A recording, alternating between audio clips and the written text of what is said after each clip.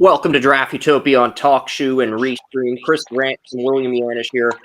Still waiting to go live on TalkShoe, but I'm going to jump into this mock draft as soon as TalkShoe is live. Okay, now we're live. Had Anthony, the prospect, on yesterday.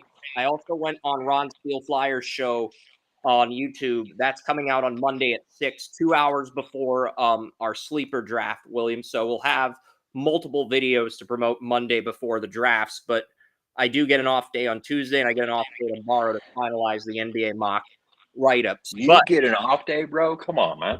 I get 2 off days, Sunday and Tuesday, to finalize the NBA round 2, and then I have to set up the draft results for NBA and NHL for this year and archive last year's draft picks. So, oh man. So that's what I'm doing during my off days. So really no off days when you think about it, William. But I'm going to jump straight into this. I'm going to jump straight into this mock draft. There's 224 write-ups. And if you've only got an hour and a half, I have got to get to freaking work. And it's gonna be Matthew Schaefer at 1. The question is, and this is the thing, that Islanders hired a guy from the Lightning, so they're gonna draft a defenseman, because if you go back to 2009, they took John Tavares over Victor Hedman. Victor Hedman's had the better career, and Tavares left the Islanders as soon as he became a UFA, even though the Islanders did have him for the bulk of his prime. And I do like Matthew Darsh, the assistant GM of the Lightning. I do like the hire. I do like the first-line talent, Lee, Horvat, Barzal. I do like that. I don't know how these other guys in other role players. Duclair's decent as a second-line as a third-line left winger. I don't know how the second line's going to do. And Holmstrom, but I think Dobson and Schaefer could be a really good 1-2 pairing.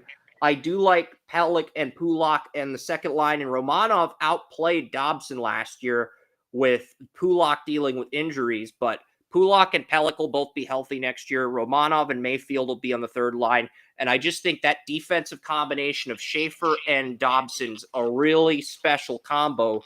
Only problem is, William, there's a lot of questions with the Islanders. There's no question this pick's going to be Matthew Schaefer, but Anders Lee, the captain's in a contract year. And Dobson, I told you earlier this week, Dobson wanted $11 million a year. There's only 3 defensemen in the league making that much. Erik Karlsson, who's won multiple Norris trophies. Drew Doughty, who won 2 Stanley Cups with the LA Kings, went number 2 back in 2008. And Rasmus Dahlin, the Buffalo Sabres number 1 pick in 2018. And Dobson was in that 2018 draft. And this is the thing.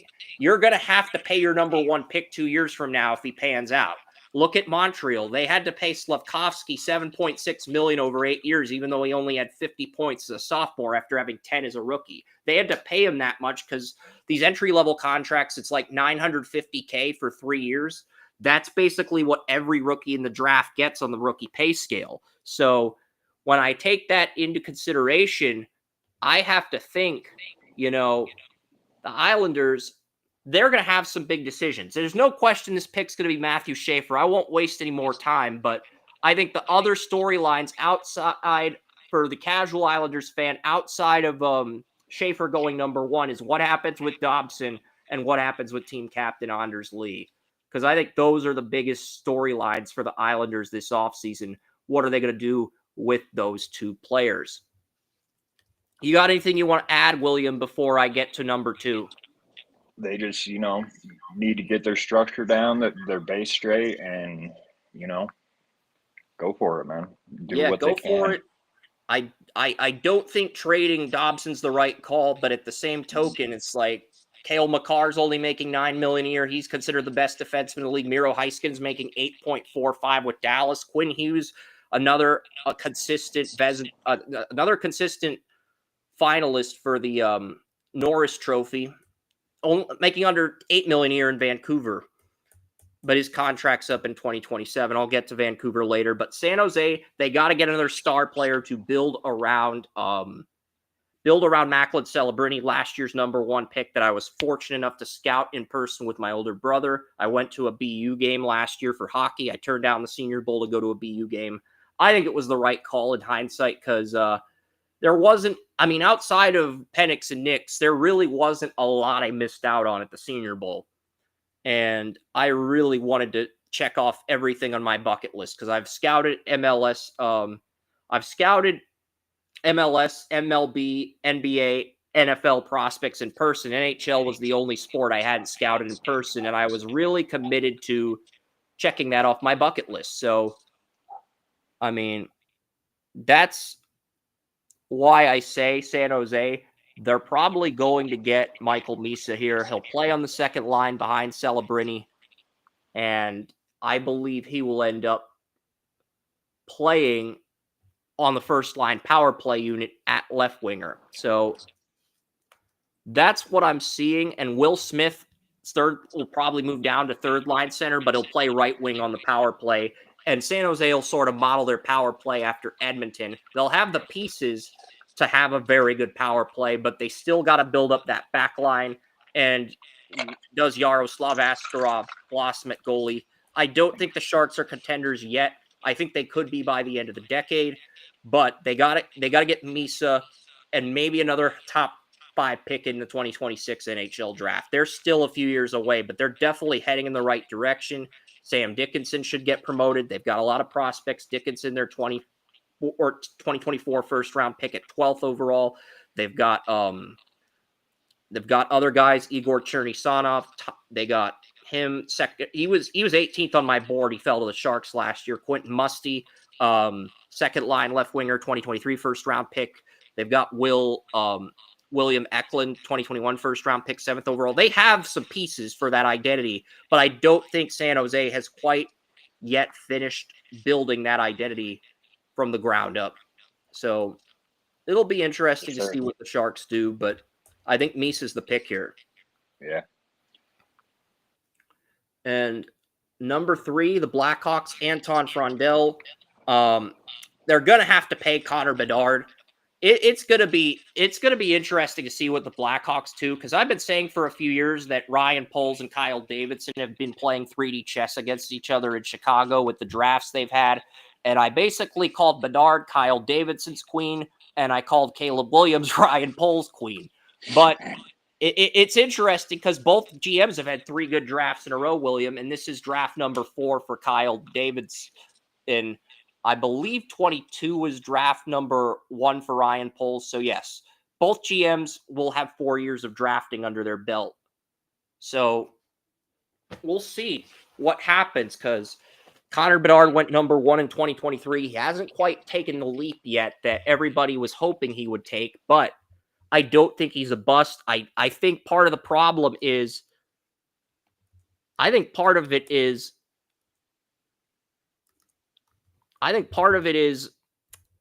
Blackhawks don't have that star top line winger next to Bedard. I think that's part of the problem. And I know Donato had a really good year, 31 goals, 38 assists, 69 points. You're only getting him you're only paying him $4 million a year to remain that stopgap, which is really good value because you're not overpaying him. You're retaining a veteran who really blossomed last year, but you're not overpaying him either. And I do think you can upgrade over Donato, but right now it sounds like Frondell's going to go be the pick. I told you back in August that if there's one guy who could challenge Shedeur Sanders for being the most overhyped player in the 2025 draft cycle, it would be Frondell. I didn't like his skating or his shooting at the time. His defense and versatility were the only assets he brought to the table. But it appears the Blackhawks are going to take Frondell at 3. So that's what I've heard. He's the favorite to go 3rd now, and everything from the NHL Combine, it sounds like Frondell is going to be the pick. Nice. I don't know how this would go, to be completely honest with you, because I really don't know how this would go. I don't know why this says Porter Martone's the first line right winger. I mean, Martone is no longer a player I mocked, but I'm guessing Frondell would be. Yeah, Oliver Moore would probably be the second line right winger, and I'm guessing Frondell would be the third line right winger down the road. Or I don't know. It's hard to say. I didn't realize I had a screw up of this caliber But I'm just trying to fix it and get this up. Gotcha, I'm going to put Nick Lardis, the right winger Chicago took in the second round of the 20. Maybe it was the third round. But I think Nick Lardis will probably be on this roster next year. He had a really good year in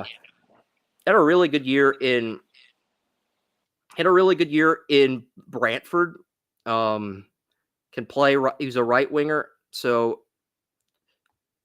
I'm just trying to get. Yeah, because I think Lardis is going to be in the NHL next year.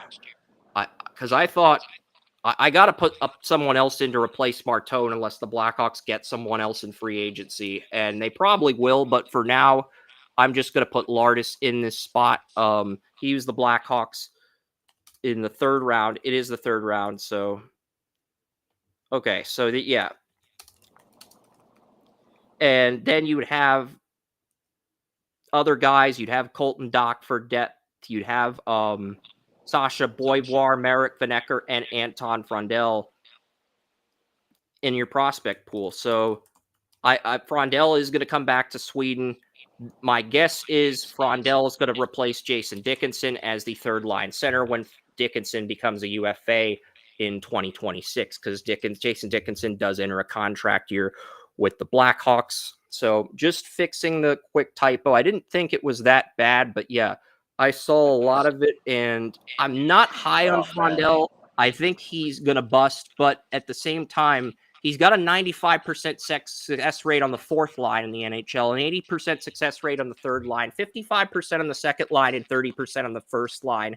So if you put him on the third line behind Bedard and Nazar, 2 first-round picks in 2023 and 2022, the foundation of Kyle Davidson's rebuild after he let Jonathan Taves walk, after he traded Patrick Kane, blew the whole team up. If you get Frondell and he becomes your third line center and he's decent, like an Anton Lundell in Florida, this could be salvageable. But I've told you in the past, William, I don't think he's going to reach his upside. I was not high on this guy in August, but it doesn't matter. The Blackhawks like him. He's the guy they're probably going to pick. Well, I mean, that's what GMs get hired and fired for. I mean, you got to get in there and. His wrist shot's still a major practice. I mean, he did. The good news with Frondell is he can shoot the puck in the upper corner of the net, where it's hardest for the goalie to make a save. The thing is, he did this in a practice session versus a game. It's like a quarterback throwing a touchdown in the corner of the end zone at their pro day, but not doing it during the game. William, that's the exact analogy I would use here. Yeah. Which is nice, but you got to see you do it under pressure. And yeah, for sure. I'm going to go to Utah Mammoth at 4. They won the second lottery drawing. I think Brady Martin's the pick here. I know that I said I had James Higgins here. I actually mocked James Higgins back in August, but now I believe it's going to be Brady Martin. And the reason I am going to go with Brady Martin here is because Brady Martin, Utah brought 3 guys to dinner. They brought Higgins, Martone, and Brady Martin to dinner. But the guy they mentioned the most after those dinners was Martin, plus he's the odds-on favorite to go 4th now. I just think there's too much evidence backing Brady Martin. And you go back to the 2023 OHL draft, you had Matthew Schaefer go number 1 in that draft. You had Ryan Ruberek, who's the top center in next year's draft, going number 2. Ruberek was actually projected to go ahead of Schaefer in that draft, but he fell to number 2. And the guy who went number 3 in that draft was Brady Martin. He was a captain on his Bantam hockey team before he went to the Sault Ste. Marie Greyhounds. And he had 72 points and really dominated. I mean, I'm looking at Brady Martin. I believe Brady Martin will most likely be a second-line center in the NHL. And, he is a guy that I believe he should improve on what he did with 72 points. I mean, he had 33 goals, 39 assists, 72 points with the Greyhounds. He should improve on that. And I mean, I believe he could be your second line center as early as next season. You've already got Tisha Kinla, Jerome McGinley's son, Clayton Keller, Dylan Gunther, Logan Cooley, players you drafted, players the Arizona Coyotes drafted before they relocated, but they're a part of this core Utah team. I mean, Bill Armstrong's done a great job with this Arizona team. And, Arizona's got the fourth longest head coach. They've got a 4-year head coach. Not many teams. There's only 5 NHL teams that have a 4-year head coach. Utah, Arizona Coyotes is one of them. And it's funny. The original Winnipeg Jets relocated to Arizona to become the Phoenix Coyotes, and then Phoenix became Arizona. And now the Arizona Coyotes are the Utah Mammoth. They were the Utah Hockey Club last year. They kind of did what the Washington football team did last year, and then they went with the Mammoth. But yeah, I do believe Utah has the potential to be competitive next year, but we'll see what happens with the Utah Mammoth moving forward with all these high draft picks. Keller, a 2016 first-round pick. Cooley, 22 first-round pick. Gunther, 21 first-round pick. And I believe that they have the top-line players. It's just, can they get more complementary players and turn this team into something? I believe they can, but top 4, I think the top 4 is pretty much set in stone, William. The draft really begins at number 5. You got anything you want to add before we get to number 5? No, man, you nailed all that. I really don't know what Nashville's going to do at 5. They are the true wild card of this first round. I'm looking at, I believe it's between Higgins, Martone, and Caleb Desnoyers, and maybe Victor Eklund. I think it's between those 4, but I think they take Higgins. Higgins was the preseason number 1 pick. I mean, I think he's going to go back to Boston College rather than sign that contract and go straight to the NHL. There is a chance he goes back to, even though he's good enough to play second or third line in Nashville right now. One of my bad habits is I copy and paste a lot of my pick write-ups for the early picks. I thought I got all the fluff out yesterday, but hey, I mean, Nashville does need another center. I think they're going to go with Higgins. He checks every box like the last 2 centers. Bedard, Celebrity. He doesn't generate as much hype as those 3. And he broke Kucherov's record for goals at the IIHF World Championships. He was the preseason favorite to go first. Flyers, they need to get younger at center. I mean, last time they drafted this high, they took Peter Forsberg and they traded him to Colorado in the Eric Lindros trade. I remember that guy. Yeah, Forsberg was amazing, but the Flyers, yes, he was. Flyers screwed up by not holding on to Forsberg because they ended up making that trade with the Quebec Nordiques and they ended up trading Forsberg to get Lindros.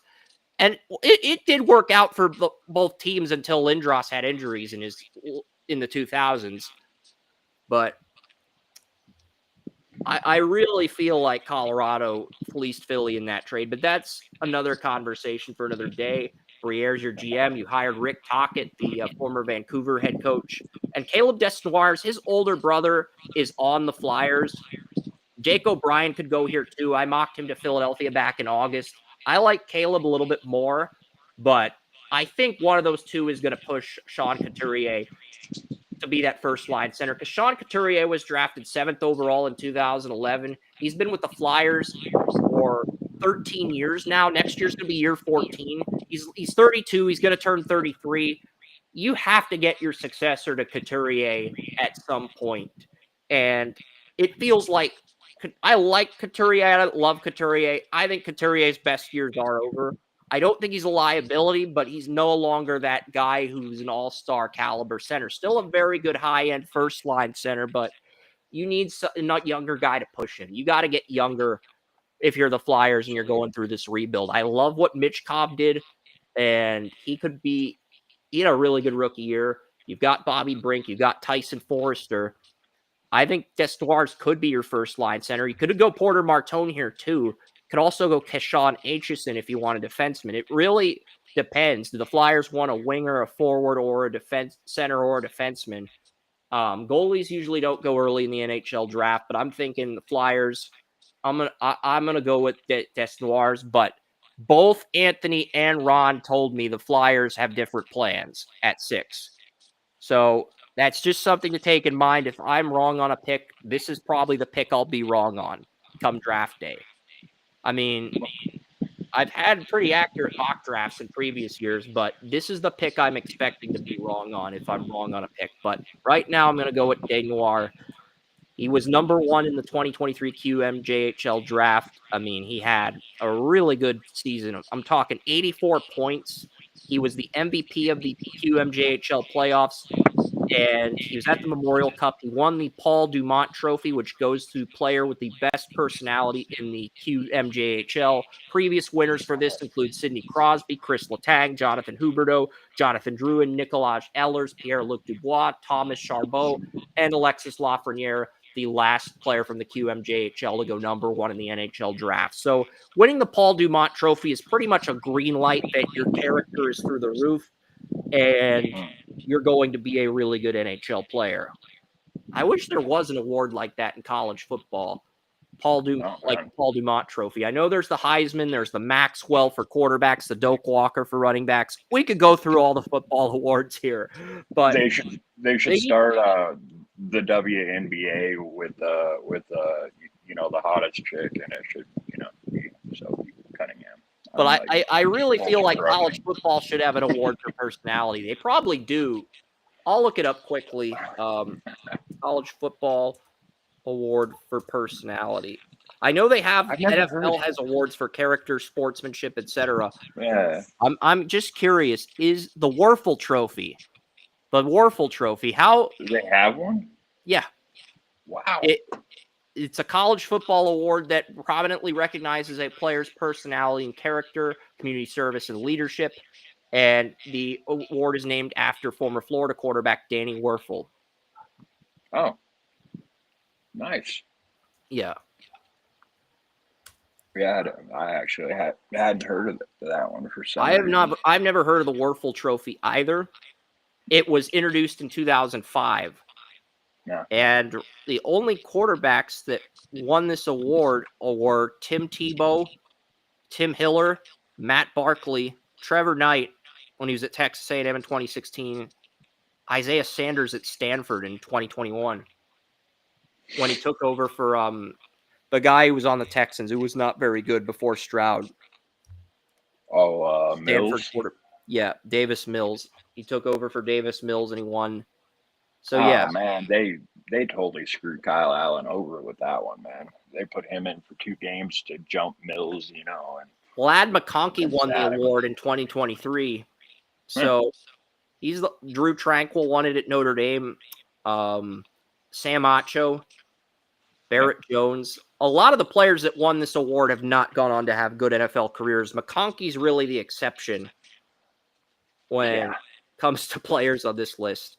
That dude's done me well in my one dynasty league. But there is an award similar to the Paul Dumont Trophy in college football. It's the Werfel Award. William and I, we just learned that today. So we're happy we learned that because I was going to say there needs to be an award like that in college football, and I'm glad there is. Sure. So Desnoyers going 6th. I have Roger McQueen at 7. We've learned for a while that their GM, Don Sweeney, has scouted Roger McQueen in person 3 times. I think McQueen's going to be their pick at number 7. And they have centers. They've got Elias Lindholm, who they got in free agency last year. You've got Pavel Zacha. You've got Casey Middlestad as your 3rd-line center. And I think you've got Fraser Minton. So, I mean, I think Vancouver's in an interesting spot here with some of the players they have retained. And I think it's going to be interesting to see what happens with Vancouver because I like Lindholm, but I think he's more of a 2nd-line center and Zacha's more of a 3rd-line guy. They need that true 1st-line guy. I'm not saying McQueen's going to be that, but McQueen showed he could be that. He was more of a 2nd-line guy in his +1 year. He started out on the 4th line his first year, then he worked his way up to the 3rd line in year 2, 2nd line in year 3, and then this year line 1. So he moved up a line each year, got a bigger role each year, but he's had injuries each of the last 2 years. But some people think he's a top 5 player. 6'5", 192, and he went 4th overall in 2021's Western Hockey League draft. And I think he's an interesting player because, he took a leap in year 3, and then he improved on, and then he would have improved on that if he didn't have so many injuries. But I think the medicals could drop him out of the top 10, but a team could reach for McQueen in the top 5 because of his size and because he was very consistent this year. That makes McQueen the most intriguing player, I think, in the top 10. And I think Boston picks him at 7, but he could go in the top 5. Nashville could take him at 5. He could slip out of the top 10 due to his medicals. I think it'll be really interesting to see what happens with him. Yeah. Medicals are definitely a question. Because he had injuries in both this draft and his +1 draft. So I think what happens with him is going to be very interesting.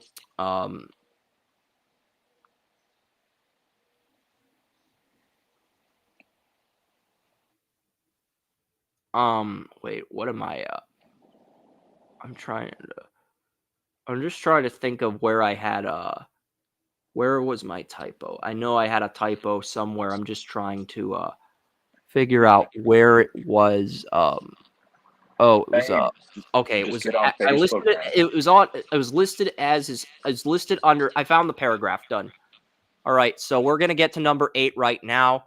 I'm gonna try my very best to speed this up. Seattle Kraken have never drafted a defenseman in the first round, William. They've been very center heavy, but they have stability at center. This could be Porter Martone here, but I'm thinking, Seattle, they've got stability at center. You've got Matty Beniers, your 2021 first round pick as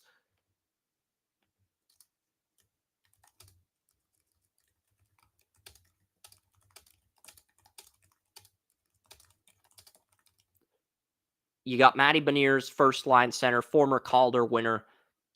You've got you've got Chandler Stevenson, who you got from the Vegas Golden Knights in free agency in the second line.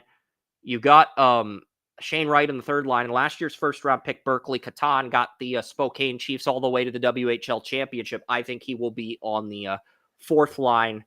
And I think the stability at center is there. But the Kraken, they've drafted well at center outside of the first round, but none of the guys they've drafted, even though they were very hyped in Canada, have made that leap. But we'll see if they keep developing in Coachella Valley. The Kraken are in a unique position because they could go best player over need. I could see Martone here. I could also see the hometown Radim Murtka, Seattle Thunderbirds defenseman. He's got a lot of he might have more stamina than Matthew Schaefer. And when I say that, I mean he's on the ice for 35 minutes and 6'6", 198, slipped through the cracks in the CHL import draft. He actually outplayed Landon Dupont, the early favorite to go number 1 in 2027. He showed a lot of intensity by shoving Dupont into the boards. Not only can he stand up for himself, he will fight for teammates tooth and nail if they get harmed. I believe Radim Murtka was not on the ice when Everett scored all 3 of their goals in their overtime win. And Murtka had more hits and block shots than Dupont, who's the top player in 2027. I think the skating's got to be refined. He's got to improve the release on his shot. He's got to shoot it quicker, Like, his internal clock with the puck isn't great, but he does have the slap shot, wrist shot down, the power, the shooting power, the accuracy, the technique is down. But the internal clock and firing the puck a little bit quicker when shooting, that's got to be something he modifies. But he checks every other box, and he's got great size and stamina for a defenseman, 6'6", 198. So I think Radim Murtka is the second defenseman off the board, and I'm going to go with him to Seattle because they never drafted a defenseman in the first round of the draft, and I think they have to buck that trend at a certain point. You look at the last 2 years, each team's number 1 defenseman was a former first-round pick. Vegas had Alex Pietrangelo. Winnipeg had Josh Morrissey. Dallas, Miro Heiskanen. Edmonton, Evan Bouchard. Last year, Vancouver with Quinn Hughes and Cale Makar in Colorado made round 2. So every team that's gone far in the Western Conference, which conference Seattle plays in, has had a really good defensemen that they drafted in the first round. And the Kraken are the only team that hasn't followed that trend, and that's a trend they're going to have to follow eventually, William. If they don't follow that trend this year, they're probably going to follow that trend in a year from now. And the only reason to pass on Mertka is if you want Porter Martone, who I did a scouting report on. I actually posted that under the bleachers. You thought it was pretty cool at the time. And speaking of Porter Martone, I do have him going to Buffalo at pick number 9. He is not falling past this pick. Eric Stahl, the former Hurricane center, is a special assistant to GM Kevin Adams. I'm wondering if he ends up replacing Adams down the road. But, Rasmus Dahlin, who's making $11 million a year, said there need to be changes this offseason. And we'll see what Buffalo does here, because the Sabres have been the most snake-bitten franchise. I mean, they had Sam Reinhart, who scored 4 goals for Florida in the Stanley Cup, and they had Jack Eichel, who won the Cup with Vegas. And both guys were unhappy with the Sabres. They got traded. They had to blow up the whole thing and do a rebuild all over again. And the Sabres, I think the Sabres playoff drought goes back to 2007. Or no, it goes back to 2007, 2008. It feels like the Sabres, the Jets, and the Chicago Fire, who have not made the MLS playoffs since 2009, I would say those 3 teams have the longest playoff droughts in sports. But I could be wrong on that. But that's pretty amazing that the Jets and the Sabres are the 2 teams with the longest playoff droughts, and they're the 2 teams. A lot of hockey fans in New York root for both of those teams. Yeah. Maybe not Jets and Sabres, because Sabres have Bills Mafia. So, yeah, because the Buffalo Bills and the Buffalo Sabres are both in Buffalo, New York. The Jets are in the Manhattan area. They're in New Jersey. So, I mean, technically. So, yeah. It's a good thing the Bills have Josh Allen, because the Sabres have been snake-bitten since 2007 or 2008. They made the 2007 Eastern Conference Finals and the 2006 Eastern Conference Finals with Ryan Miller, but they never got past that point. That was their peak. And then they had Hasek when they made the 99 Stanley Cup as the 7th seed. But yeah, Porter Martone, 98 points this past season. I don't know if he's returning to the OHL or going the NCAA route, but I do think Martone, he's my 3rd best player in this draft. But it's a very deep center draft. That's the only reason Martone fell to 9. And historically speaking, William, centers and defensemen get drafted ahead of wingers in hockey. And I love Martone as a prospect, but I just don't know where he's going to end up falling to, because it sounds like he's going to be the faller in this draft. Number 10, I went Victor Eklund. The Ducks have done a good job getting centers and defensemen, but they have done a lackluster job getting wingers in this draft. I've heard that there's one forward they prefer over a defender in their top 6, that if he falls to 10, and my educated guess is Victor Eklund, the younger brother of William Eklund and the Sharks, is that player. So I have him going to Anaheim here. And Anaheim, they hired Joel Quenneville, the Blackhawks coach that won 3 Stanley Cups. So I think he's a guy that could step up. That's the top 10. You want to say anything about the top 10, or I'll keep going? Pittsburgh. Oh, man, that's solid. All right, Carter Bear to Pittsburgh at 11. I mean, this guy, I called him Baker Mayfield on skates. I heard him screaming, "Fuck yeah," on the ice during warmups. I love it. I love the fire this guy plays with. And if you put him on Pittsburgh with Sidney Crosby, Crosby's just going to take Bear under his wing and tame him and mold him into a Gensel-like left winger. And I believe he's going to be the pick for Pittsburgh at 11 if he's there. The injury does not seem as severe, because there was rumors that he had a lacerated Achilles, but he's already practicing again. So I don't think the injury is that serious. And I think he's going to be a big time star. We've talked about Carter Bear on this show many times before. I do not see Bear slipping past this pick. And then the Rangers, I gave them Kashawn Aitchison. That's the guy Ron told me to give the Flyers at 6. But Aitchison, I've heard Pittsburgh loves Aitchison. I've heard the Rangers love Aitchison. I heard the Red Wings love Aitchison. one of those teams in the 11 to 13 range is going to pick him. And Jackson Smith's the consensus number 2 defenseman, William, but he's still on the board because I think Seattle's going to go with the hometown Murtko because with his size and stamina at 6'6", it's going to be hard for them to pass on him at 8. And with these other teams preferring Aitchison, I think that makes Aitchison the third defender off the board. Schaefer's going to be number 1, but I think even though Jackson Smith's the consensus number 2 defenseman, with Seattle Kraken wanting the hometown Radim Murtka, with Aitchison also on the board, there's a lot of what's the right word, Will? There's a lot of uncertainty as to who the number 2 defenseman is going to be in this draft. I think that makes it very intriguing. It is a strong defensive draft. Everyone said last year's draft was very top-heavy at defense. We saw 6 defensemen go in the top 12 last year, and it was a great defenseman draft in 2024. But I think a lot of people are sleeping on the defenseman in 2025. This is another good group. Not as good as last year's, but it's still a strong group if you want to take a defenseman early. But the thing is, forwards only take 1 to 2 years to 0 to 1 years to develop. Defensemen are 1 to 2 years, sometimes 2 to 3 years, depending on the defenseman, depending on how raw they are. And goalies are usually 2 to 5 years. So there is a little bit of uncertainty with the defenseman. And that, I do think Kashad Aitchison's the pick, though. Already playing on the top line. This is his second year in a row on the top line. I think Aitchison is the player the Rangers end up picking here, and they get another defenseman to bolster their prospect pool. I mean, we'll see. They paid Igor Shesterkin $12.5 million a year for 8 years, the highest paid goalie in the league, and they won they went from winning the President's Trophy to missing the playoffs. So they have to do something, and they're going to have to give the Penguins either this pick or their 2026 pick. I think it's probably going to be the 2026 pick because the odds are the Rangers get back to the playoffs this year. Well, we'll see. And then the Red Wings, Jake O'Brien, he won Rookie of the Year. He was drafted after Matthew Schaefer, after Brady Martin, won OHL Rookie of the Year. 64 points as a rookie. He had 98 points this year. And I believe Jake O'Brien, really good player.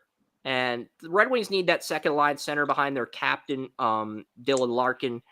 I know they drafted Marco Kasper. Kasper only had 37 points in his rookie NHL season on the second line. And if that number does not improve, you're probably going to find out very quickly that he's a third line guy. But we'll see what happens. Jake O'Brien at 11 points in 11 games during the OHL playoffs. Very good player.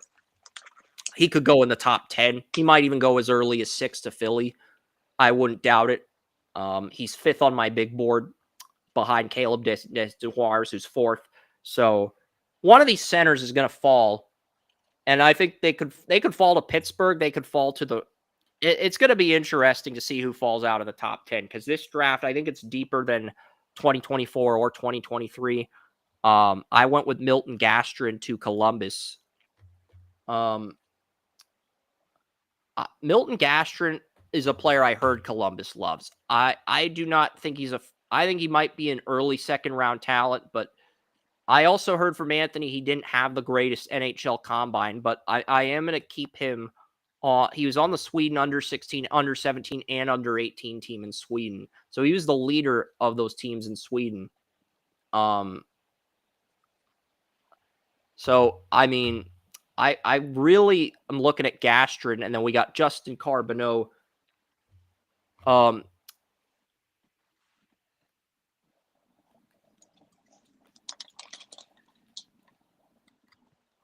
Justin Carbonneau is the Vancouver Canucks pick. And the Vancouver, it just feels like Vancouver's going to enter a rebuild pretty soon, William. They hired Adam Foote. Their assistant head coach was Adam Foote, and Quinn Hughes, the captain, said promote Adam Foote to head coach. I actually think Foote makes them better because Rick Tocchet was basically saying the culture in Vancouver was very toxic. And he needed a change of scenery. And I think Foote, the assistant head coach, is actually going to thrive in Vancouver because Adam Foote, he was on those Avalanche teams in the 90s with Sakic and Forsberg and Patrick Roy. He was the defenseman. But, you know, we've gone through the first 14 picks. Joey's just arrived.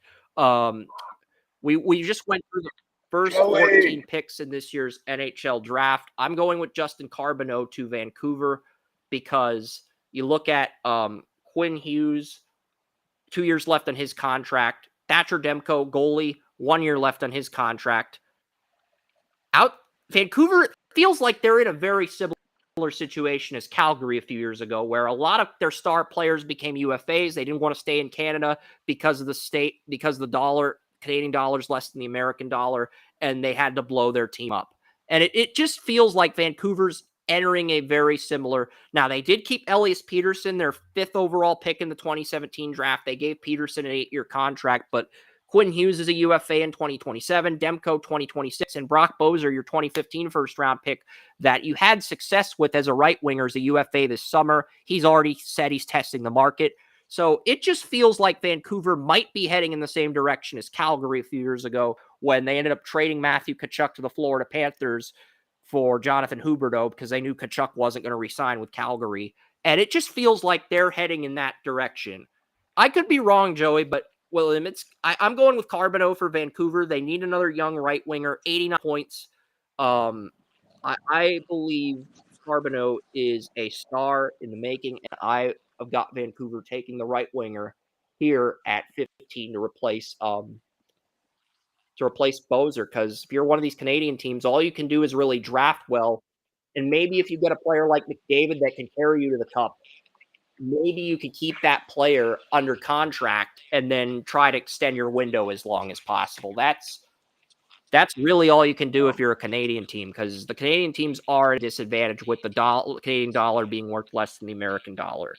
I'm not going to get into the state income tax rant with teams like Vegas, Florida, Dallas. We'll get to those teams when we get to them, but I think Vancouver goes Carbonneau. And then wrapping out the top 16, we go in Jackson Smith to Montreal. Cole Caulfield, Nick Suzuki, Slavkovsky, all of them played all 82 games. All 3 had 50 points in the regular season.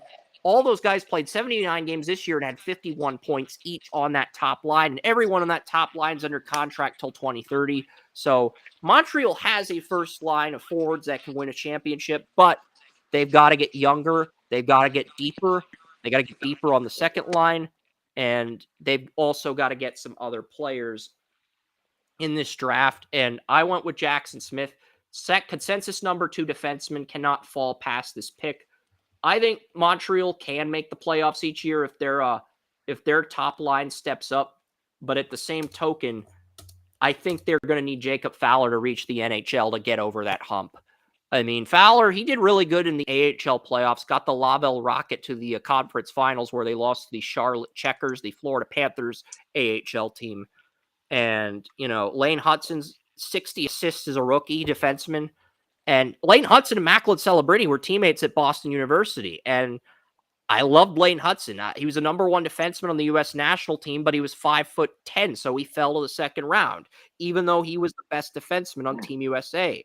And I really don't understand it. And, Hudson's going to win Rookie of the Year as a second-round pick, which is very hard to do because unlike the NFL draft where you see this parity constantly, you really don't see this parity constantly in the NHL or NBA drafts where a second-round pick comes in and I think Brandon Saad of the Blackhawks was the last second-round pick to challenge for Rookie of the Year. And Dustin Wolf, a 7th-round pick for the Calgary Flames, was the other Calder finalist, the Calgary goalie, who went in the 7th round of the 2019 draft. He was the 3rd Calder finalist. So, I mean, celebrating the number 1 pick last year, and then 2 other guys who had more time to develop were the finalists, and Hudson is probably going to end up with the Calder. But yeah, I mean, Montreal, I think they go best player available. They have picks 16 and 17. They get another defenseman to push Malou and Reinbacher. Jackson Smith's the consensus number 2 defenseman. He falls to 16. There's no reason for them to pass on him. And then I'm going with Malcolm Spence at 17 to the Canadians. Don't have to go as in-depth, but that's the first half of the mock plus the first 17 picks. Do you and Joey have anything you'd like to add before I get to pick 18? You got anything, Joey? Parity and comparison to the NFL, the Rookie of the Year is not the only lack of parity. Usually in the NHL, we know, even if we don't know the exact order, we know who the top 10, top 15 picks are going to be. In the NFL, we don't always know that. So there is also more parity in how the draft shakes out in the NFL than it is in the NHL. This year was a little bit dicier than usual because Hagens entered the year as the preseason favorite to go number one. But by November, I was getting the vibe he wasn't going to go number one. And Kern basically said Schaefer was going to go number one at the World Juniors. And most people still had Hagens at number one at the time when Matthew Schaefer broke his clavicle. But after Kern put Schaefer at one, a lot of the other NHL draft experts, whether it be Bob McKenzie or Cam Robinson, elite prospects, began pivoting to Schaefer. And at that point, I kind of knew Schaefer was going to go number one because Schaefer and Misa had both been building up traction while Hagens had a rough freshman year at Boston College. And I still think Hagens goes in the top 5, but this year was an outlier. There's a good chance Gavin McKenna probably holds on to his number one status because not only is he praising 20-year-old teammates in his +1 draft year, he led his team to a WHL championship, and he got them to the final game of the Memorial Cup where they lost to the London Knights, last year's runner-up. And you can't really blame him for losing that game because London was angry. They were pissed off about losing to Michael Misa and Saginaw the year before. And they were the 2-time OHL champions. The London Knights are a very experienced hockey team. They're sort of the gold standard in the Canadian hockey leagues.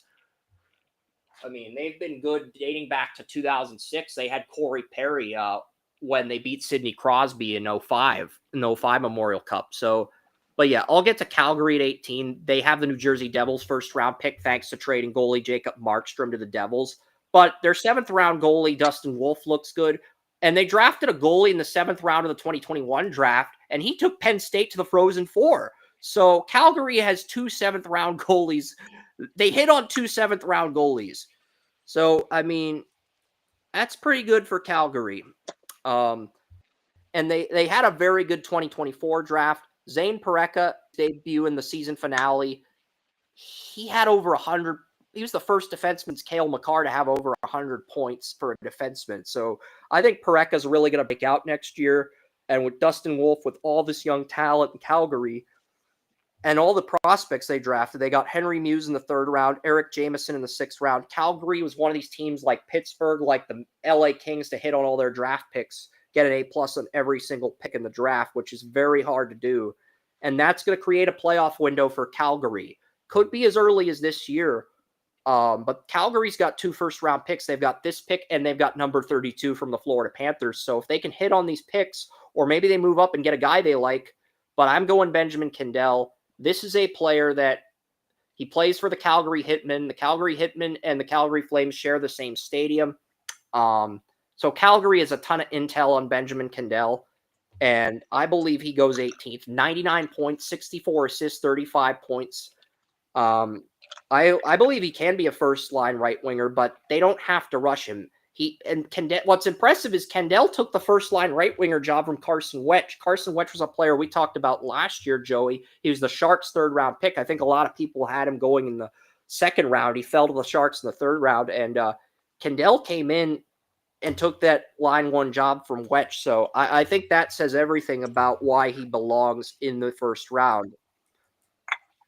Because if you're 17 approaching 18 in your NHL draft year and you take the first line job from a guy who got drafted last year, that says something about your game, your attitude, your edginess, your character.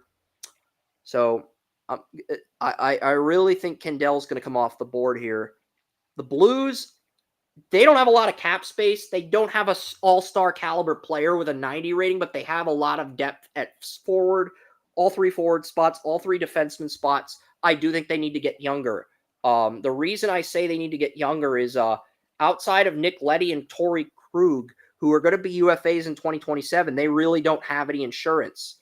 So getting that insurance now makes a lot of sense. The Blues do not have another pick until the 5th round. So they could trade out a 19 on Friday. They really could, because The Blues only have 3 picks. They have a first rounder, a 5th rounder, and a 6th rounder. And this is a very deep draft. I've said that to Joey.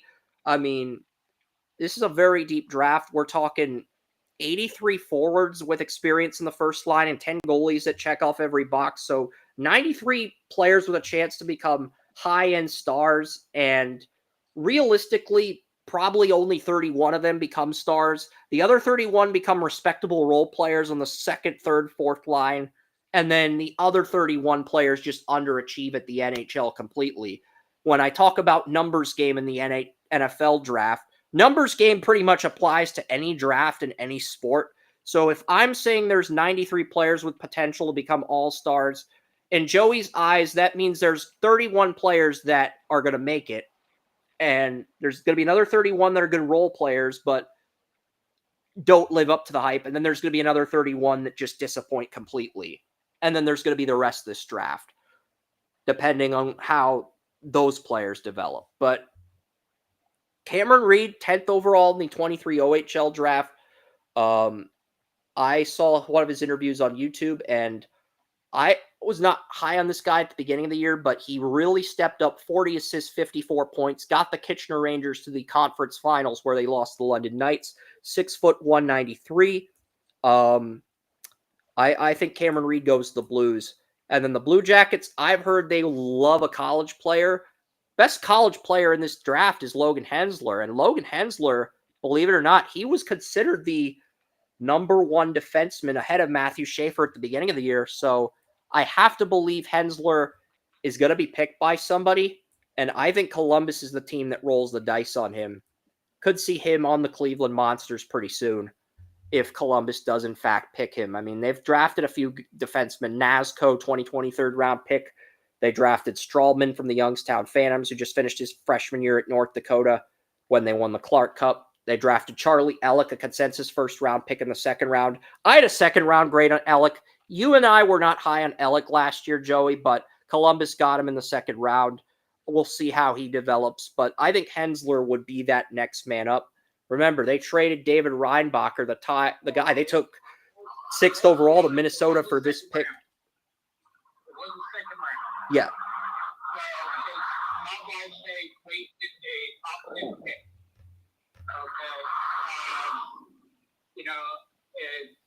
It's a similar thing. If you have an NFL team that has 5 picks or 3 picks or whatever, it doesn't matter what the situation is. What matters is the quality you get from it. Yeah.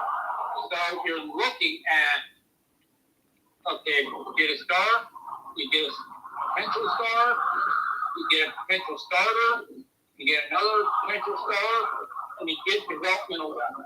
Yeah. Guess what? How do you balance it? Maybe you get 2 developmental guys later. Maybe your last 2 picks are completely developmental. So 3 potential. Maybe if you only have 3 picks, you're looking at, I need 2 starters and 1 developmental guy. Or if a potential starter falls to you, get 3 starters. Yeah. And that's what you have to weigh. It's not ever, that value matters. The reason Ellick fell to the 2nd round, I think, is because he wasn't playing on his team's top line, but he was a consensus first-round pick because of his speed, because of his skating, because he had good defensive tools, and he had an NHL body at 6'5", 193. So Columbus rolled the dice on him. I don't know if it's going to work out yet, but Hensler would be better than everyone in their prospect pool, and they have a pretty good prospect pool when it comes to defensemen. That all matters before the draft and during the draft. After the draft, depends on what you do on the ice, depends on what you do on the field, depends what you do on the court. After the draft, that's just talking points for us. Yeah. But when it comes to the nitty-gritty, it doesn't matter to anything in the locker room. Yep. What are you doing here? Because after the draft, game on. What are your thoughts on this, William? Because, I mean, Columbus traded this This pick at 20 was Minnesota's first round pick, but Minnesota traded this pick to Columbus for David Reinbacher because David Reinbacher, who went 6th overall in 22, the knock you on your ass defenseman that Joey liked, he was unhappy with playing on the Cleveland Monsters in the NHL. He wanted a change of scenery. He wanted NHL minutes. So Minnesota said, we'll gamble on you, but they had to give Columbus their first round pick. So Columbus basically they trade a unhappy, disgruntled defenseman for this pick, and they ended up getting Denton Mateychuk with the 12th pick, another defenseman in that 22 draft. And Mateychuk looks like he's panned out. So, and they still have Zach Werenski. Werenski was a finalist for the Norris Trophy this year, finally stayed healthy for the first time in a few years after getting that huge contract. So, I mean, you know, we'll see what happens because if Werenski's healthy, this is one of the better teams in the league. And I honestly feel like if they had gotten in the playoffs, they could have knocked out the Capitals. But the Canadians ended up beating them out for the final wild card. And I do think Columbus will be back next year, Joey, with all the players they've got, and Caden Lindstrom, 4th overall in last year's draft. With all the young talent they've got, I think they are due for a turnaround. And they've got picks 14 and 20 in this draft. It's a deeper draft. So I think they're in a good spot. William, what are your thoughts on this top 20? And then I'll get to Ottawa at 21. It sounds like a bunch of good scouting going on there, Chris. Talking about that trade, if you have a disgruntled player, you mentioned those toxic, just what they have going on, and to get a winning team, it's pretty good. I mean, you have to do that, and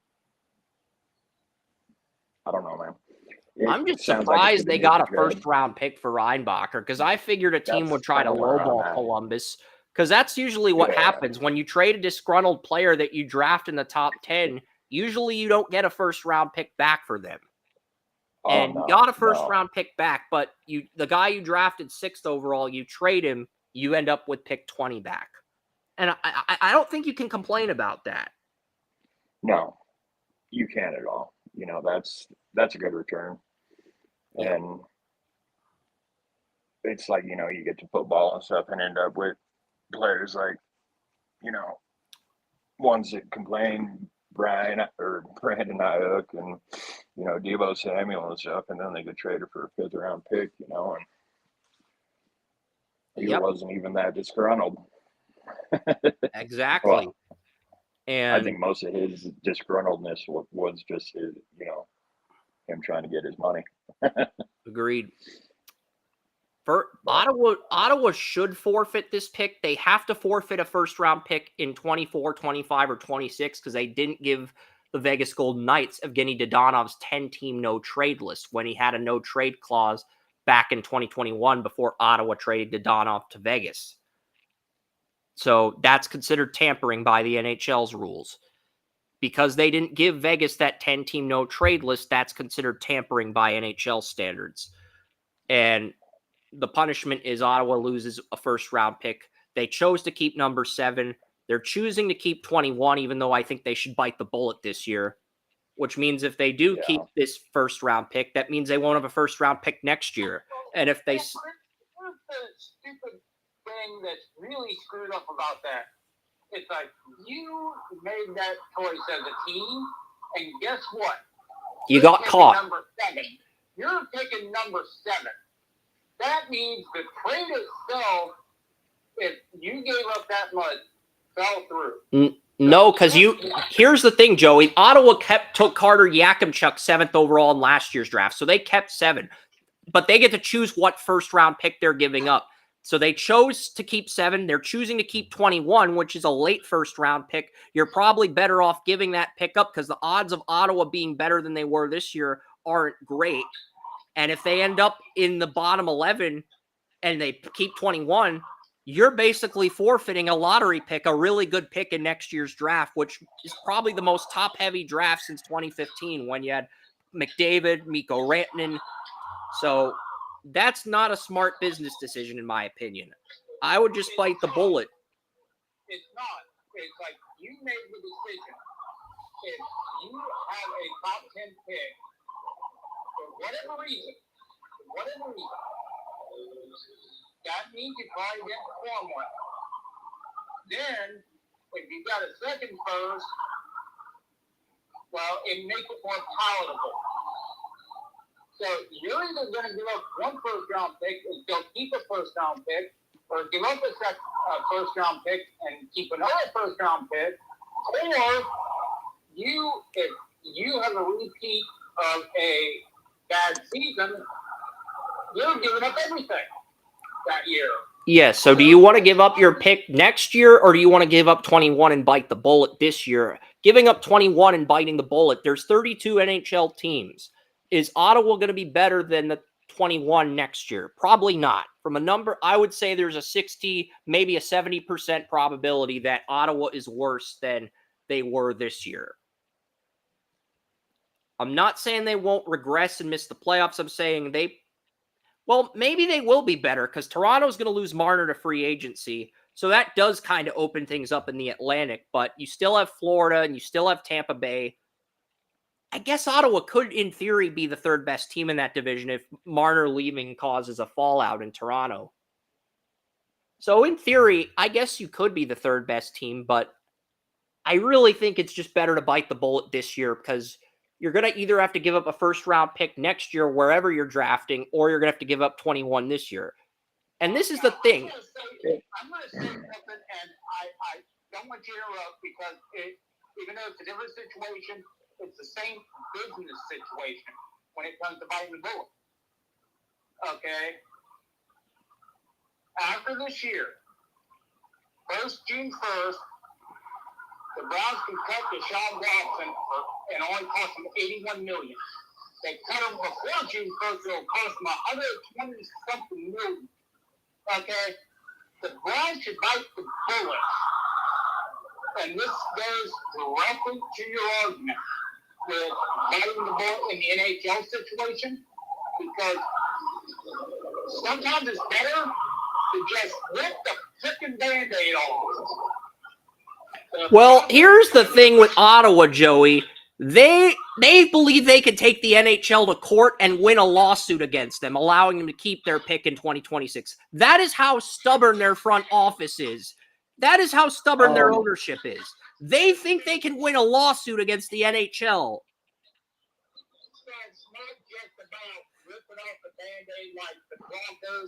They're about as delusional as Trump when he sued the NFL. If you remember, Trump owned the New Jersey Generals and he sued the NFL, and the USFL only won like $1 and had to file for bankruptcy after the lawsuit.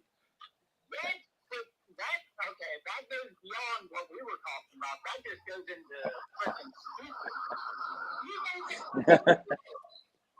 Who the hell, what court in the freaking nation, or in Canada for that matter, is going to say, you made this business deal, but we're not going to make you honor it?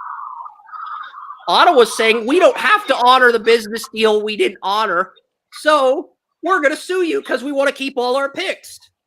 That's what they're doing. It is comically bad. It is just laughably bad. So how close are the Beat the Band-Aid, we're gonna nuke the entire system. But no, that doesn't work. What am I thinking? In all seriousness, I'm just wondering. Go ahead, William. The GM and the coach, I mean, how close are they to the hot seat? You know, I wonder. Not on the hot seat, because Ottawa wasn't really expected to do much this year, and they made the playoffs. Yeah. They were the wild card one, so, and they that made me wonder 6 games. So that made me wonder about taking the pick this year. If I would give up the pick this year, but if Ottawa's basically came out and said they're going to keep the pick, if they're going to keep the pick, they should take Joshua Ravensburgen. They have a goalie in their 30s. They're building a new NHL arena set to open in 2027. Ravensburgen's the top goalie in this draft. If he falls to you at 21, you pick him and you groom him behind your 30-year-old goalie. I mean, we saw the Tampa Bay Lightning do this with Andrei Vasilevsky. They groomed him behind Ben Bishop. They let him develop in Russia, let him develop with the Syracuse Crunch, and then brought him up at the right time. Dallas Stars did the same thing with Jake Ottinger. They got Ben Bishop when the Lightning got rid of Bishop and moved on to Vasilevsky. Dallas Stars, they moved on from Kari Lehtinen. They brought in Ben Bishop, and they drafted Jake Ottinger, but they let Ottinger develop at Boston University. They let him develop with the Texas Stars in the AHL, and then they brought him up to the NHL at the right time, and they had other goalies. They had Anton Khudobin, who took over for an injured Ben Bishop, led the Stars to the 2020 Stanley Cup. So, that's the thing. I mean, Ottawa, they don't really have a young goalie in their prospect pool. So if you're going to keep this pick out of pure stubbornness, pure stupidity, and you're too stubborn to bite the freaking bullet, swing for the fences and draft a young goalie. Draft the top goalie in this draft. So you have a good young goalie for when your new stadium opens, because that'll sell a lot of tickets. That's my thought process here. That's definitely a pretty good one. I mean, I think they should bite the bullet, but assuming they don't, assuming I'm correct, assuming they pick somebody, it's going to be Ravensburgen. That's just my feeling. And Ravensburgen's the best goalie in the draft. I mean, he had a very good rookie year. I mean, he got his team to conference finals as a rookie. I mean, where they lost to Portland in double overtime, and then this year they got lost in the first round. But yeah, Ravensburgen had a better rookie year than he did this year. But he is the best goalie in the draft. It definitely makes sense, man. It definitely makes sense. Because if you have a 31-year-old goalie who under contract till 2029, you draft an 18-year-old goalie, the best one in the draft, in the first round. You can be as patient as you need to be. That worked out for Tampa Bay and Dallas. Didn't work out for Nashville. Hasn't worked out for Minnesota or Detroit yet with Costa and Wallstead. I still think there's time for those guys to develop, but we're not going to know until we're not going to have a better idea of. And Askarov's going to be San Jose's starting goalie next year, so we'll see if that does work it out. But that's kind of my thought process. We actually talked about him as one of the top goalie prospects in this draft. I think we had an in-depth contract. We had in-depth conversation. We did, because Ravensburgen, remember, his predecessor was Tyler Brennan, who was drafted in the 4th round of the 22 draft. And Brennan could not get the Prince George Cougars out of the first round of the playoffs. Ravensburgen got them to the Western Conference Finals, won them 2 series with a weaker supporting cast as a rookie, as a 16-year-old, but he couldn't build on that in his draft year. Didn't we say when he was still a backup that he would be better? So, I mean, it shouldn't be a surprise. If he goes top 10, it wouldn't surprise me. Would it surprise you? Not really. But I've heard the only teams that are looking at him are Columbus, Nashville, and Ottawa. Nashville has the 5th pick in the draft. Columbus has picked 14, and then Columbus also has picks 20, 21. Nashville has picked 22. So, I mean, that's the thing. That's why I say this could go. But I think Ravensburgen's going to go. This is the furthest he'll fall. NFL draft. It only takes one team.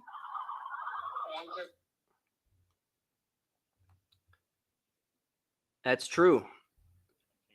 But there were 3 teams entering this year that could have needed a goalie. Nashville, San Jose, and Calgary. Nashville extended Saros and traded Askarov. Calgary, they got Dustin Wolf blossomed.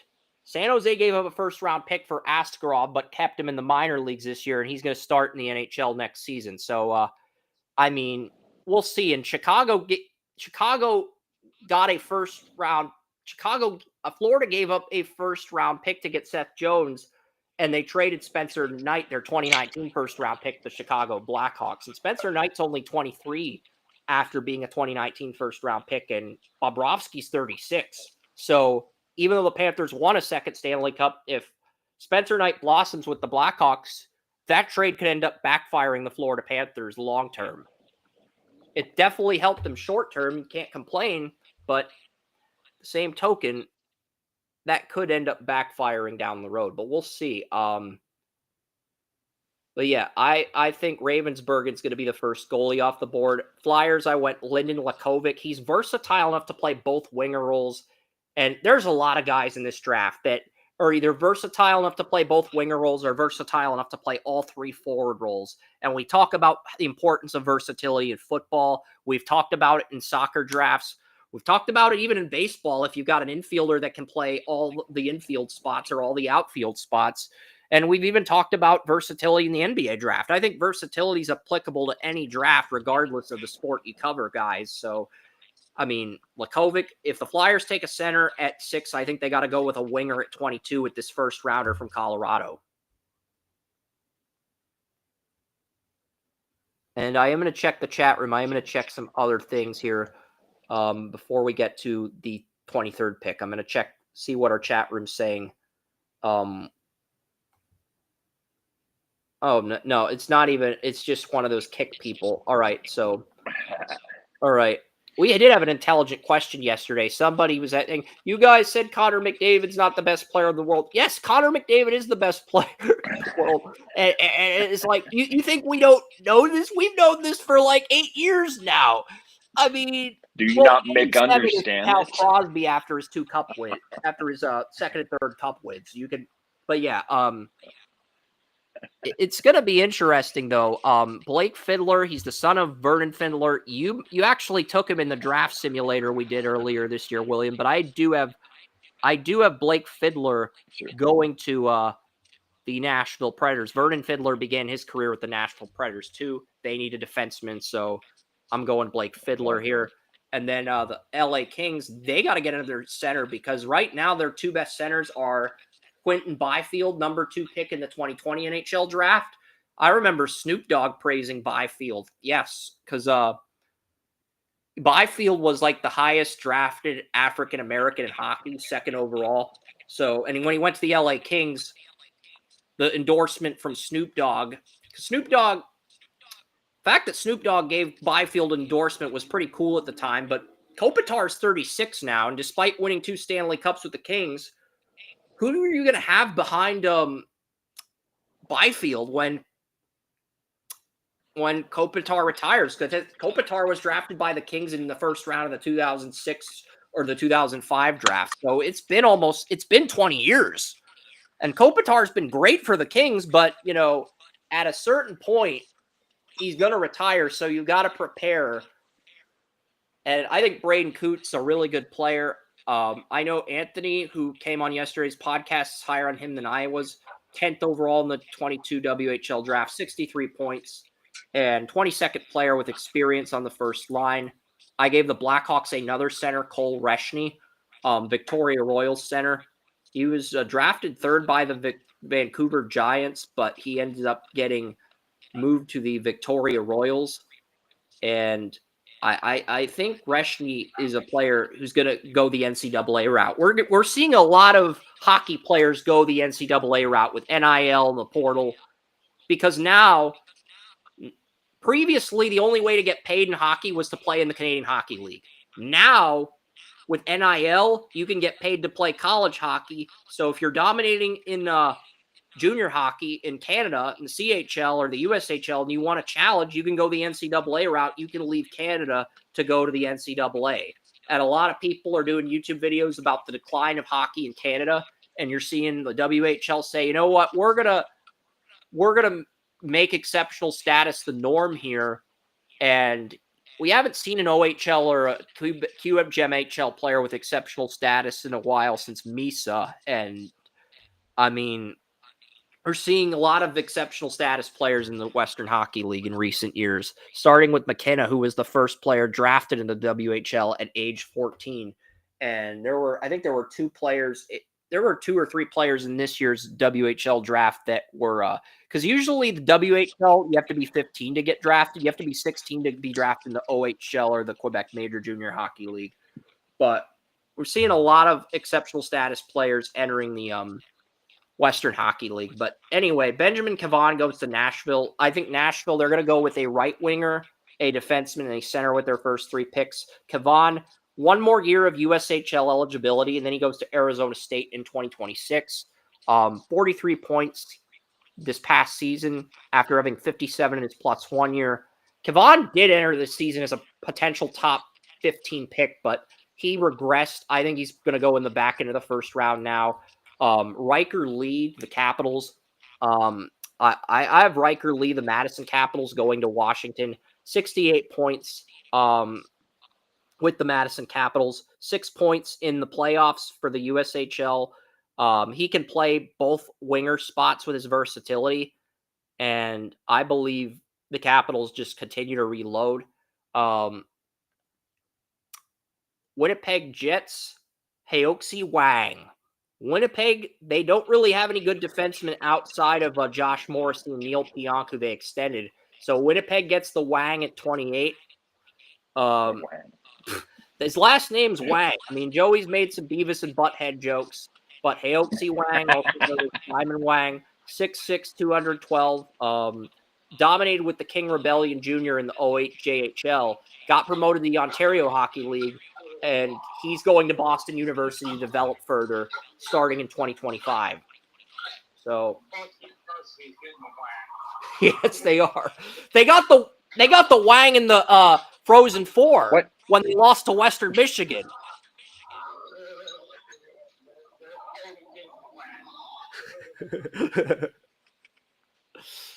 Yeah. What ethnicity is Wang? That's like I believe he's I believe he's Chinese. That's definitely interesting. I know there have been some Asian factors.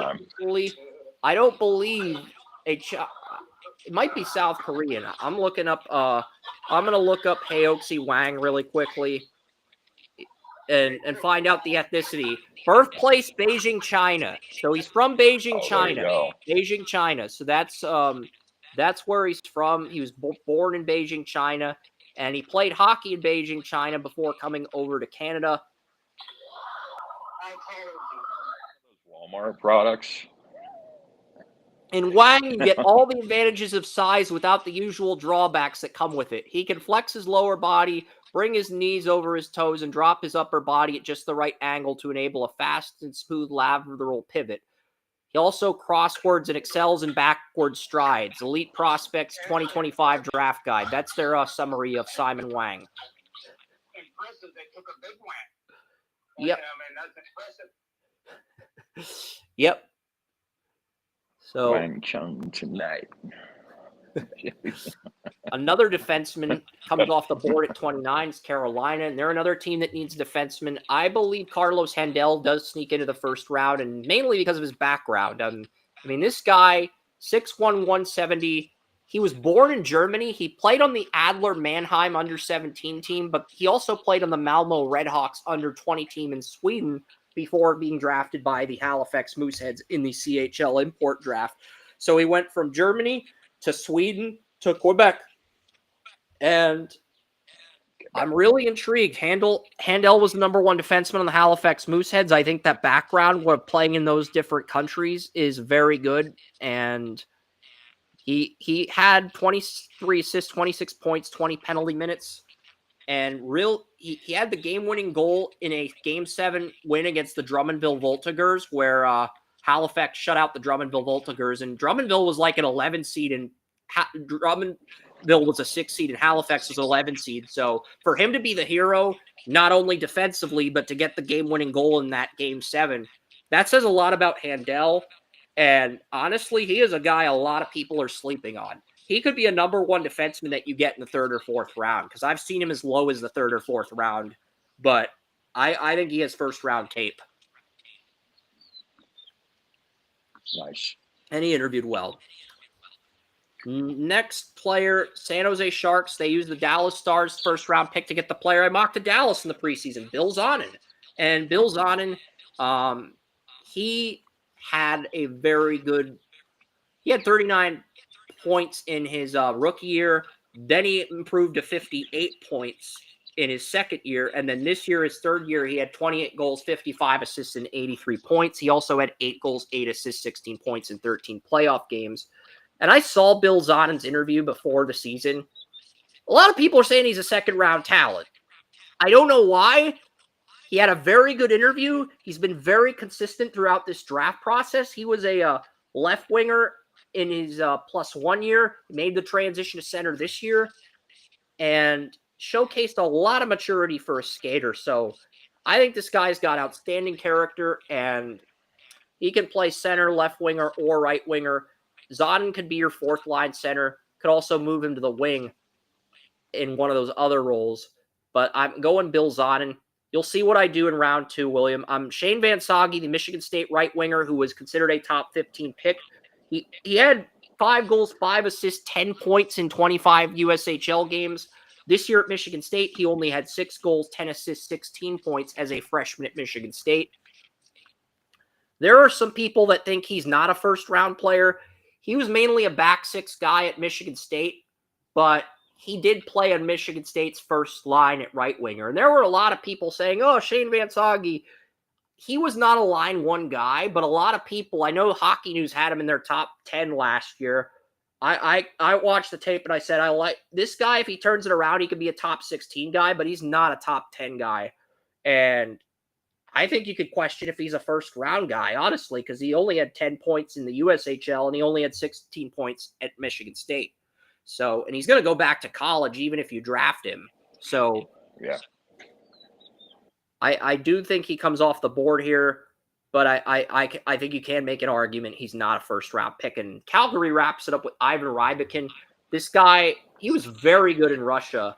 There were people saying he could go in the top 10 at the beginning of the year, but he struggled in Russia. Went to the Muskegon Lumberjacks, helped them win the Clark Cup, and really did well with Muskegon.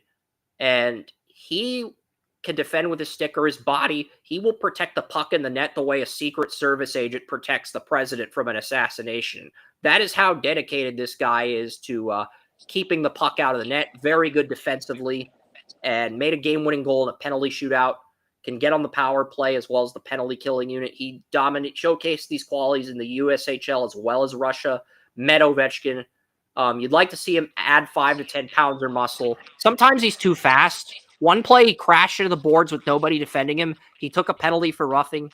He also took his helmet off while seeing a teammate and opponent get into a fight before another teammate restrained him from getting involved in the fight. He didn't throw a punch at anybody, but he wanted to stand up for his teammate. I love this guy already. Yeah. I do. That's awesome, man. You know.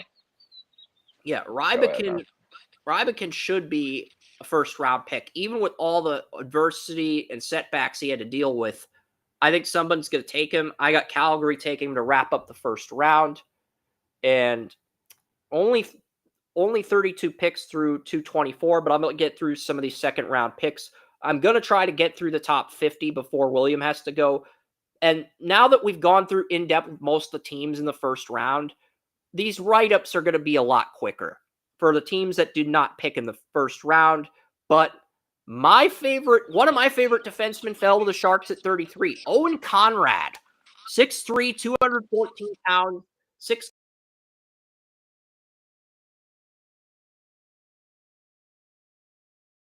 7 goals, 19 assists, 26. He's just so dominant defensively. He helped the Islanders get a 4-0 shutout against St. John Sea Dogs.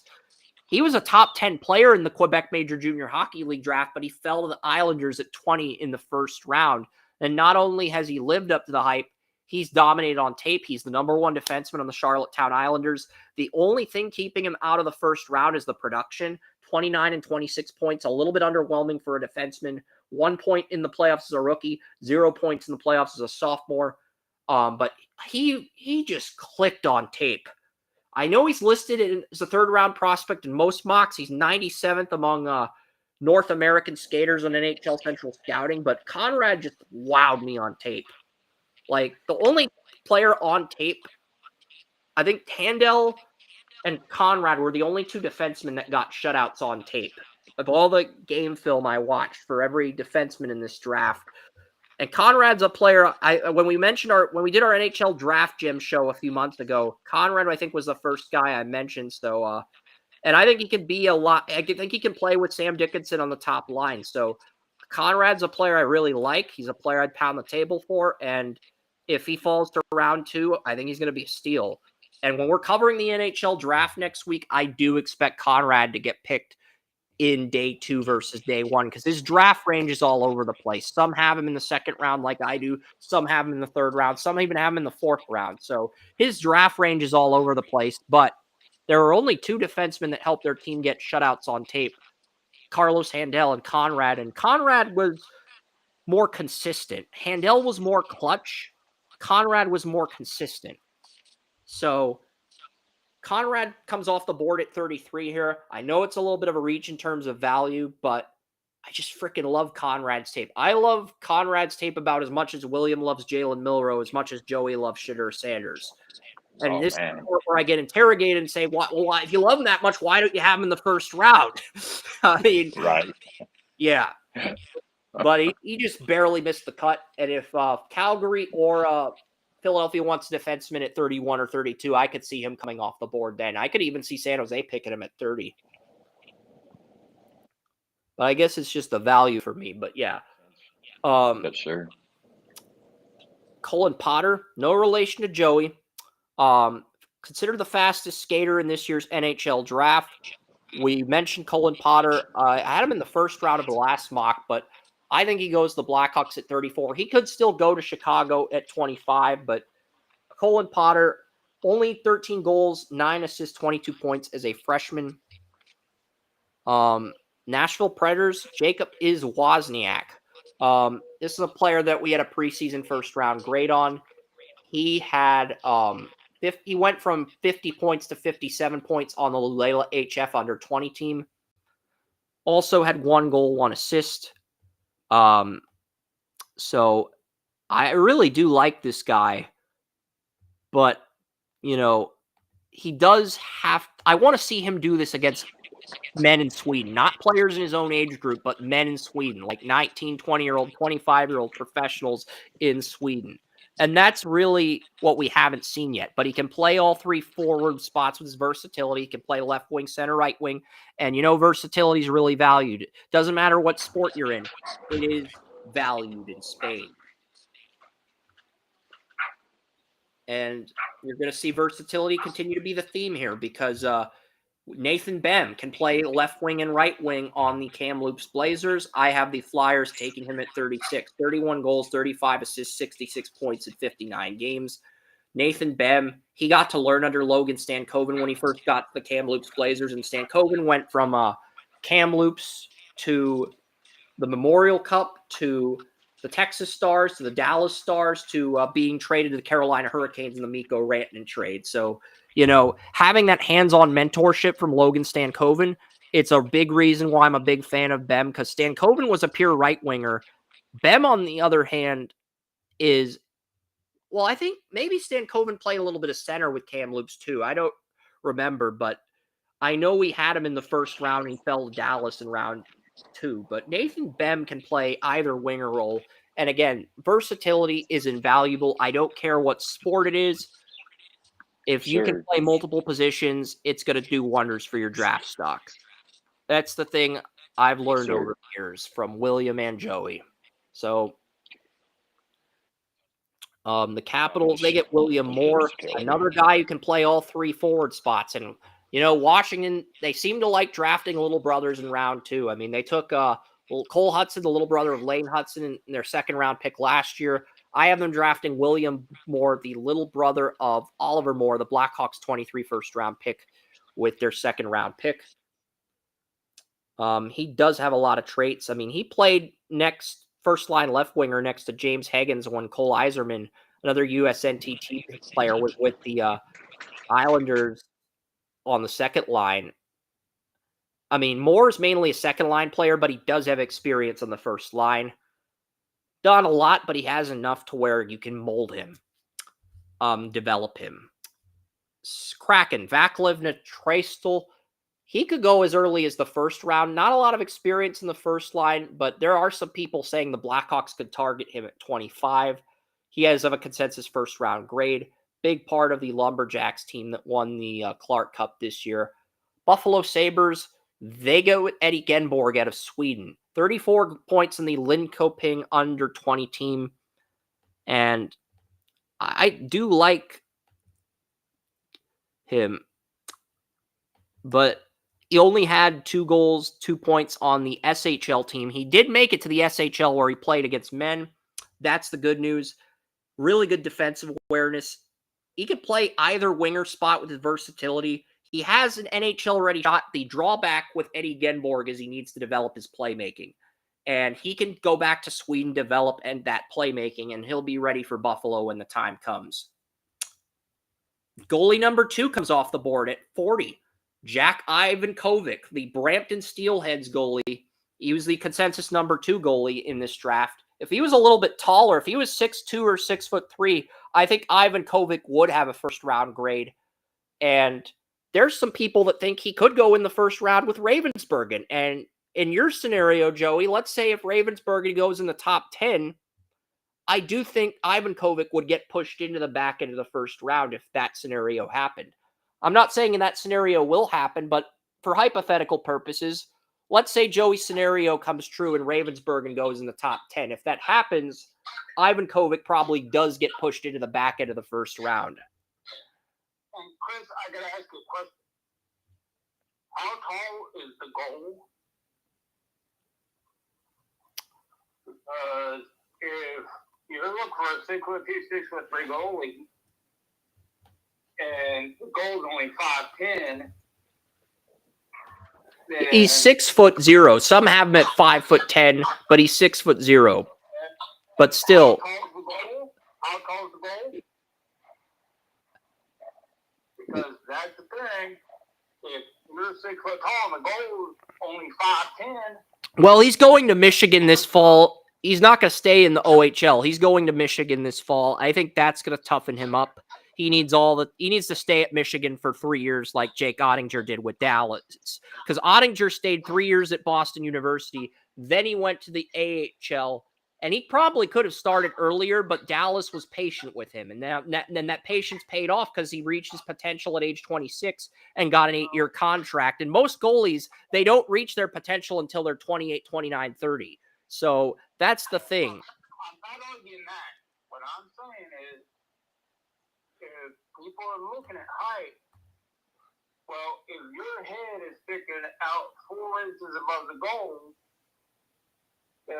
what are you looking at? You looking at Goldberg from the Mighty Ducks, where he's 3/4 of the goal wide and head barely going over it? Or are you looking at somebody that can? I know William has to go soon. I want to break down Mason West before William leaves. Okay, I promise. I promise you can get out of here as soon as we break down Mason West, William. All right.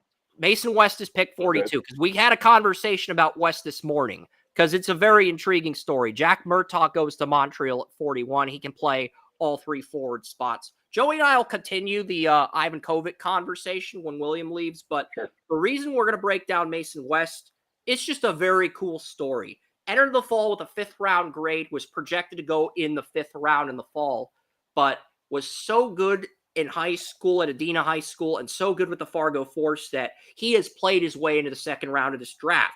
NHL Central Scouting has him listed as the 27th best North American skater. So there is an outside shot Mason West could crack round 1. 6'6", 207, and he plays right winger and quarterback at Adena High School. And he has committed to Michigan State. So honestly, I hope he can play both hockey and football at Michigan State. It sucks that he can't play multiple sports like back in the day when you saw Prime do it, you saw Bo Jackson do it, because I think that would be really cool to see a guy play hockey and football. Hockey's a winter sport and football is a fall sport. So in theory, it could be done. So, and he's going to Michigan State. So he's gonna return for his senior year of high school next year. And because he turned 18 before September 15th. He's eligible for this draft, and he's going to go to Michigan State. So I just think the whole Mason West story is very compelling. And the last athlete to play hockey and football was New York Islanders captain Anders Lee, who's in a contract year. So I think if Mason West falls to the Islanders, they're going to see a little bit of Anders Lee and Mason West, and they're going to roll the dice on him. But you know, the story's very interesting, and he's good, and he's going to go to Michigan State. Right on. I wish he would play both sports at Michigan State, but I'm guessing he's only going to play hockey at Michigan State. But I think it'd be cool if he played both sports because, you know, there's a quarterback at Michigan State in this year's draft. Is it Aiden Childs, I believe? I believe there's a quarterback. Yeah, Aiden Childs. Yeah. He's 19. He's a sophomore redshirt, played with Oregon State previously, and he is considered a sophomore. He's actually a junior, so Aiden Childs is draft eligible, and there's some people that have Childs. They think he could play his way into the first round of the NFL draft, so he's a quarterback at Michigan State. So you're going to want to remember that name, Aiden Childs. So if Aiden Childs declared and Mason West decided to play football and hockey at Michigan State, he could theoretically get drafted by an NHL team, play football, and then try to raise his draft value if he's not drafted in the first round. So he does have some leverage. Because that's what I would do. Unless I'm picked in the first round, I probably wouldn't. I'd probably try to play both sports if I can. I would, like John Rice Plumlee did. He was down there. He went and played. What was it? Tyler Murray was drafted by the Athletics, and then he went back to Oklahoma, and then he won the Heisman and went number 1 to the Cardinals. So, yeah, it can happen, Kyle. And I think that's the only case where a top 10 pick did not sign with the team that drafted them. I will continue to read through these. Oh, did I X out of my podcast? Damn it. No. I'll load up round 2. Don't worry, guys. I'll get us caught up. I know you got to get out of here soon, so I just wanted to read the Mason West write-up with you. I appreciate you coming on, man. I'm going to continue doing my thing and reading through all the picks from this pick to 224. But if you got to get out of here, if you got stuff you got to do, I understand. If you want to stick around, that's cool too. Yeah. I got to get started on my truck here and help a friend out with his truck. So, I appreciate you guys having me. We'll be back. William and I will be back on Monday, and then Wednesday's the NBA draft, Thursday's the NBA draft, both at 8 p.m., and then Friday's the first round of the NHL draft, and then next Saturday we're going to have the second rounds 2 through 7 at noon Eastern. So we will not be on Restream until noon next Saturday. So William will have additional time to do whatever he needs to do before noon next Saturday. Just before I go, the subject of violence came up earlier, and I mentioned Sophie Cunningham. I just want to shoot my shot. Say hey, because I'd really love to have her as my next ex, and I would love for her to try to make me cry. That would be amazing.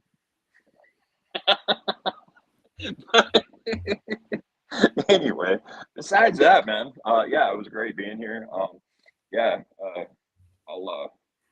see you guys Monday. Remember, guys, under the bleachers, we've got the rookie draft, 5 rounds of 10 dudes on it. Yeah, we 5 rounds, all 10 last week. William and I have both made a lot of moves, wheeling and dealing. Yeah, so we've got some discussion to go over to explain our. Yeah, because Monday we're doing that. Wednesday I'm doing the NBA draft. Thursday I'm doing the NBA draft, and then Friday and Saturday I'm doing the NHL draft.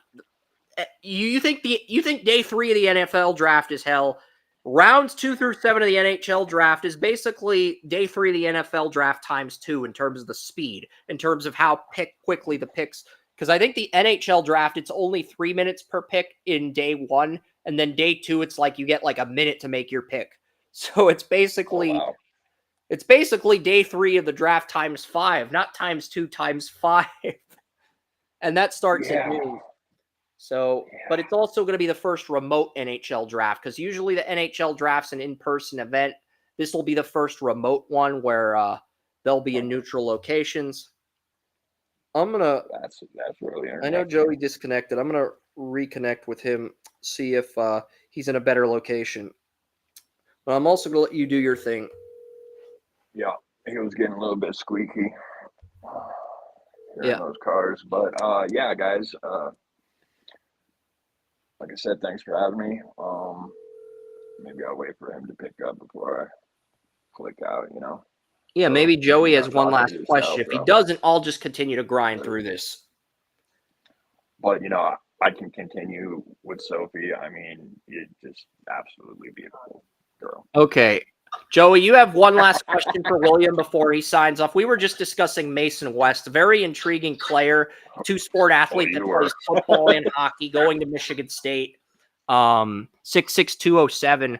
But yeah, he's senior in high school. He's pretty much going to commit to hockey, but I wish he would play 2 sports, because if he falls the second round, he does have a little bit more leverage. That's the thing.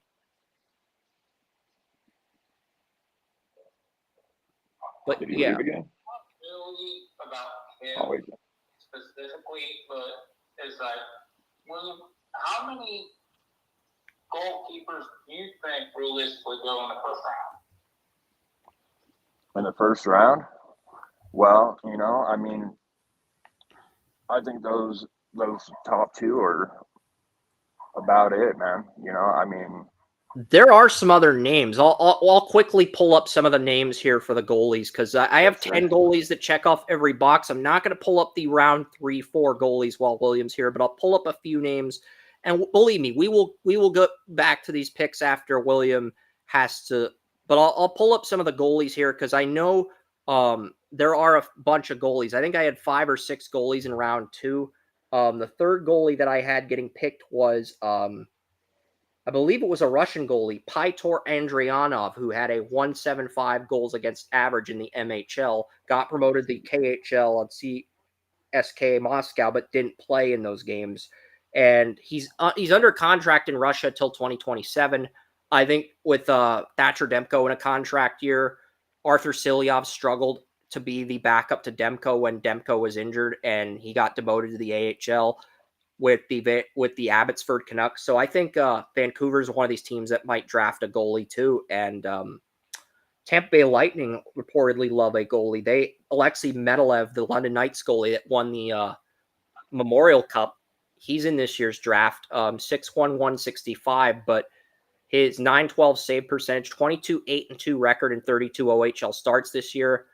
He could end up. He beat Jack Ivankovic head to head, so he could end up being the second goalie too. I mean, I could see Ivankovic, Andrianov, or Medvedev being that second goalie off the board. And Lucas Beckman, I mocked him to Pittsburgh. The 132 goals against average with the Bay Como Drakkar.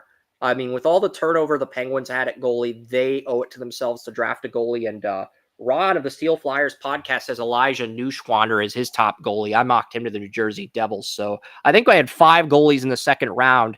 And like Ravensburgen, all 5 of these goalies check off every box. It just comes down to who's your preference, who's your number 2 goalie outside of Ravensburgen, Oh man, that's like one thing with scouting.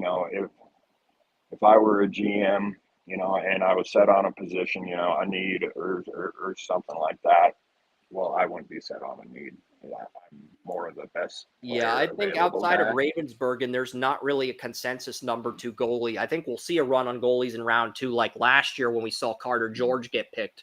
But I think we're probably going to see Ravensburgen go in round 1, and then the run begins in round 2, because there's just so much variety at the position. Yes, sir. Just get your few together and get to know them real well before the draft. Meet with them. See what kind of person they are, what kind of character they have. To go along with whatever skills Yeah, because we'll break down shoot your some of shot. the goalies on next Saturday.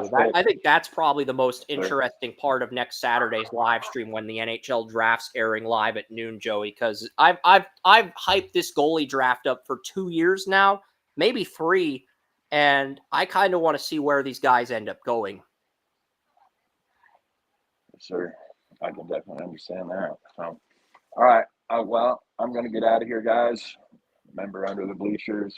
And, yeah. Under the Bleachers, rookie draft on Monday, NBA draft on Wednesday, second round of the NBA draft on Thursday, first round of the NHL draft Friday, and second round of the draft. And Ron, who from the Steel Flyers podcast, whose show I went on last night, I offered him to come on and co-host the NHL draft with us on Restream. I'm going to email him the link, so we'll have him, we'll have William on, we'll have Joey. I guess Ron's going to be filling in the role of Oren for the NHL draft coverage. So we'll see how that plays out, because him and I, we both listened to each other. There was not really a lot of we joked, but there wasn't really a lot of friction. So the chemistry was good. So I think that'll make things more fun, and Joey can come up with some questions. Joey and William can come up with some questions for both of us, because Ron's interviewed a lot of players. He interviewed Schaefer. He interviewed Carter Bear. He's interviewed more guys than I have. So, and I mean, that's the thing. Anthony, Prospect Don, and Ron have both interviewed a lot of players. So looking at their interviews, looking at the interviews on ESPN, TSN, NHL Combine press conferences, I think I've listened to 6 Matthew Schaefer interviews already. And then I think the draft will be number 7, which is insane. Because I don't remember listening to that many interviews for Caleb Williams or even Jaden Daniels pre-draft. I mean, I know you had the college football games, you had the Combine, Heisman, you had pro days. So you had like 4 or 5 opportunities to get a feel for those players. But at the same token, I don't remember 6, 7 interviews, even though it feels like the hype was real with those guys. Yeah. Speaking of interviews, man, well, my brain's always stuck on football. That's my thing. But I saw Keon Coleman in an interview, man, and that guy, he's got a brain on him, man. I like his potential very much. And I just like to say that before I take off. No worries. I agree. I mean, Keon Coleman was our number 2 receiver, I think, behind Marvin Harrison Jr. at the beginning of the draft process before Malik Neighbors emerged. So, yeah, he's good. Yep. Yes, sir. All right, guys. Thanks for having me. No worries, later. William. Take care. And we talked about Ivan Kovic, but let's get back to the Ivan Kovic question, Joey, because do you think he could go in the first round if your scenario comes true and Ravensburgen goes in the top 10? Do you think one of the 5 goalies I mentioned gets pushed up into the latter part of the first round? I believe they would in your scenario. It just depends on how early Ravensburgen comes off the board, because I think if he comes off the board relatively early, either top 10 or the top half of the draft, I do think a second guy gets pushed up. That's just the nature of the beast. Yeah, I agree. If the best goalie is taken at the top of the draft, the next goalie up is going to be the one taken. Yeah. And there's a lot of good goalies in this second round, but I think one of them would get pushed into the latter half of the first round in that scenario. And we saw it happen a few years ago. Jesper Wallstedt was supposed to be the best goalie in the 2021 draft, but he fell, and the Red Wings traded up with the Dallas Stars for Sebastian Casa, former center that played goalie. And he was a center on his football team in middle school, and he was also a goalie. Very unique, cerebral combination. But yeah, Casa's done well in the AHL, but the Red Wings have stopgaps at goalie, so they can develop him one more year, let him play through his rookie contract, and then promote him to the NHL. And Casa's done well in limited action, but they want to continue to be patient with him, give him one more year. If Yzerman feels like he needs one more year, I trust Yzerman's judgment, because him and Nicholas Kronwall are basically the ones scouting these young players in the Red Wings. So I trust their judgment. Montreal, I gave them Jack Murtaugh. We talked about Mason West before William left. I'm not going to go through that again. 43, Luca Romano.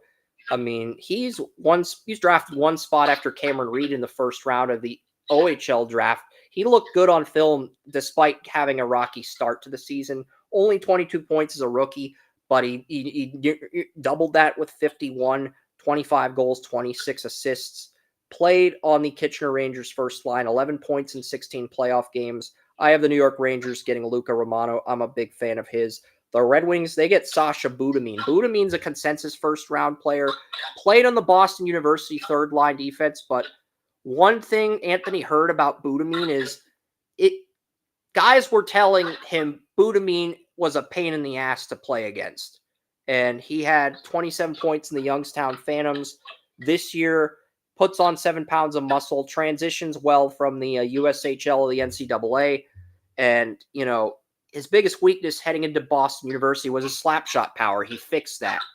And he improved his penalty killing in a big way during his freshman season. So, Budamin, consensus first-round defenseman. I got the Red Wings taking him at 44. Christian Epperson, the Saginaw Spirit. Top overager in this draft. And overager is most NHL players that get drafted are 18 years old. So an overager is anybody that's 19, 20, or 21 that's eligible for the NHL draft. Remember, the Avalanche took a 21-year-old goalie from Russia in the second round who led his team to the KHL championship, won Rookie of the Year last year at 38. And I was kind of surprised because the Avalanche traded out of the first round, but they made that their first pick of the draft. And that was the first goalie off the board. And everyone was expecting Carter George to be the first goalie off the board last year. But the Avalanche, they took that goalie from Russia. And it was an overager, and that threw me off because you usually don't see overagers get picked in the top 50. But if an overager is exceptional, if you got a player like Christian Epperson who played, because this is the thing, Epperson, Michael Misa, and Igor Chernisov, the Sharks' second-round pick last year, were the top-line guys at forward on the Saginaw Spirit. And I think Epperson is like 32 on elite prospects, and I think Epperson's like in the top 30 of Lauren Kelly's big board. Lauren Kelly is the Ontario Hockey League scout at elite prospects, so she scouts all the OHL players in the NHL draft for elite prospects. And what elite prospects does is they have all these guys, all these people, personalities that scout different areas of hockey, and then they get on Zoom calls each month to break down their top 32. That's pretty much how they construct their draft boards as a company. They have like a top 32 meeting, and each of their scouts pretty much says something, and then they build their board. I'd be open to doing something like that for the NFL draft with Joey and William, where I sort of moderate how they would put together the first round, but it would just be for the first round.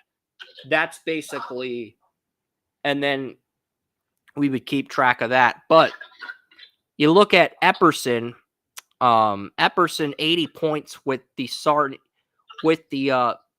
Saginaw Spirit this past year.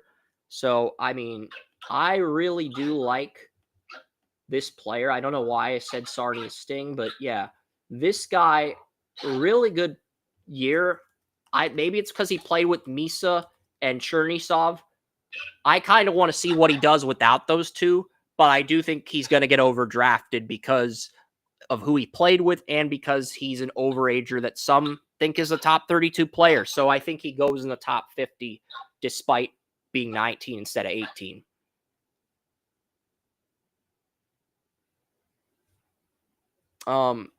Next up, first Russian comes off the board, the Utah Mammoth, Kurban Limatov. Kurban Limatov is the only Russian that played in the KHL this year. I mean, there's a lot of Russian players in this year's NHL draft, but they're either MHL or VHL guys. And it's kind of a weak draft for Russians. It's a very Canadian, USA, Sweden heavy draft, but it's a weaker draft for Russian and Finland players. But I think Limatov is the first Russian off the board at 46.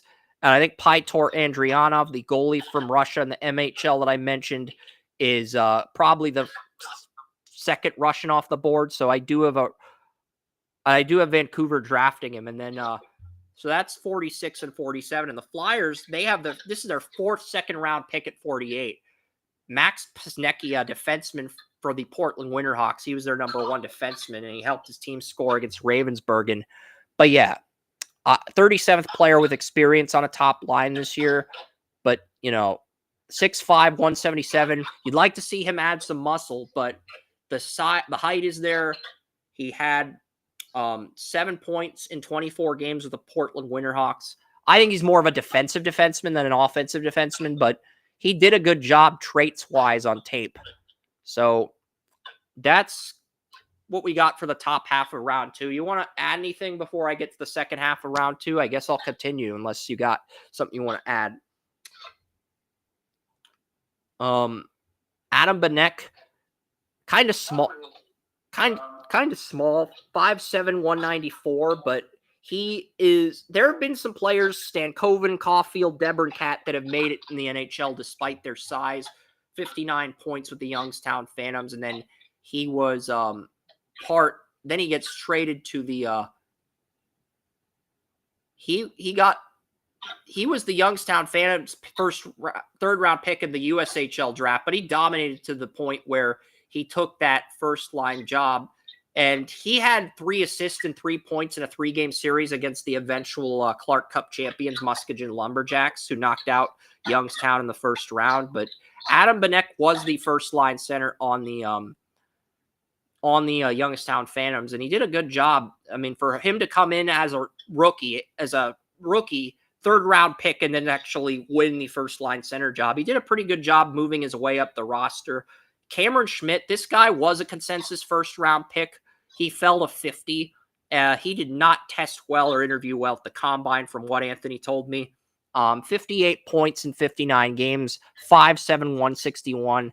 I think the fact that he's undersized, the fact that he's not a first-line player, the fact that he didn't interview well, he could drop further than this, Joey, but there are some people that have Cameron Schmidt in the first round. I don't. He had 78 points this year after 58 points as a rookie. 78 points in 61 games is better. 9 points in the WHL playoffs.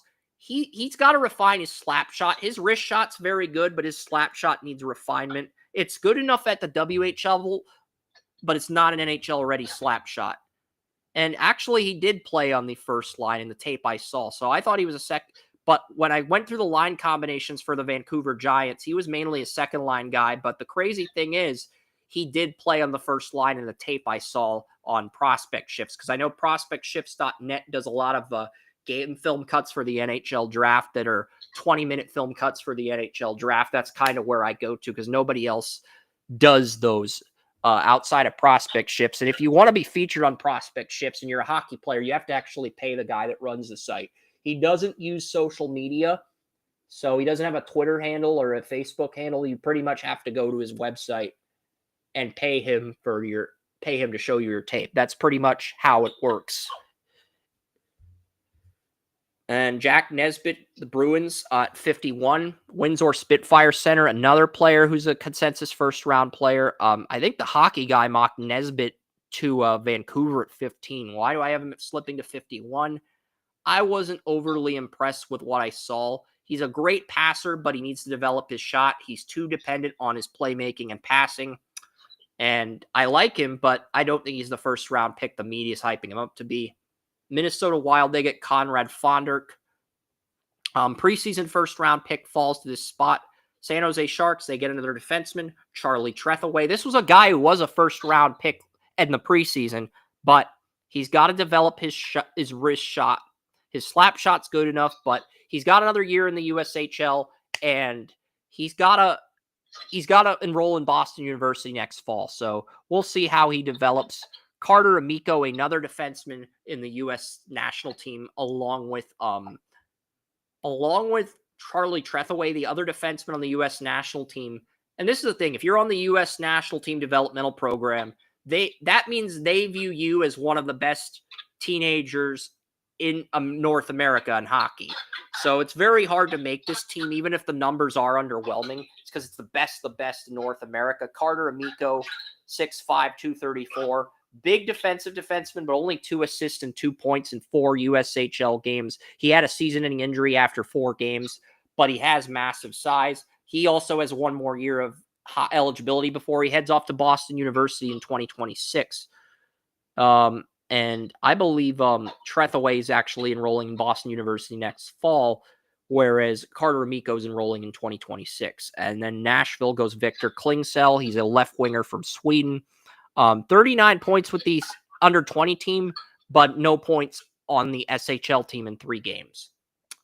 So project defense, project winger, 5'10", 183. I think he's a good AHL player. I got to see more to see if he's an NHL player, but I think he's going to be a good AHL player at the very worst. Medvedev could end up going a lot higher than where I'm projecting him, and the main reason is Medvedev's from Russia, but he made the conversion to the OHL, and he actually beat Ivan Kovic head-to-head in the OHL Game of the Week that went to overtime.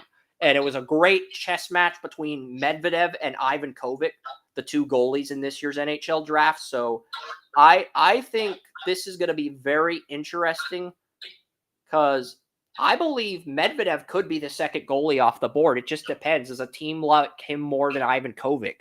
Or I think Ravensburgen's going to be the first goalie off the board, but Medvedev beat Ivan Kovic head-to-head. And the other thing with Ivan Kovic is he has a goals against average of above 4 when it comes to playoff games. Regular season games, his goals against average is below 3, his save percentage is 900, but playoffs, his goals against average is absurdly bad. So Ivan Kovic might be a regular season goalie, not a playoff performer. We'll see. But he's got to change that stigma if he goes back to the OHL. But he's going to Michigan. He might not even start. He might be the backup goalie at first at Michigan. But we'll see with Ivan Kovic. Seattle Kraken, Peyton Kettles, the Swift Current Broncos defenseman, 6'2", 194. Only had 2 assists in the WHL playoffs, and he had 5 goals, 9 assists, 14 points. Very underwhelming numbers, but his plus-minus ratio was +0, so it wasn't in the negative, but wasn't in the positive. Vegas Golden Knights, Alex Huang. Alex Huang, 6', 170. He was drafted 5th overall by Chicoutimi in 2023. 36 points as a rookie. He actually was good enough to push. He's actually good enough to push Caleb Denoir for Rookie of the Year. Maybe that was Emil White, but either way, Huang goes from 36 points to 40 points, 8 goals to 7 goals, 28 assists to 33 assists, and penalty minutes are identical. His plus-minus ratio improved from -13 to +11. I think he gets pushed up. I mean, I haven't seen him shoot enough to dominate. His shooting was great entering the QMJHL, but I haven't seen him shoot enough in the QMHL to dominate the NHL level. He does have 2 years of experience as a number 1 defenseman, but is that going to sustain as he progresses through the AHL and the NHL, or does he go the NCAA route? We'll see. Lucas Beckman, 132 goals against average, 3 shutouts with the Bay Combo Dre Carr. He went 7-1 in 8 starts. He only played 9 games as a rookie, had 265 goals against average, 4 shutouts, 31, 18, and 2 in 51 starts, 1,400 saves in his first full season as a starter, had a .922 save percentage and 1 shutout in 11 playoff games. I'm surprised that Craig Button is the only other person in the media outside of us, because if you have Draft Utopia and you look at the other 14 different draft websites that are scouting services for the NHL draft, us and Craig Button are the only 2 that have Beckman on the board getting drafted, which is surprising because Beckman's numbers are very good. I mean, he had a 132 goals against average as a backup goalie, 7-1 in 8 starts, and then this year 31, 18, and 2 in 51 starts. So, I mean, we were talking about Beckman. He's another one we were talking about with potential first-round talent. That's why I asked William about the potential. And it seems NHL Central Scouting, the scouting service that gives the NHL teams draft intel, agrees with you, Joey, because they have Beckman as the number 2 goalie behind Ravensburgen. So I have Beckman going to Pittsburgh, but it seems NHL Central Scouting agrees with you on Beckman. So that's very interesting. He could potentially have, despite the consensus experts saying we have 1 goalie going in the first round, he could have 3. Yeah. And let's face it, as much as I'm not considering myself a hockey expert, the last 2 Stanley Cup champions, do we really want to go there? They got great goaltending. I mean, Panthers paid Bobrovsky $10 million a year, and Vegas Golden Knights, they got Adin Hill from a trade with San Jose, and I loved Adin Hill coming out of Portland. He was my number 2 goalie in 2015. I even said he was a dark horse in that draft, but he was in an environment, San Jose, that just did not have a good defense around him. So he goes to a team in Vegas that has a very good defense around him, and he finally blossoms there. And Mackenzie Blackwood was my number 1 goalie in that draft. He struggled at first too, but Mackenzie Blackwood broke out with the Colorado Avalanche this year. So those were the top 2 goalies I scouted in the McDavid draft, and a lot of people had different goalies.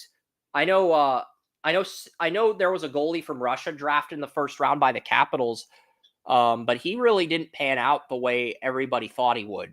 And my top 2 goalies that year were Blackwood and Hill, and I think looking back on it, that was one I got right with the goalies. But yeah, Beckman's a guy a lot of people are sleeping on. Like a lot of the scouting services outside of Central Scouting, Craig Button and myself, nobody's talked about this guy. And it's like, why? Even Joey believes he's got a lot of potential. So, I mean, I'm glad Prospect Shifts finally posted some Lucas Beckman tape yesterday, but it should not take a week before the draft for Lucas Beckman's tape to come up. That should have been handled a while ago. But yeah, rant about that over. I have the Penguins taking Lucas Beckman because Jari, Nedeljkovic, Penguins rush Joel Blomqvist. They need to be patient with another goalie. Find another goalie that checks off the boxes and patiently develop him. I think Beckman, if the Penguins get Beckman at 59, I think Beckman might be the Penguins' future starting goalie, as crazy as it sounds. So, because we just haven't seen that stability with Jari or with Nedeljkovic, and Kyle Dubas rushed Blomqvist. We said last year on the podcast that we like Blomqvist, but he probably needed another year in the AHL, and Dubas just brought him up because Jari was injured at the beginning of the year, and he just wanted to get a feel. And he was great in the regular season, but bad in the playoffs, and that's why I said give him another year in the AHL. But we were right on that, so not all. And because the Penguins were impulsive, they have to draft another goalie for insurance. Because none of their goalies had a save percentage above 900. The Ducks, Henry Brustrix, his older brother Hunter was drafted by Vancouver in 2023 before being traded to Calgary in the Elias Lindholm trade. So Henry Brustrix, drafted by Ottawa in the first round, but traded the London Knights, and very key part of the London Knights team that won the Memorial Cup this year. Michael Sversik, Brunus IF left winger, goes to the Bruins at 61.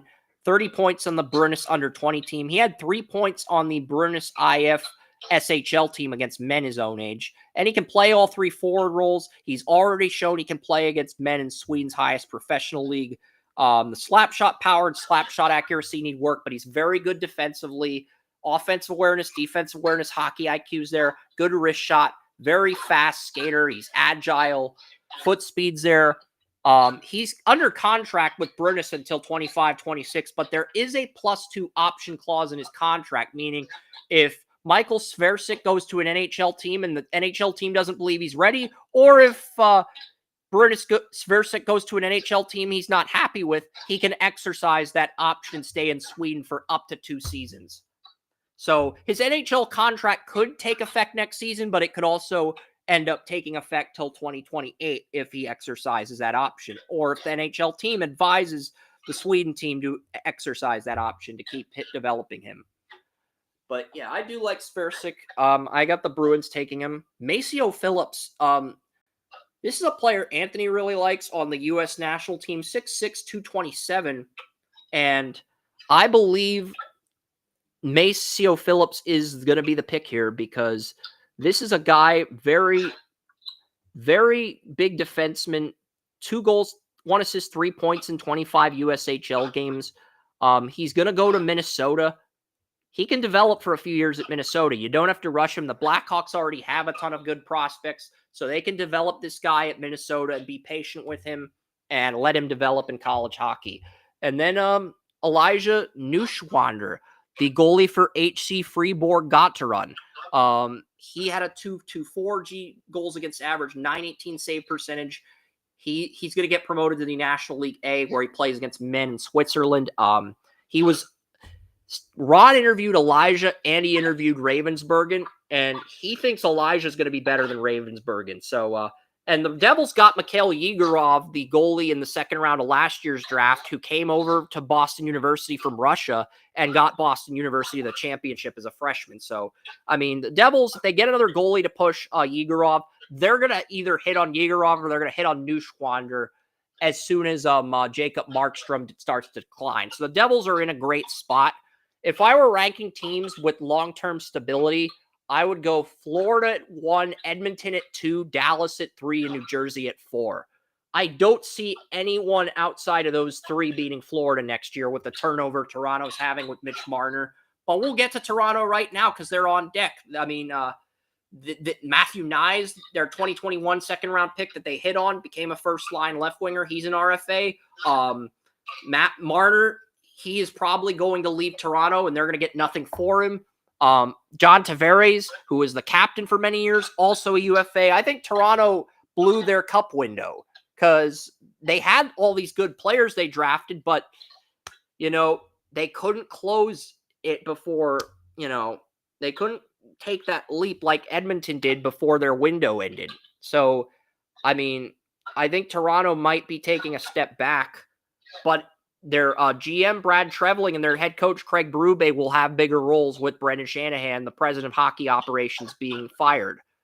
So they're not going to have a president of operations. The GM and coach are going to have more of a say, according to the ownership. But yeah, it's going to be interesting to see what Toronto does because they got some good defensemen. They got Matthews locked up, but outside of Austin Matthews, William Nylander, and the defensemen they have locked up, you got Stolarz, starting goalie in a contract year, who got injured in Game 1 against Florida, and Joseph Woll, your 2016 third-round pick, entered the year as a starting goalie, got demoted to backup, gave up 6 goals to Florida in Games 5 and 7. I do think Toronto's going to have to draft a goalie at some point, Joey, and it might be this spot versus – I didn't give Toronto a goalie until round 7, but they might take their goalie here with the situation they have. But, this is an interesting spot. I went with Matthew Gard, the first-line center on the Red Deer Rebels, but as far as Toronto goes, they got this second-round pick from the Florida Panthers. So yeah, they're gonna get Matthew Gard here to wrap up round 2, and there's 5 more rounds to go, 160 more picks left. But what are you got any thoughts on round 2 so far? Some of the teams we've mentioned? No. All right. I've got a pair of stars coming off the board at 65 and 66. Lincoln Stars. The Lincoln Stars were the best regular season team in the USHL. Caden Harrington was the number 1 defenseman on the Lincoln Stars, 6'1", 185. He is going to go to college at Vermont. He chose to go to college at Vermont, which is kind of a surprise because Vermont's really not known for their hockey, but they do play in the Hockey East Conference, the powerhouse conference. And Jacob Rombuck, 6'6", 201, the number 3 defenseman on the second line, he's going to go to the NCAA as well. And Jacob Rombuck is enrolling at Minnesota. So Rombuck and Caden Harrington, 2 USHL studs on the Lincoln Stars. They are going to be, that's where we start in round 3 at 65 and 66. Nashville gets Theo Stock-Celius. Theo Stock-Celius, he is a great addition for Nashville. 22 goals, 29 assists, 51 points. He's described on Elite Prospects as a cerebral tactician. I think part of what made him so great is it's interesting when Ken Hitchcock was on the Dallas Stars. He was a huge Civil War reenactment guy. So he basically said Robert E. Lee would make a great NHL head coach. I like to Yeah, he basically said that the year the Stars won the Cup in their DVD video. I think Robert E. Lee would make a great NHL coach. Yeah, but I just thought that was funny. But yeah, the Flyers, I went Artyom Vilchinski. This is a guy who was a first-round player in the preseason. He slid to the third round, and Vilchinski, I think this is a good value pick. And then Luka Radojovic, another player who began the year with late first round grade, fell to the third round. He's going to go to Boston College this fall. So Boston Bruins take Radojovic at 69. Cole McKinney, a player that a lot of people think could sneak into the first round, goes to the Rangers at 70. Alexander Zarovsky is considered the consensus best Russian on most draft boards. 50 points in the MHL, 25 goals, 25 assists. Versatile enough to play left wing and right wing. He did not impress me as a passer, shooter, or defender, but he's got the skating, foot speed, and versatility. I think Buffalo rolls the dice on Zarovsky at 71. The fact that he didn't impress me as a passer, shooter, or defender, despite having 50 points in the MHL, despite being the consensus best Russian in this draft, that's why he fell to 71. But it's a very good value at 71. Eric Nilsson, 36 points on Djurgårdens IF. He had 36 points in Sweden, can play all three forward roles, but he's going to go from Sweden to Michigan State this fall. So even some of the guys in Sweden are taking the NCAA route, which is interesting to say the least. Matteo Norbert, he was drafted third overall in the QMJHL draft back in 2023. I have the Penguins getting him 28 goals, 39 assists, 67 points. He was the first line center, line mates with Justin Carbonneau. He 6', 166. I have the Penguins gambling on Norbert in round 3. Will Horkoff, the Michigan left winger. I've seen Horkoff is in the back end of round 1. Only 10 points as a freshman. He projects as a center in the NHL, but he was mainly a third-line left winger. Had a goal and assist in his debut with Michigan against Ohio State. So the potential to take over a game is there. So we'll see what happens with Horkoff in year 2. But he is a long-term project. I think his upside's high, but he is a long-term project. You are going to have to be patient with Horkoff. Ethan Zada, he goes to the Red Wings. They get him with the Rangers third-round pick. And then LJ Mooney, another player who's mainly a right winger but can play all three forward roles. He won a face-off in the game where I watched the U.S. national team development program play the Muskegon Lumberjacks. He also intercepted a pass intended for Tynan Lawrence, the top 11 pick in the 2026 NHL draft on the Clark Cup champions. And LJ Mooney's from West Mifflin, Pennsylvania. He dominated the Pittsburgh Penguins under-16 elite team. And this is the thing with the Pittsburgh Penguins under-16 elite team. They play at the Mario Lemieux Sports Complex. The Mario Lemieux Sports Complex is in Cranberry. It is about 5-10 minutes from where my mom lives. So that's why I have so much intel on these players that played at the Mario Lemieux Sports Complex. I live in Pittsburgh. My mom's in the Cranberry area. So I do have a lot of intel on the players. Yes, so that's the thing.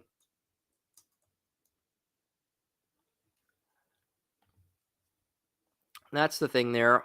But yeah, 80 points in 22-23. Got invited to the U.S. national team after his dominant season on the Penguins under-16 team. And then he 23 points as a rookie, 32 games. And then this year he had 5 goals, 23 assists, 28 points.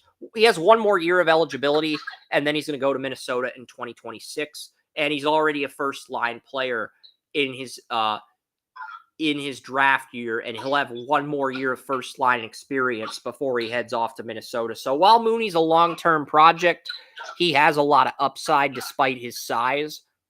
He's going to have multiple years of experience on a top line, so I do think somebody's going to roll the dice on Mooney. And I've got Yzerman and the Red Wings rolling the dice on Mooney, maybe as a potential Alex DeBrincat replacement down the road.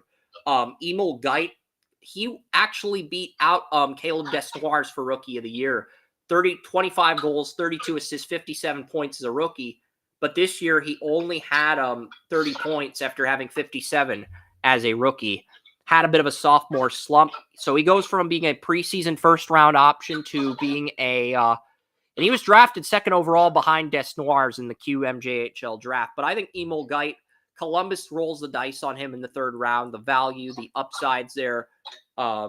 He's a second line left winger as a rookie. He showed enough potential to get promoted to the first line, but then he gets demoted to the third line. But he's on the power play. He's very good on the power play, but he's a power play ace at either winger role. He can play left wing or right wing. Wojtek Cesar from the Czech Republic can play all three forward roles. HC Energy Karlovy, they develop a lot of guys in the Czech Republic. And 4 goals, 5 assists, 9 points in 43 games against men in Extraliga in the Czech Republic. So spot 6'1", 187. Wojtek Cesar, I think someone's going to roll the dice on him in the top 100. I like him as a bottom 6 player in the NHL. I mean, he's not a top line guy, but I think he's got enough potential to be a bottom 6 forward on an NHL team. Montreal, Las Bolius from Assat, 6'1", 187, 18 points in 34 games with the Assat under 20 team, got promoted to the Assat main roster, had 2 points, 2 assists in 7 games against men in Finland. Lasse Bolius is an interesting player. I think, and he's under contract with Assad until 26-27, so you don't have to sign him to an entry-level deal until 2027. You can let him develop in Finland for a few more years. Philippe Veilleux goes to Calgary at 80, 11th overall in the QMJHL draft. He had 87 points in his draft year after having 47 points as a rookie. There's mainly highlights versus tape, but this is the thing. I really do like this player. He reminds me of Johnny Gaudreau. He does. He reminds me of Johnny Gaudreau. Philippe Veilleux. My player comp for Philippe Veilleux is Johnny Gaudreau, and Johnny Gaudreau was the Calgary Flames 4th round pick in 2011. So Veilleux fought, and I think Gaudreau was like 5'7" at the time, but he grew into 5'9", 5'10", 5'11". Veilleux 5'9", 168. Very similar skill set to Gaudreau, and I have Calgary picking him at 80. Calgary drafted Gaudreau in real life too before he signed with Columbus before he passed away last year. Zachary Morin, St. John Sea Dogs right winger. I believe he's a first line right winger on the St. John Sea Dogs, but they were the worst team in the league. And then he struggled with the Youngstown Phantoms, and then he ends up going to the Quebec Major Junior Hockey League after getting picked in the 8th round of the QMJHL draft. Montreal gets Thomas Polatine, the Lahti Pelican center, with the Devils' 3rd round pick. 83, Edmonton Oilers. They get Shamar Moses. Edmonton's going to have a lot of turnover at right winger outside of Zach Hyman, who got injured who had the wrist injury against Dallas. They're going to have a lot of turnover outside of Hyman and Pod Colson. They are going to lose a lot of right wingers to free agency. Corey Perry, Kasperi Kapanen. A lot of the role players Edmonton had at right winger that stepped up in these playoffs are going to be UFAs. And Edmonton's not going to have a lot of cap space. They only have 9.45, and their best defender, Evan Bouchard's a restricted free agent. And Connor McDavid's in a contract year. So Connor McDavid, he doesn't seem too enthusiastic. He doesn't want to rush re-signing with Edmonton. So I don't think Bouchard's going to get paid until McDavid gets paid. And now that the Oilers lost 2 cups in a row, they need to get McDavid's contract nipped in the bud, because if McDavid reaches the open market next year, it's going to be like the decision. It's going to be like it's going to be like when LeBron left Cleveland or when Gretzky left Edmonton. But that's a different story, because Peter Pocklington needed the money to keep the Oilers, so he had to trade Gretzky to get more money. So that's a completely different story. A Peter Pocklington, a Connor McDavid trade would never happen. He's either going to stay with Edmonton, or if he hits the open market, someone else is going to pick him up and Edmonton's going to get nothing for him. That's the reality, Joey, because McDavid, he's been the best player in the NHL for 7 to 8 years now. So That's why I say Edmonton's probably going to get a right winger. And I went with Shamar Moses, a player that Steel Flyers actually interviewed. We're going to have him on for the NHL draft coverage next week, Ron. But yeah, Moses was one of the players he interviewed. And Moses, there's not a lot of tape on him, but 48 points in 61 OHL games, 6'1", 200 pounds. He was drafted by the Barrie Colts, but he got traded to the North Bay Battalion because the Barrie Colts are just absolutely stacked with talent. So there was no role for him on the Barrie Colts. So gets traded to North Bay this year, and he does really well and works his way up to the top line and breaks out. Penguins, Jan Chauvin. They get a center from Finland with the third-round pick. Braden Gorzinski. Pittsburgh owns Ottawa's third-round pick, and Brandon Gorzinski is a player that played at the Mario Lemieux Sports Complex prior to the 22 WHL draft. Pittsburgh probably has more intel on Gorzinski than any other team. I think Gorzinski goes to the Penguins in the third round, and they get him, and he could complement Benjamin. He complimented Benjamin Kendall on the Calgary Hitmen's top line. So Gorzinski, I could see Pittsburgh rolling the dice on Gorzinski in the third round. Reese Hamilton, he could complete for a second or third line role in the Sharks defense down the road if he develops.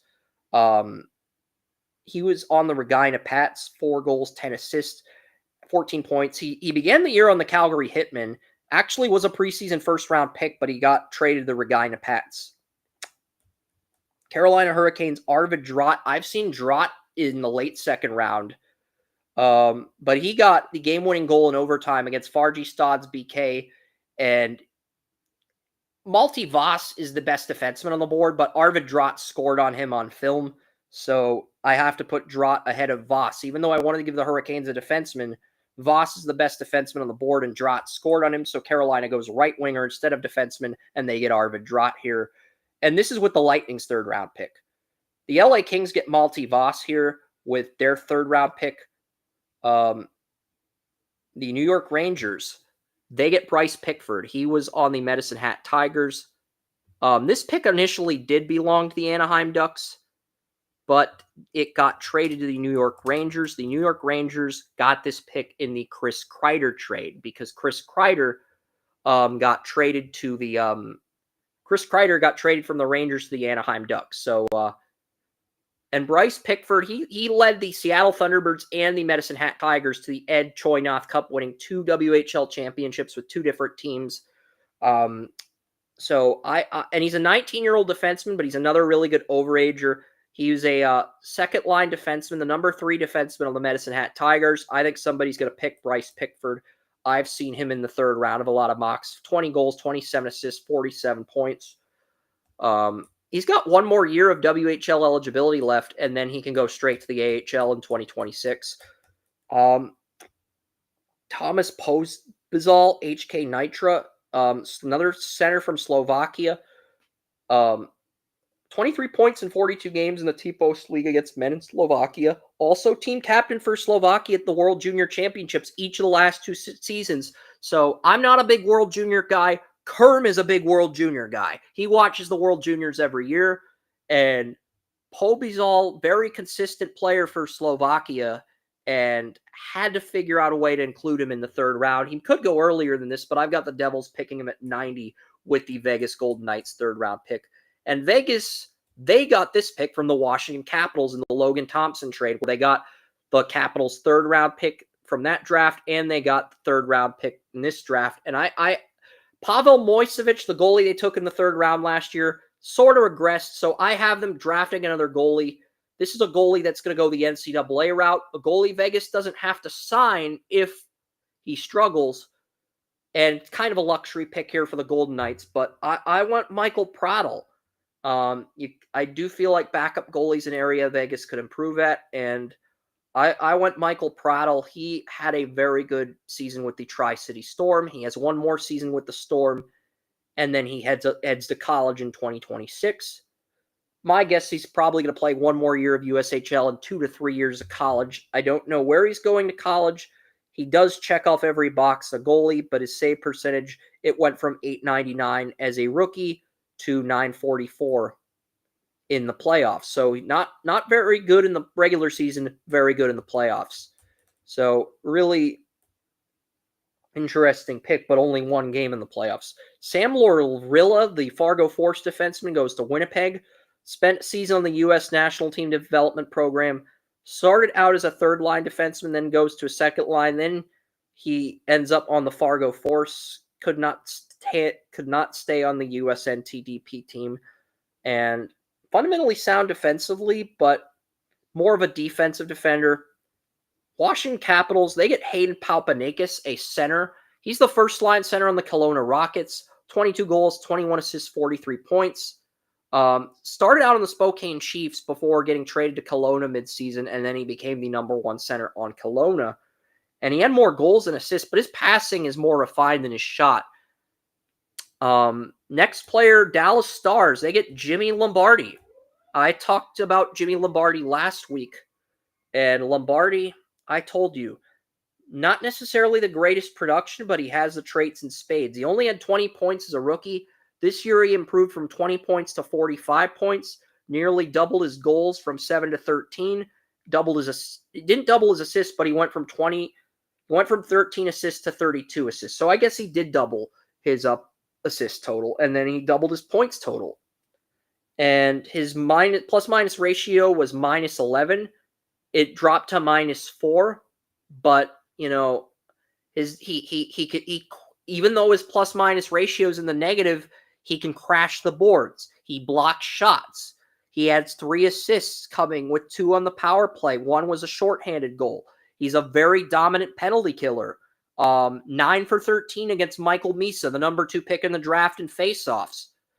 You can't really ignore those traits, Joey, even though you'd like to see 50 points, 60 points from an OHL player. It is the traits, like we said last week, and 9 for 13 on faceoffs against Michael Misa, the number 2 pick in the draft, is nothing to sneeze at. And Lombardi's in a situation where he can stay with the Flint Firebirds, and then he can come up to Dallas in 2027 when fourth-line center Sam Steele is a UFA. So it's the perfect situation for Lombardi, where he could develop in Dallas, and they don't have to rush him. So I do like Jimmy Lombardi a lot. I think Lombardi's one of the steals of this draft. And then Andrei Stebatek, goalie I had in the first round back in the preseason, fell to San Jose at 95, so they pick him. And then I gave the Ottawa Senators Daniel Prokhorov. Prokhorov is a guy who's considered the second best Russian in the draft. I did not like his tape personally, but he's just very inconsistent. I don't see him dropping the 4th round, but nothing really impressed me about Prokhorov when watching his MHL tape. And remember, the MHL is the worst of the 3 Russian leagues. You have the KHL, the pro-Russian league. You have the VHL, the semi-pro Russian league. And the MHL, that's where a lot of the kids who play hockey in Russia start out. And they have to earn their spot in the VHL and the KHL. Sometimes they go from the MHL to KHL. There's an MHL draft in Russia.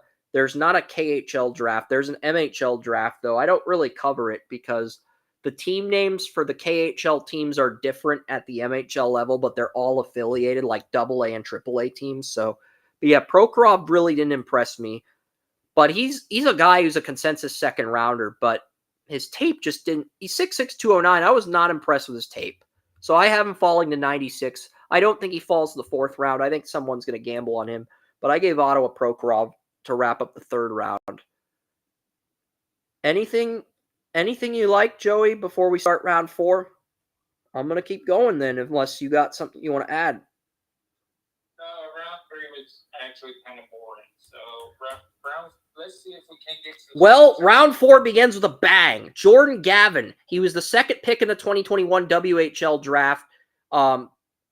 Entered the preseason as a top 10 pick, and Jordan Gavin ended up getting traded from Tri-City to Brandon Wheat Kings, and Jordan Gavin ends up coming off the board at 97.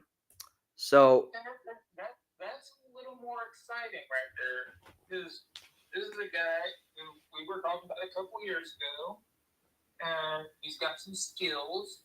Maybe didn't fulfill it back in his previous stops. So yeah, this is a little bit more of a juicy stuff. So I like this. Yep. So he's a bargain.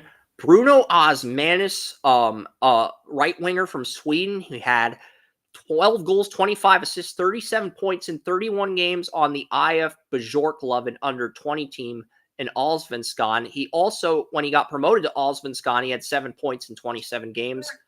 I like Osmanis. The tape impressed me.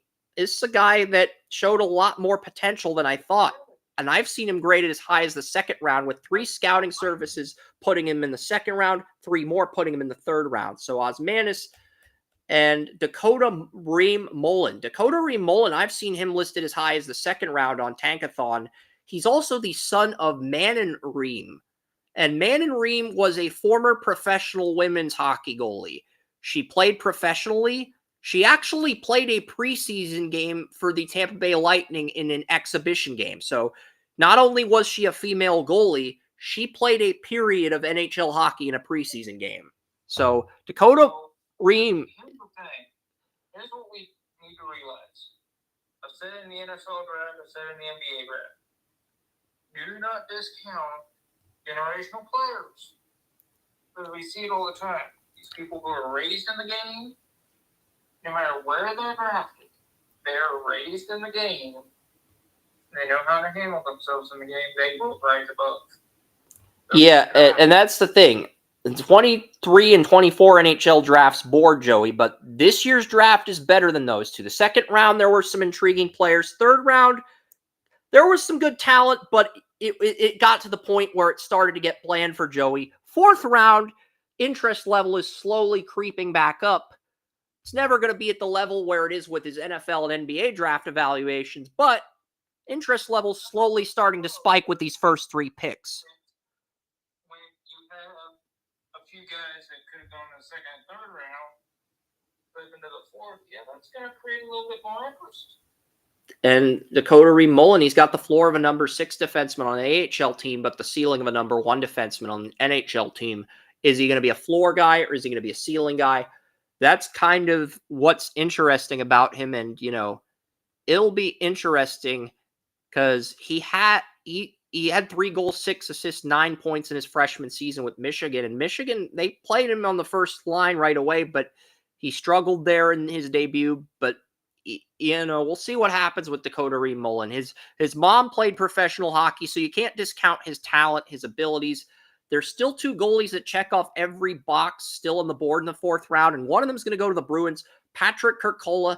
I know the Bruins gave Jeremy Swayman an 8-year extension. He was drafted in the fourth round of the 2017 draft, but they don't have a backup. They traded their backup to Ottawa, and their backup took Ottawa to the playoffs. So you got to get a backup for Swayman. And Kirkola, I mean, yeah, the 83 save percentage isn't exciting, but the traits are good. He has a winning record, and he can be a good, serviceable backup to Swayman down the road if you develop him. Be there. I mean, let's just be honest. Kirkola should not be there. So that in itself that's a thing. Now, Chris, I'm going to have to bug out for a second. I'll be back in about 10 minutes. All right. Okay. Do you think Gabriel Diego? All right. I'm going to talk about Gabriel Diego. Gabriel Diego trained with Marc-Andre Fleury. Very good goalie. He trained with Fleury, went number 2 in the QMJHL draft, but his rookie year was his peak. He really never got better after that, but he checked off every box on tape. There's still 2 other goalies that check off 9 out of 10 boxes, and Petteri Rimponen, Love Herenstam. They could jump Diego. We'll see what happens with this draft because I'm very curious to see what's going to happen. I'm going to check the chat room here, see if we got any comments. No, we do not have any comments, but we do have 46 people in the chat room. You guys freaking rock. 1 on Kick, 40 on X, 1 on Twitch, 4 on YouTube. So thank you guys so much. You guys freaking rock. Maxim Agfanov, he's kind of a bargain in the 4th round. Petteri Rimponen, the Buffalo Sabres.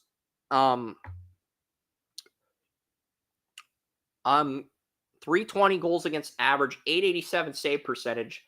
The backup Devin Levi showed a bunch of promise, but he's gotten worse each of the last 2 seasons. Petteri Rimponen, 6 foot, 176, 235 goals against average, .912 save percentage, 95 goals allowed, 2 shutouts, 16, 9, and 14 record. 19-year-old goalie checked off a bunch of boxes. The Anaheim Ducks, they get Maddox Labor. Maddox Labor, number 1 defenseman on the Victoriaville Tigres. Just finished his junior year of high school. After he graduates next year, he's going to go from Victoriaville to Ohio State on a hockey scholarship. The Ohio State University. So Maddox Labor is a player to watch. You don't have to rush him up to the NHL. He'll have another year in the QMJHL, and then he's going to go to Ohio State. Luke Vluswick goes to the Penguins here. Tyler Hopkins, the Kitchener Rangers. I don't know why we have the Kitchener Rangers. He's on the Kingston Frontenacs. Let's fix that. Hold on. Let me look up Tyler Hopkins. I'm going to double check that because I'm not sure if that's a typo.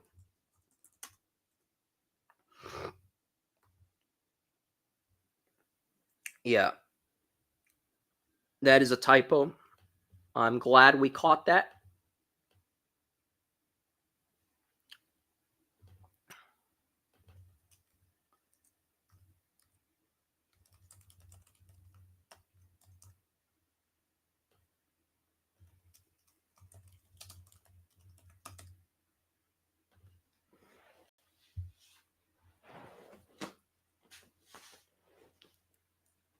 I'm going to grab a Gatorade.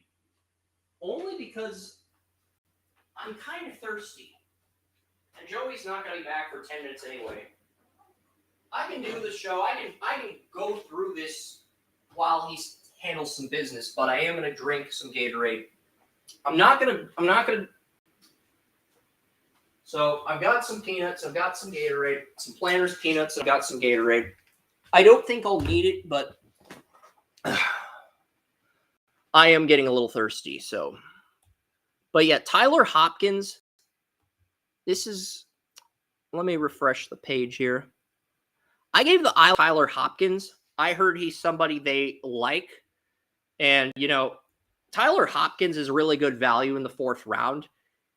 He does have a lot of traits you like, but Hopkins was drafted 4th overall in the OHL draft by the Kingston Frontenacs. So 1 year after they lost Shane Wright, they end up getting Tyler Hopkins as the replacement to Wright. And he had 51 points in 67 OHL games, 20 goals, 31 assists. Can play all 3 forward spots, but he's got to improve his defensive awareness. That's the big thing with Hopkins is his defensive awareness is not great. The New York Rangers, they get Nathan Quinn. Nathan Quinn, 46 points in 54 games.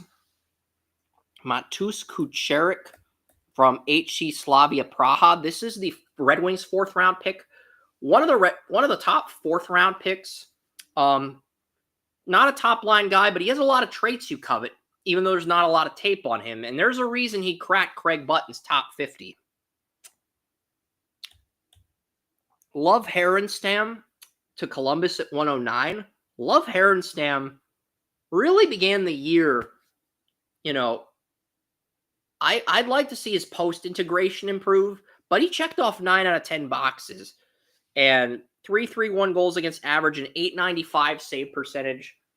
I don't know how I feel about Love Herenstam, but you're drafting him to add somebody to your prospect pool, add somebody for development purposes. Utah gets a defenseman to stash and develop. Quinn Beauchene was drafted 4th overall in the 2023 OHL draft. You could argue he's disappointed for a 4th overall pick, but 24 points in 49 games this year. 2nd line defenseman. He did play with Jet Luchenko on some shifts. New York Rangers get Carson Cameron with their 4th round pick from Vancouver. 22 assists, 26 points.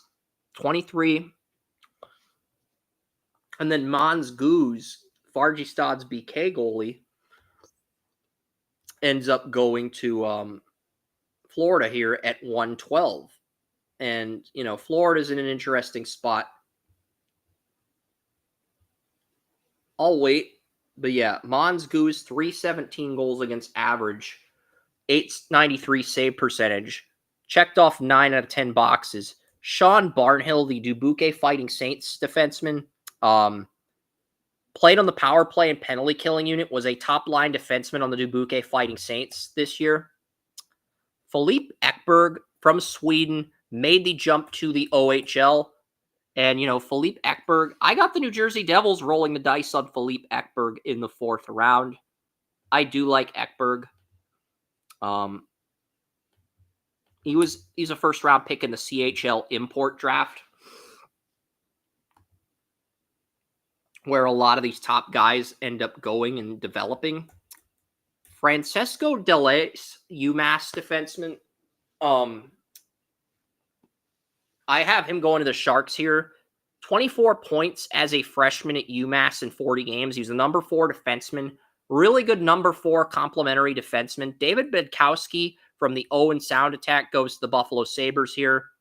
Bedkowski's penalty killing really took a lot of pressure off of Carter George. And that would be my argument for taking a flyer. I think David Bedkowski's a really exceptional penalty killer. Not a top-line guy, but a very good defensive defenseman, big, physical, 6'5", 214. And he did well on both the power play and the penalty killing unit. And he was just such an enforcer on the penalty killing unit. It really took a lot of pressure off of Carter George at goalie. Vancouver, they get Carl Anborn with Ottawa's 4th. You know what? I got to blow my nose. I'm sorry, guys. I got to blow my nose. I'm going to do that. I'm going to go to the bathroom. I'll do that.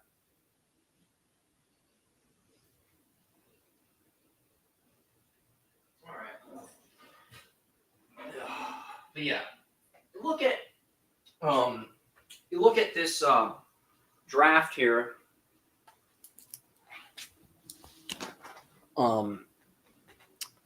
Carl Anborn, 3 goals, 21 assists, 24 points, the HV71 under 20 team. He played on the HV71's top line.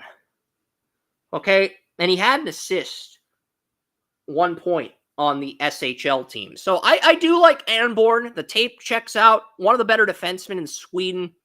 I think Anborn could be a steal in this draft.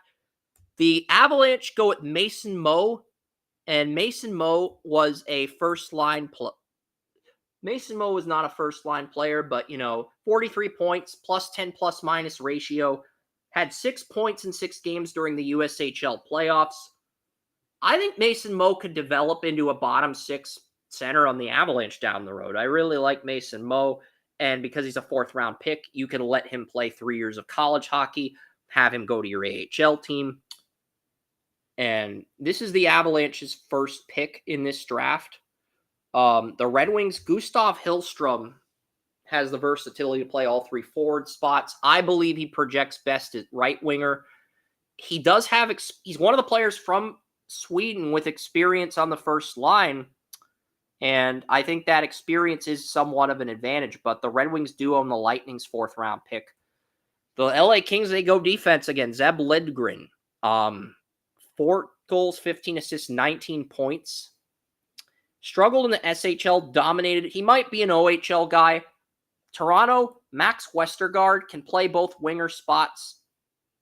I've seen him in the 3rd round of his mock, but he's got to develop his shot and improve his defense. That's the biggest reason he fell the bottom of the 4th round. I think he'll get picked, but I think he's a reach in the 3rd round, a massive reach in the 2nd round. The Golden Knights need to get younger players to add to their prospect pool. And Jamiro Reber's a guy who can play all 3 forward spots. He's an international player. He's not under contract for next season. He's actually shown, outside of Rybikin, Jamiro Reber might be the best penalty shot player in this class. Outside of Rybakин, this might be the best player when it comes to penalty shots in the entire draft. Jamiro Reber from Sweden, HV71. Really good player. Harry Nancy. Harry Nancy can play all three forward spots. Only 23 points, though. I do like his skating, his offensive awareness, defense awareness, hockey IQ, versatility. But the rest of his game, he feels like a project. Evan Passmore, Barry Colts defenseman, only 11 points, 6'4", 209. No points in 16 playoff games, but, Passmore is a very limited sample size in the OHL, but he checked off a lot of boxes when watching his highlights. I can see him becoming a bottom-pairing defenseman in the NHL. I really can. Because from a trait standpoint, a lot is there. I don't think he's going to become a top 4 defenseman, but I can see him becoming a top 6 defenseman, maybe a bottom-pairing guy on the third line. And to get that type of value in the 4th round is incredible value. Theodore Halsquith, 22 points. And Halsquith, his contract runs through 2027, so he's going to develop for a few more years. Nikita Kessler. Nikita Kessler is the top German player in this draft. And,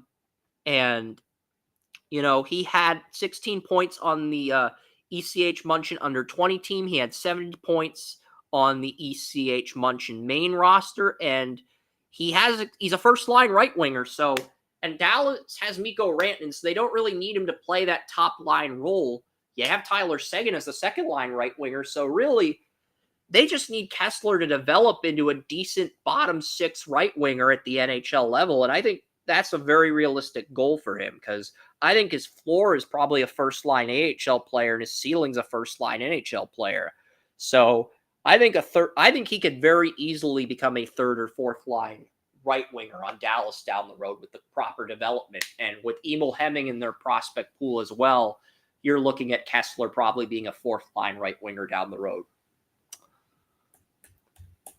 Tampa Bay Lightning, Oliver Turner from the Erie Otters. And, Oliver Turner had 0 points when he made the jump to the OHL.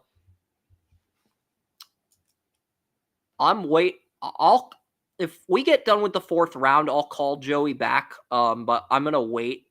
I'm going to give him the time he needs to handle other business.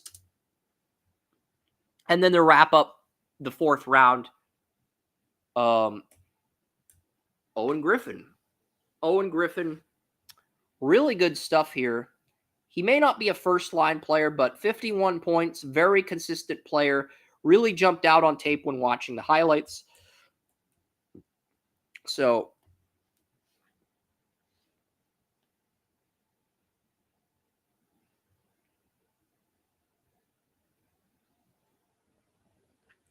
I'm sorry, the person you were... All right. So that's the 4th round. I'm going to start round 5, but I'll revisit the 4th round when Joey calls back. Because there's 96 more picks to get through. I'm not wasting any time. I am grinding through this. I want to be loyal to my teammates. I want to recap stuff if they come back, but I also have a lot of stuff I got to do for the NBA draft. I'm still editing round 2 write-ups. And Roman Bausov, UHC Dynamo Moscow, number 1 defenseman on Dynamo's KHL team. So the Florida Panthers, they get a first-line defenseman in the 5th round. Roman Bausov, he was a number 1 defenseman in Russia's MHL team on UHC Dynamo Moscow. Bausov, 6'5", 190, great size, 2 goals, 9 assists, 11 points, plus 10 plus-minus ratio in 41 games. Has a lot of traits you want. And the Penguins get a Russian too, Kirill Yemelyanov. Yemelyanov is another guy with experience in the first line in the MHL who really stepped up, had a really good year on tape. And the Nashville Predators, they get a Swedish player, Melvin Nototnoy. And Nototnoy, another really good player in round 5. But yeah, I'm going through this as fast, as effectively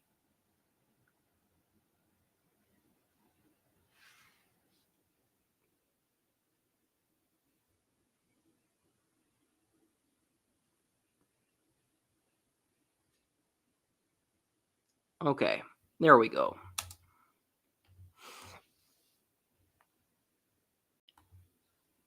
We have anything in the chat room here?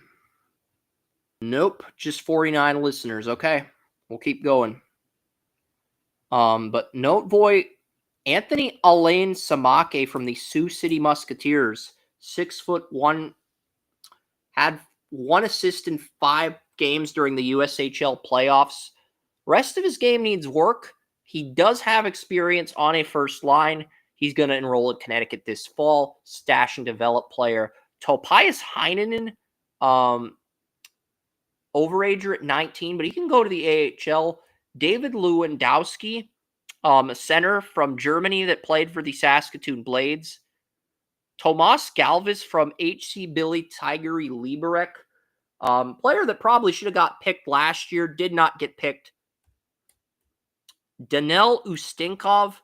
Ustinkov played on the first line with the ZSC Lions. I thought we mentioned him in last year's draft. He may have went undrafted in last year's draft. I don't remember. He did go undrafted in last year's draft, but, rest of his game's pretty much refined for the most part. 2 years of experience on that top line.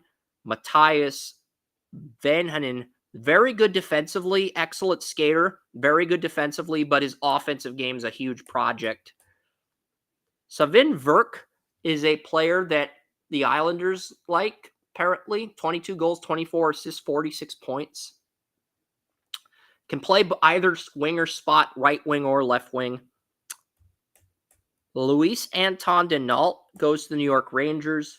Could develop into a backup goalie. Could end up pushing Dylan Garand. He checked off 8 of my 10 boxes.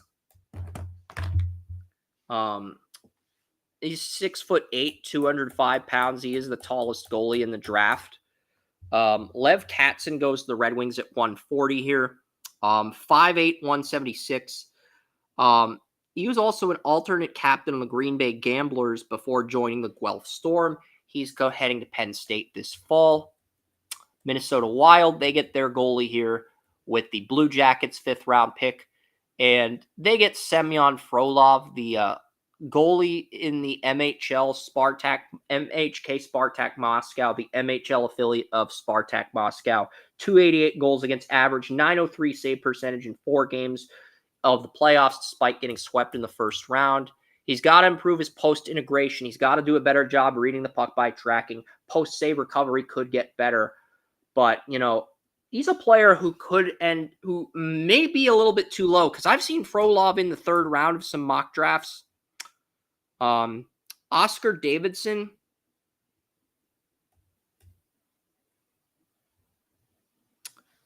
His contract in Sweden runs through 27-28.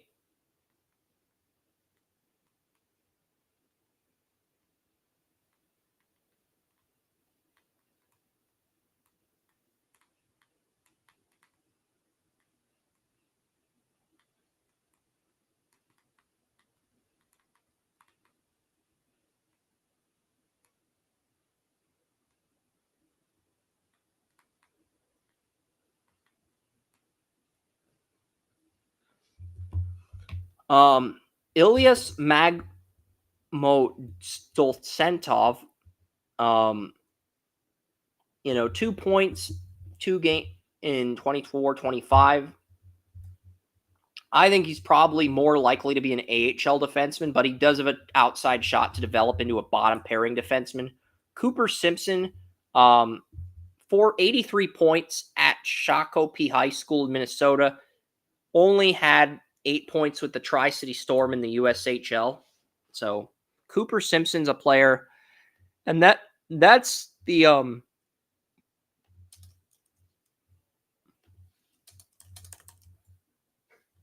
Cooper Simpson's going to North Dakota this fall. Bruno Idzan, the Lincoln Stars left winger. Bruno Idzan, he's got the floor of a 4th line left winger and the ceiling of a 2nd line winger, but he'll have an opportunity to refine his game even more at Wisconsin. 22 goals, 22 assists, 44 points, 20 penalty minutes, plus 27 plus-minus ratio. And then he also had I'm going to double check something with Bruno Idzan before I get to my Dallas Stars 5th round pick. I'm double checking something here, okay? Because I don't know. I may have screwed something up with Idzan's write-up. So I'm double checking what I may have screwed up.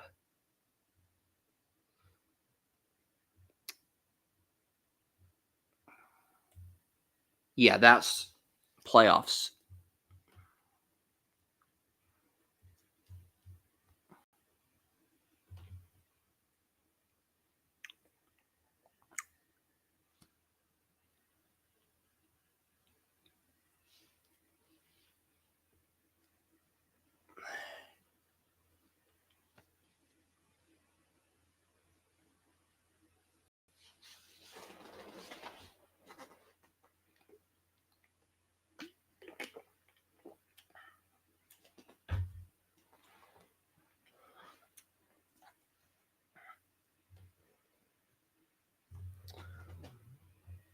Hey, what's going on?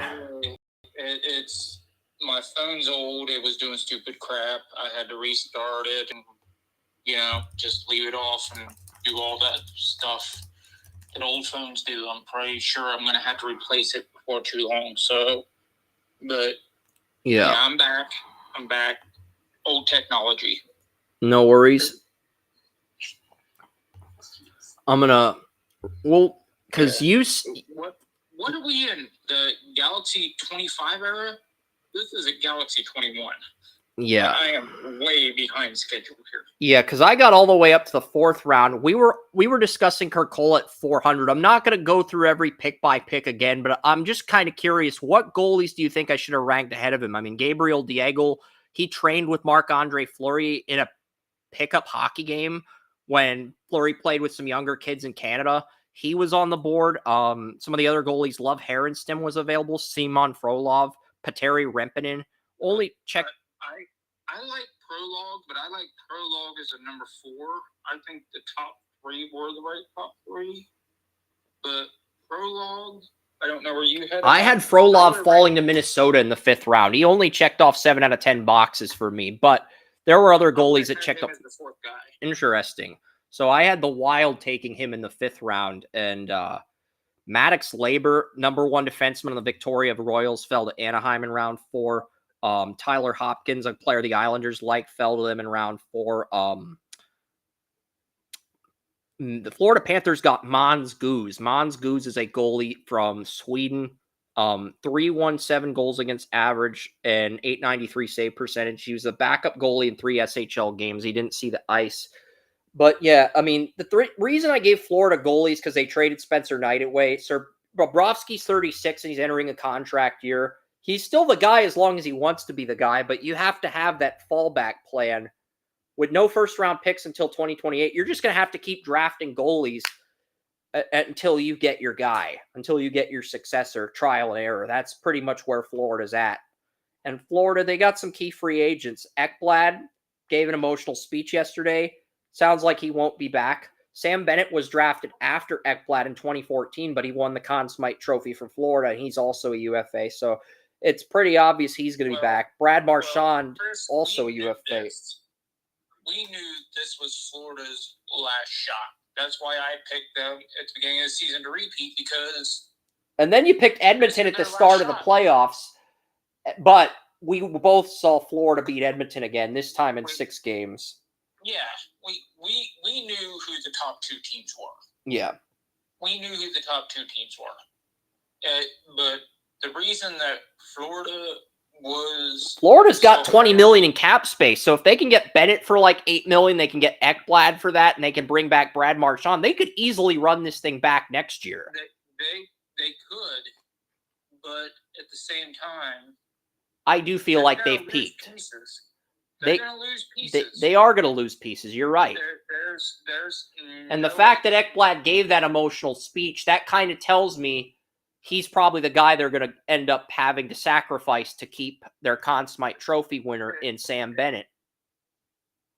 And that sucks, but that's the business. Yeah, and you got Seth Jones and you got Gustav Forsling as your 2 first-line guys if Ekblad leaves. And Forsling was a good number 2 guy on that first line when Montour was injured. He was a great number 3 guy behind Montour last year. He was a good number 2 guy until they got Seth Jones in a trade, and he showed he could be that number 2 defenseman when Ekblad was suspended. So that might be the route they go, and we'll see what they do with the cap space they have. But I really think there's only 4 power teams because, Mitch Marner doesn't want to come back to Toronto.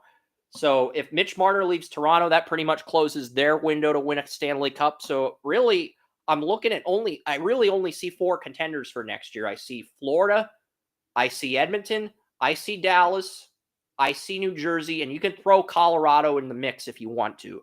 But I think their depth is much thinner. And the fact that Dallas beat them without their 2 best players, that says something. Well, I think Florida set themselves up very well as far as their front office goes. Yeah, and the Seth Jones trade worked out because if Ekblad walks, Seth Jones can be your number 1 defenseman. And the Brad Marchand trade was very good too because he was number 2 in Conn Smythe Trophy voting behind Sam Bennett, who's a free agent. Yeah. So, but the thing is, if I feel bad for anybody Florida's going to let go because we know how great that core is. But at the same time, we know it's a business, and we know that this draft is going to let us know whether, because let's face it, Chris, NHL, they say NFL is not for long. yeah. NHL is like not for a minute.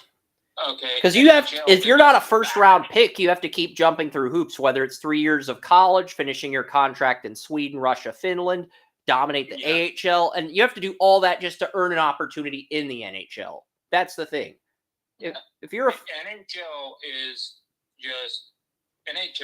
bad on everything, whether it's you're a coach, GM, or a player. I don't care if you have a 10-year contract as any of those 3.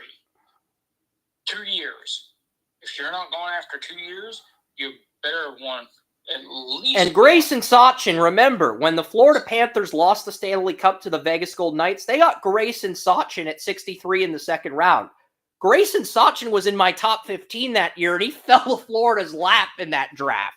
And now that he's 20 years old and he's done with his CHL time, he's either going to be on the Charlotte Checkers, the team that's in the Calder Cup in the AHL, or he's going to be on the Florida Panthers, depending on what they do in free agency. I do think Sachin is a shot to make this roster if Florida has some turnover at center. That's the thing. We'll see. And if he's on the Panthers, how much of a... Because isn't that just unfair for a team like Florida to get a top 15 player in the second round? Doesn't that just... It's, for me, it is a rare moment because NHL teams, NHL general managers, NHL owners are not the smartest group. They're some of the dumbest motherfuckers I've ever seen in sports. Yeah. This is one of the times when I say, Florida, if you fire any one of these people, you have a problem because Florida right now is getting it right. They are actually acting like a successful professional franchise. And if that owner fires anybody in this situation over the next 3 or 4 years, well, we know what the problem is. Yeah, I don't. These guys know what they're doing. And the reason Florida is going to be a playoff team from now until 2030, until Bobrovsky retires, everyone on Florida's first line is under contract till 2030. Carter Verhaeghe, Barkov, Reinhart, who had 4 goals at right winger in Game 6. All of them are under contract until 2030. So that top line is still going to be on Florida until the end of the decade. So those top line forwards are going to be on the Florida Panthers, and you're going to have to play them every night if they're healthy. So that top line is going to be problematic for teams. Yeah, it is. And, the only thing they have to do is reload. And that's what good professional sports teams do. They Yeah. do not rebuild, they reload. They just have to reload with their second, third line, fourth line forwards, and maybe first line defenseman if Ekblad leaves. And that's really the thing I was worried about. But it's a business, and you might not be able to keep Sam Reinhart, who wants $8 to $10 million a year. You might not be able to keep Lucic, and you might not be able to keep Ekblad if you only have $20 million in cap space this year. And you got to save at least $10 million for next year if you re-sign Bobrovsky. But that money won't go into effect until the 26th season. But you still have to factor it in when re-signing these guys to contracts. Because Bobrovsky's your goalie, and you're not letting him walk. So you might draft a successor in this draft, but you're not letting him walk either. And you have, if you're going to continue the way you continued, remember, you just won 2 in a row. You're going to continue that success.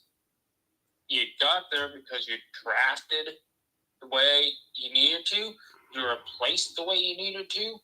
And now you have to start replacing again. You need a center. You need a goalie. You need you get those defense. 2. Now you're starting to rebuild this thing before everything goes to hell. Now, that's how you rebuild, and that's how Florida stays in the Stanley Cup conversation. Yeah, Michael Benning, a player we liked in the 2020 NHL draft, fell to Florida in the 4th round. He might be ready to make the NHL. He had 61 points in his draft year at the time.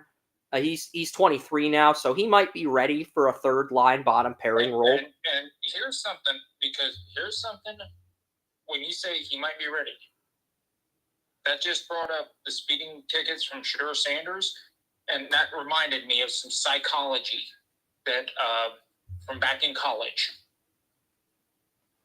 Remember, the female mind matures more quickly in the behavioral category than the male mind. Women usually mature between ages 20 and 23 on average. Sometimes they hit 25. Men usually mature as far as their decision-making ability between ages 25 and 30. So when you say they may be ready physically, that's why we look at the mental makeup. When we're scouting people, that's why we look at the mental makeup. Exactly. And I don't see him getting an opportunity to play on the third line unless Ekblad leaves in free agency. If they find a way to keep Bennett and Ekblad, number 1 pick from 2014, if they find a way to keep both of them, he's probably going to have another year in the minors. Maybe, because that's one of the good things about But Florida's in a very minor good league spot baseball. right now because it sounds like they want to keep these guys, but they know they probably can't keep all of them. And and that's what makes it tough. That's one of the things I do like about Major League Baseball, the NHL. Because you draft a guy when they're 18, but they're on an entry-level deal making a $950K to the league minimum $755K if they're like a 3rd or 4th round pick for 3 years. And then once that entry-level contract's done, if they're really good, if they're like a 1st round pick with 2 NHL years of experience, then you can give them an 8-year contract to keep them. And you have to pay them a big margin, anywhere between 5 and 8 million. And then after that, they hit the open market. So you do get... That's why I like the system, because Major League Baseball and the NHL do things very well when it comes to the age gap. NBA has tried to replicate it. They're still working on it. It's a work in progress. Like 5-6 years later, it's still a work in progress. NFL had a decent system with NFL Europe, but they decided to go and use the UFL and XFL and what other leagues as their summer leagues to get those to kind of do it without having to spend to do it like these other leagues do. So it's really weird. Yeah. But at the same time, you have to look at it for what It is. And TSN, I kind of agree with their top 6 free agents. They have Marner at number 1, Toronto's right winger, 102 points, and they have Sam Bennett, the Conn Smythe Trophy winner, at 2. Brad Marchand, who is second in Conn Smythe Trophy, at 3. Nicolas Ehlers, the second line left winger in Winnipeg, is 34. I like Colby Barlow more. Colby Barlow's had 4 seasons in the OHL of 30 goals, and I think he can replace Ehlers on a rookie deal. The question is, does Winnipeg want to take that risk, or do they want to bring back Ehlers and bring up Barlow as a third-line left winger and ease him in? And then you got Ekblad, Florida defenseman, who went number 1 in the 2014 NHL draft. Bennett went 4th to Calgary in that draft, but sent to Florida in the Jonathan Huberdeau, Matthew Tkachuk trade. Ekblad's the top defenseman in free agency. He's considered the 5th best free agent. And then Vladislav Gavrikov, the LA Kings defenseman that played with Doughty, is projected to be the number 6 free agent. But you're looking at the can I finish the salary averages? Marner, $13 million. Bennett, $8.3 million. 8.1 for Marchand. 8.5 for Ehlers. $8 million for so if each of these Florida Panthers stars is projected to cost $8 million and they only have $20 million, they can only keep 2 of the 3. They're either gonna have to let Bennett, Marchand, or Ekblad walk, and it sounds like they're gonna keep Marchand and Bennett, and they're gonna let Ekblad walk because Ekblad gave the emotional speech. Plus, Marchand and Bennett were 1 and 2 in Conn Smythe voting. Gavrikov was projected to make $7.5 million. That's his average according to TSN. But that's just the top 6 free agents. I'm not going to dive hugely into free agency because those 6 are mainly the big stars. After that, there's a huge drop off from the next best free agent. And I like Gavrikov, but I don't consider him a star. He's a high-end defenseman. He's a top 2, top 3 defenseman. I don't consider him a star, but he's a top 2, top 3 defenseman, and those rarely hit the market. Very good complementary defenseman on a top line. But yeah. Well, a lot of times, a complimentary player may get overpaid because of a great need. Yeah, he was a number 2 defenseman on Columbus's top line next to Werenski, and then when he got traded, he was a number 2 defenseman to Drew Doughty. But Drew Doughty missed a lot of games, and he was healthy this year in his contract year. But now that Doughty's healthy, the Kings are banking on Doughty and Brant Clark, their 21 first-round pick that they took 8th overall. So they're okay with letting Gavrikov walk if he wants too much money. So, Because that's the thing. He was second line. But if the first line is injured, he was the number 2 defenseman on the first line, but the number 1 defender on the first line was injured, so he got to play most of the season as the number 1 defender on the first line. So that experience helps. And I can guarantee you, someone's going to overpay him thinking you're going to get a number 1 defenseman, and it's going to bite them in the ass. I'm not so sure it's going to bite him in the ass. If they use him correctly, it could be a very good business move. Yes, because I thought he played very well during that time. Yeah. So maybe it was just him doing a contract year. We see it in sports all the time. Contract year comes up. But I think those 6 are the big free agents, and then everybody else, it's just we'll see. Because I did not go through the entire TSN free agency list. I can look it up, but I'm just recapping our audience on most of the 4th round. But yes, I've read their shit before. It's like they get not only in depth, but they put way too many people on it. So yeah, the lists are very lengthy. Corrado projects average top 50 on TSN. I mean they've got Ivan Provorov, the Columbus defenseman. Ivan Provorov was a very good defenseman. I had Provorov graded ahead of Noah Hannafin in the 2015 NHL draft. Ivan Provorov was drafted 7th by the Flyers in the 2015 NHL draft. Got traded to Columbus in that trade a few years ago. He's the number 7 player. He's projected at $7 million. John Tavares, former Toronto Maple Leafs captain, former number 1 pick of the Islanders, is listed at $7 million. So, and Brock Boeser, 2015 first round pick, $8.2 million. So those 3 are like the big, those 9 are like the big stars. And then after that, there is a pretty big drop off, I would say, because nobody after those guys is projected to make over $7 million. Everyone else is $6 million or less. So it seems like after those 9, there is a very significant drop off in the star power and free agency, Joey, after those 9. That's kind of the vibe I'm getting. And we seem to agree, so I'm not gonna go more in depth with it, because we can always discuss that after the NHL draft during the week, because we don't know what we'll talk about in 2 weeks from now, and that we might have some NHL we'll definitely have some NHL free agency moves, but yeah, Butkowski, it's a good 4th round. Gustav Hillstrom, Carl Anborn, HV71 defenseman. I gave Vancouver him with Ottawa's 4th round pick. LA Kings got Zeb Lindgren from Sweden. Max Westergren. Jamiro Reber was a player that he's a really good penalty shot player. Outside of Rybikin, he's probably the best penalty shooter in the draft, and I gave him to Vegas at 122. Theodor Hallsquith. Nikita Kessler's the best German player, only 16 points on the ECH Munchen under 20 team, but he had 7 points on their main team in Germany in the Dell League. And I gave the Dallas Stars Nikita Kessler. I was originally going to give the Seattle Kraken this pick, but the Seattle Kraken gave up this pick that originally belonged to the Dallas Stars in exchange for Mason Marchment, because Dallas had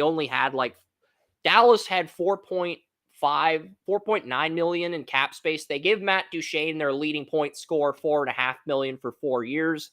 Then they trade Mason Marchment to recoup the $4.5 million they lost. And then they end up paying Maverick Bourque, their 2020 first round pick, $950,000 league minimum, or the minimum for first round picks. And then Nils Lundqvist only got $1.25 million. So they've still got about $3 million they could spend, or just maybe $3 million, maybe just under $3 million. It sounds like they've spent 2.1 of $4.5 million. So that they've still got a respectable amount of money they can spend on team captain Jamie Benn, and they're still looking for a head coach. They're looking at Steve Ott, the Blues assistant coach that played with the Stars when they made the playoffs in 2016. They're also looking at Neil Graham, their AHL coach, who developed a lot of the current draft picks on the Dallas Stars, who took the Texas Stars to the Western Conference Finals in the AHL. So they're looking heavily at both of those guys for the head coaching job to replace DeBoer.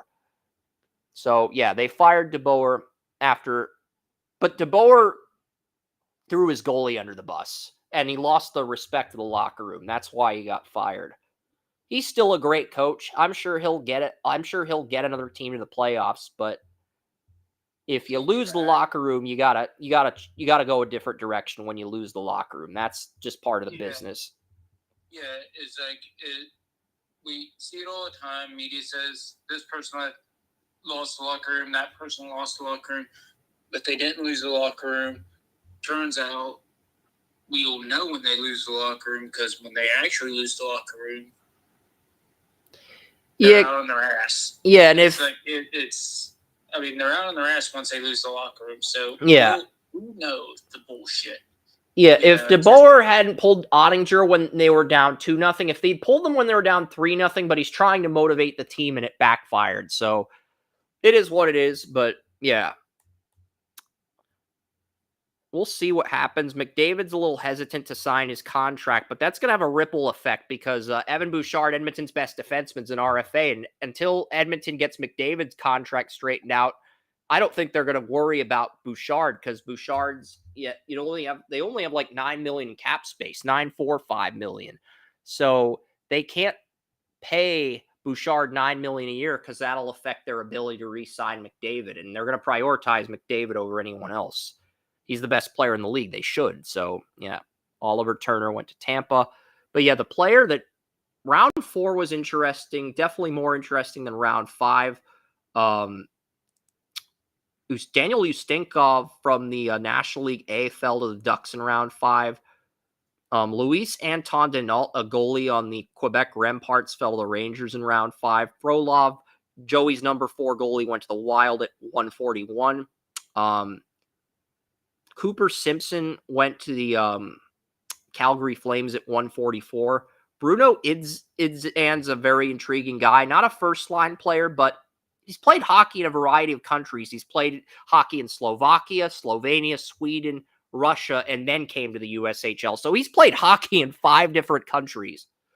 He was born in Croatia, but he played hockey in Slovakia, Slovenia, Sweden, Russia, and then he came to the United States. So that's actually 6 countries. So Croatia, Slovakia, Slovenia, Sweden, Russia, USA.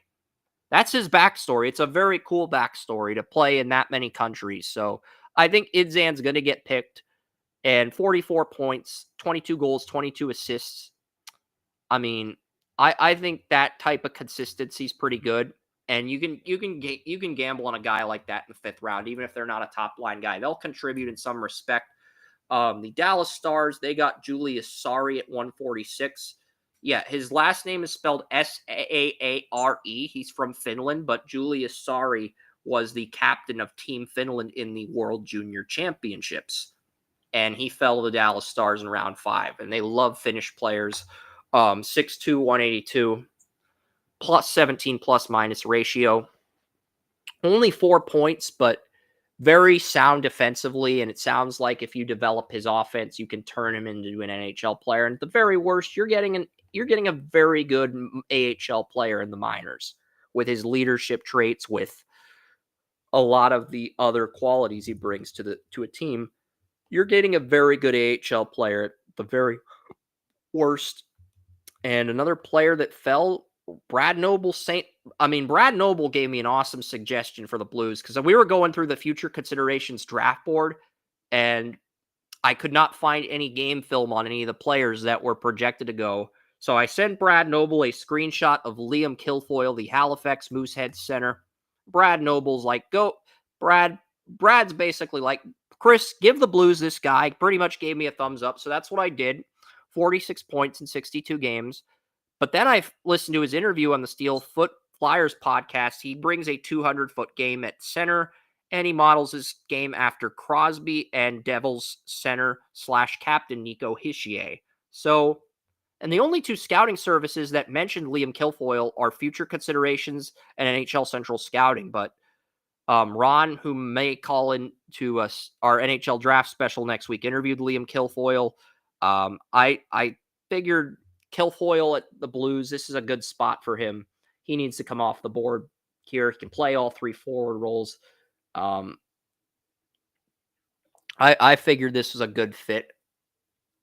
And this is the Blues' first pick since the first round at pick 19. They only have 3 picks this year. They have 19, they have their 5th round pick, and they have their 6th round pick. And the Blues and Stars are the teams with the fewest cap space of any NHL team. We're talking under $5 million in cap space, and trying to wiggle that and put a team together with that little salary space. It's hard when you're down to that little space. But yeah, Penguins, I want Charlie Serrato, Penn State center. He got Penn State to the Frozen Four. His line was the hottest line in the country. It was a second line player versus a first line player, but his line was the hottest line in the country throughout the college hockey tournament. So played with a lot of momentum down the stretch, and he's 20 years old. He's from Minnesota. I gave the Penguins Charlie Serrato, and then Ottawa gets Aaron Dahlquist. Richard Gallant, he's going to go to Harvard this fall. Just has to develop his shot, but very sound defensively. Ati Joki to the Tampa Bay Lightning. William Bell, he was a player at the NHL Combine that fell in round 5, 6'4", 218, 10 points, but he's very good defensively, and he's going to go to Notre Dame this fall. So even though the production's not there, very sound defensively, and you got to be pretty smart to get into Notre Dame, even if it's for hockey versus football. Owen Martin was once mocked to Dallas in the 3rd round. He fell to the 5th round, and, 34 points, 20 penalty minutes on the Spokane Chiefs. Line 2 center behind Berkeley Catan, Kraken 1st round pick. He'll probably get more minutes this year. So I think Owen Martin should see an uptick in his production next season. Tommy Lafreniere to the Vegas Golden Knights. 56 points in 68 games. Capitals get a goalie, Roberto Henriquez. Only checked off 6 out of 10 boxes, but 249 goals against average in 923 save percentage with the Anchorage Wolverines in the North American Hockey League, but he struggled with the Green Bay Gamblers in the USHL. But he dominated in the North American Hockey League. I'm not sure he's an NHL starter. I think he could be a high-end backup, though. I think he could either be an AHL starter or a NHL backup. And this is good value for that if you're looking for that type of player. I mean, there's each NHL team needs 4 goalies. You need an NHL goalie, an NHL backup goalie, an AHL goalie, and an AHL backup goalie. And if you want to get into it like Kerm does, the ECHL is the league below the AHL. So if you value having a good goalie in the ECHL level, you can say you need 6 goalies versus 4. But I mainly have web pages for the NHL and AHL. I don't do the ECHL. But yeah, Connor Hellebuyck's now 32 despite winning the Vezina 2 years in a row. And he's got 6 years left on his contract, but you got to get another goalie to develop behind him. And this is the thing with Trenton Bennett. He's the backup goalie on the Owen Sound attack. 921 save percentage, 292. Only started 30 games, but that was with the Kentville 73s in the CCHL. He only went 1-4. He only started 5 games in the OHL because he's the backup to Carter George, the Kings' second-round pick. But he did get a shutout in one game. In his lone win, he got a 37-save shutout, and he showed a lot of potential in that game. But he's a major long-term project, but we'll see what happens. But Hellebuyck was amazing in amazing after he's drafted. He's amazing in college, and I think he was the first goalie to sign with an NHL team as a sophomore out of college. And then and then the other one was Jacob Fowler last year. Julius Sumpf, the Moncton Wildcats center, goes to the Flyers. 158, Jeremy Loranger. Jeremy Loranger is probably the best BCHL prospect since Jamie Benn. And the thing is with Loranger, he had over 100 points. And that's the thing. He had over 100 points with the Sherwood Park Crusaders, can play all 3 forward roles, 5'10", 165, 40 goals, 65 assists, 105 points in 54 BCHL games. Also had 14 points in 8 games, nearly 2 points per game in the playoffs. Loranger, I've been saying Loranger's going to be a steal in this draft for a while, and there have been a few left wingers that have been steals, Joey. I know 2 of those steals are Jamie Benn.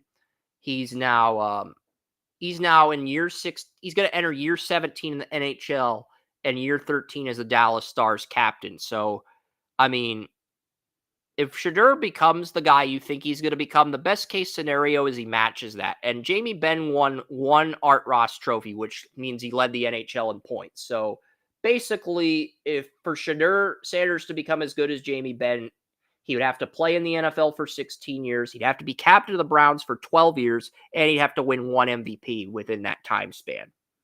Not saying he can't do it, but that is a huge bar, even for a quarterback as heralded as Shedeur Sanders to set. That's a huge bar for him to reach.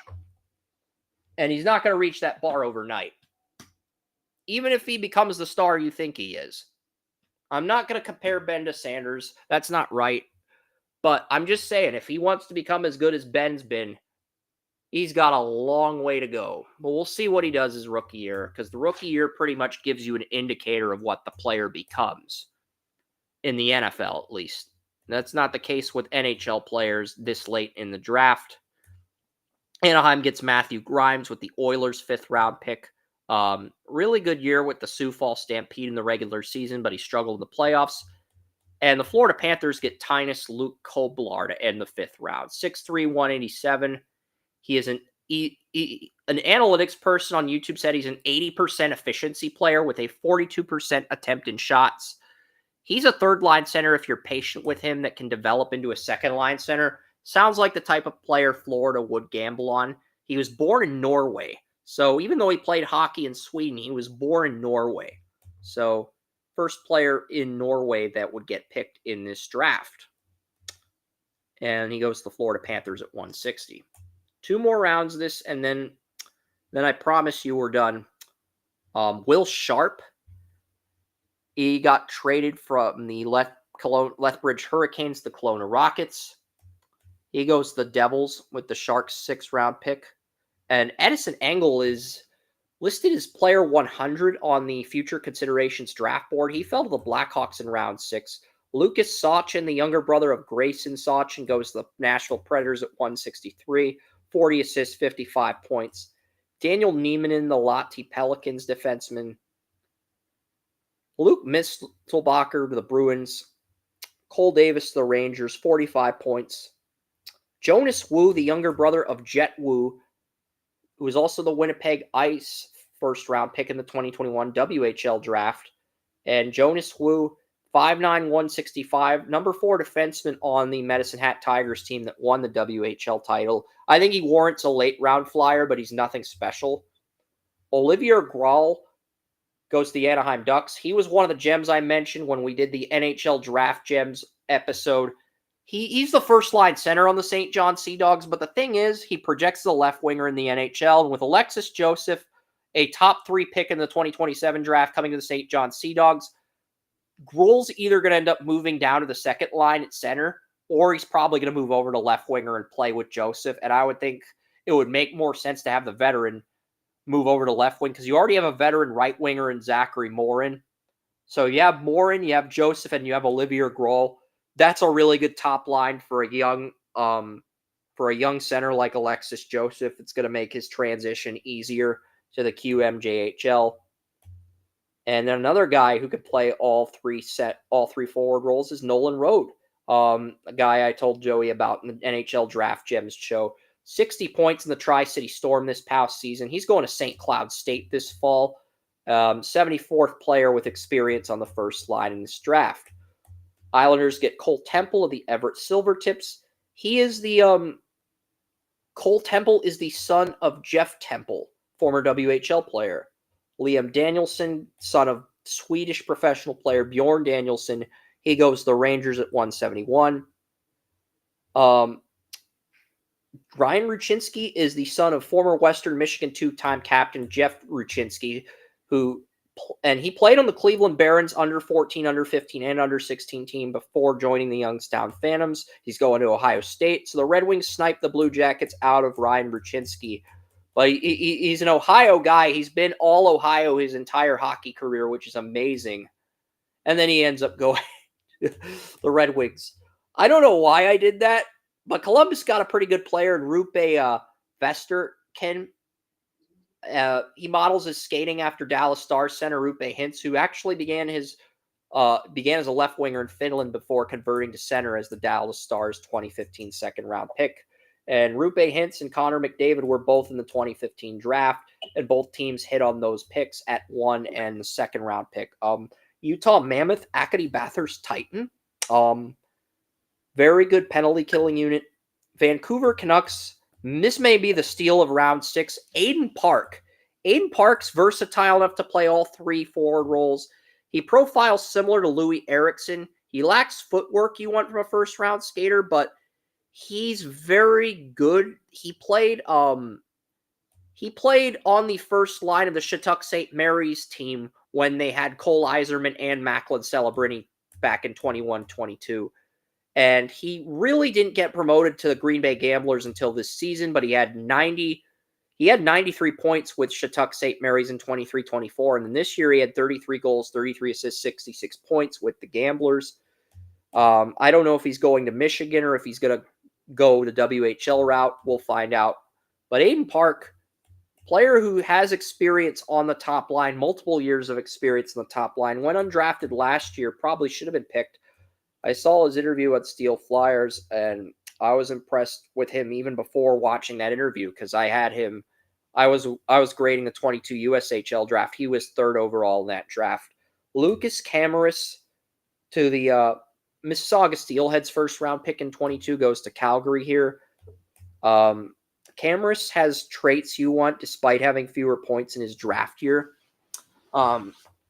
And then we have a goalie going to Montreal. And Montreal really doesn't need a goalie. This is more of a luxury pick. This is more of, we're getting a backup to Jacob Fowler just for insurance purposes. That's really all this is.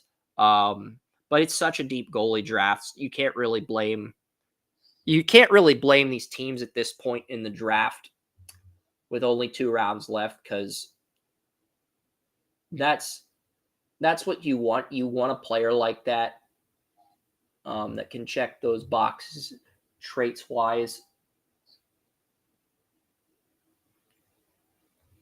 Yeah, found the error. Oh, it's found the spelling error. But Raiden Legal, I watched his tape. I was impressed. And the Everett Silvertips, they've earned the benefit of the doubt when it comes to developing goalies. Carter Hart was drafted by the Flyers in the 2nd round for the Everett Silvertips. He became their starting goalie until he was cut last year. But he had 5 good years in the NHL. And then Dustin Wolf got drafted by Everett. He was on the Everett Silvertips. He got drafted by Calgary in the 7th round, Rookie of the Year finalist. So Raiden Legal, not a lot of experience, 16-2-4 in 22 starts this year, but .920 save percentage, 1 shutout, and a 5-4-1 record in 10 WHL playoff games. And he's going to Bemidji State to play college hockey this fall. Bemidji State, Minnesota. Tanner Lamb, the Kitchener Rangers 2nd round pick, goes to the Devils. Carl Axelsson, the Austin Bruins goalie, 174 goals against average in the North American Hockey League, but he did struggle in Sweden. But he dominated in the North American Hockey League with the Austin Bruins. Minnesota Wild, Ethan Wittenbach. Wittenbach, 24 goals, 27 assists, 51 points as a rookie. Led his team in goals and assists and points as a rookie, despite missing a month with an injury.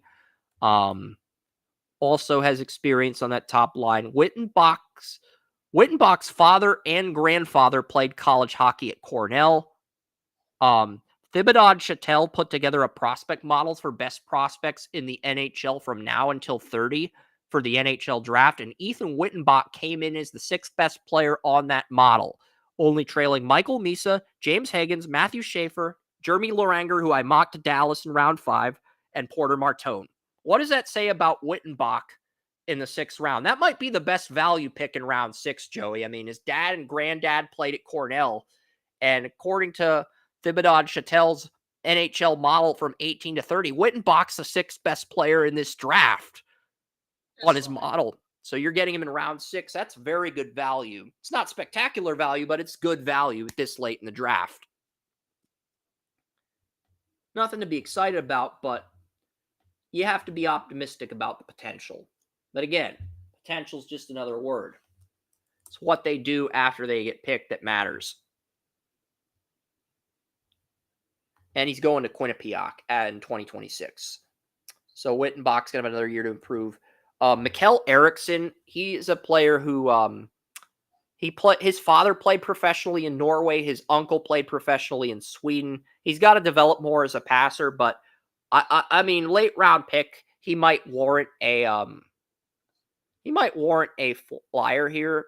Andreas Straka, the first line center on the Quebec Remparts, fell to the Nashville Predators in 182. They own the Avalanche's 6th round pick. Sean Carrier fell to the Tampa Bay Lightning. Colton Bridgman, the really good penalty killer. He's great at hitting opponents, blocking shots, but his plus-minus ratio is in the negative. But yeah, he goes. Caden Taylor, Peterborough Pete's center, 31 points in 68 games. Drew Shook, the U.S. national team defenseman, 6'1", 174. He really impressed me against the Waterloo Blackhawks, and he's going to go to Michigan this fall. And then Jacob Kvasnicka is going to head to Minnesota this fall. And the Vegas has the Capitals 6th round pick too. Nicholas Nakiri fell to Winnipeg. He is a defenseman on Helsingfor's IFK. That's the Finnish team that Miro Heiskanen played on. Burke Hood, the Vancouver Giants goalie, goes to the Carolina Hurricanes. 313 goals against average, 910 save percentage, 1,260 saves, 19-13-6 record in 38 starts while playing 42 games. Pretty okay regular season. Not a great regular season. Horrendous playoffs, though. 640 goals against average, 863 save percentage, in 5 playoff games. I mean, Burke Hood's goals against average is worse than some of the pitchers in the MLB as far as their ERAs go, with that 6.4 goals against average in the playoffs. So some teams are going to take him off their boards because of that alone. I do think he gets picked, but I think he's a late round pick. And that's because you could argue his regular season tape makes him a 5th rounder, but his playoff performance makes him undraftable.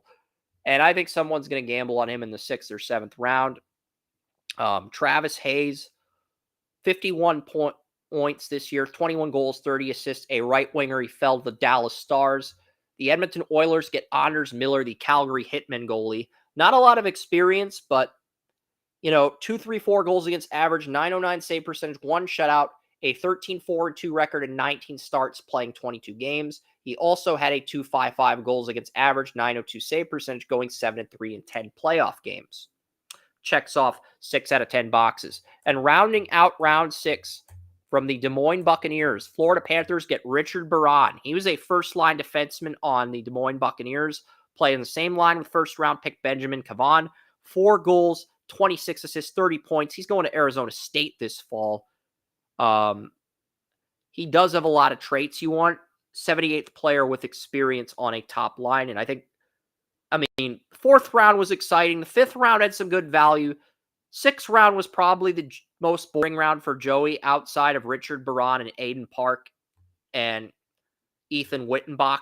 There were some nice players in terms of value, but nothing special. And now we get to the final round here. Felix Farhammer goes to the Tampa Bay Lightning. Plays for Örebro HK in Sweden. Dominic Pavlik goes to the Blackhawks. Ryan Miller, same name as the former Buffalo Sabres goalie, the Portland Winterhawks left winger, goes to Buffalo Sabres. Vigio Norland, 49 points on the Skellefteå AIK under-20 team. Only 1 assist in 15 SHL games. Oliver Soderstrom goes to the Blackhawks. Adel Anander goes to the Seattle Kraken. Buffalo Sabres get Matej Mikes. He's been listed as high as the 3rd round in some rankings.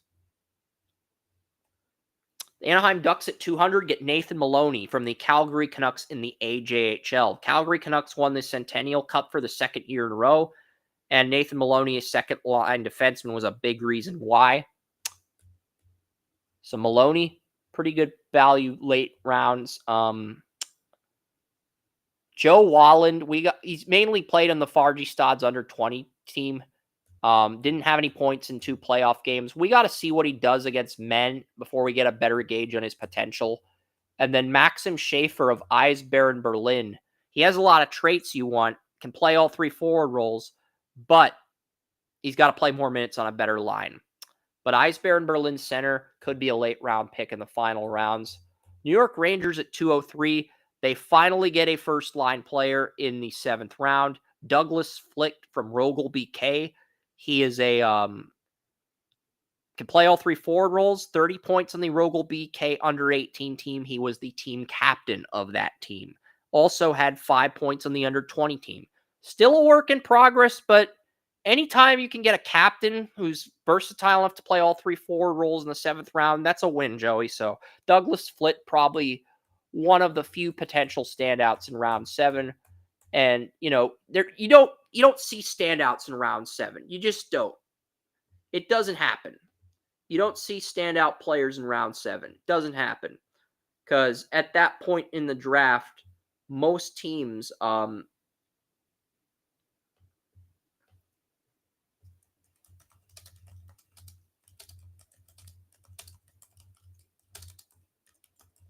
Kalto, one of the best left wingers in Finland, but he's got to improve his defensive awareness.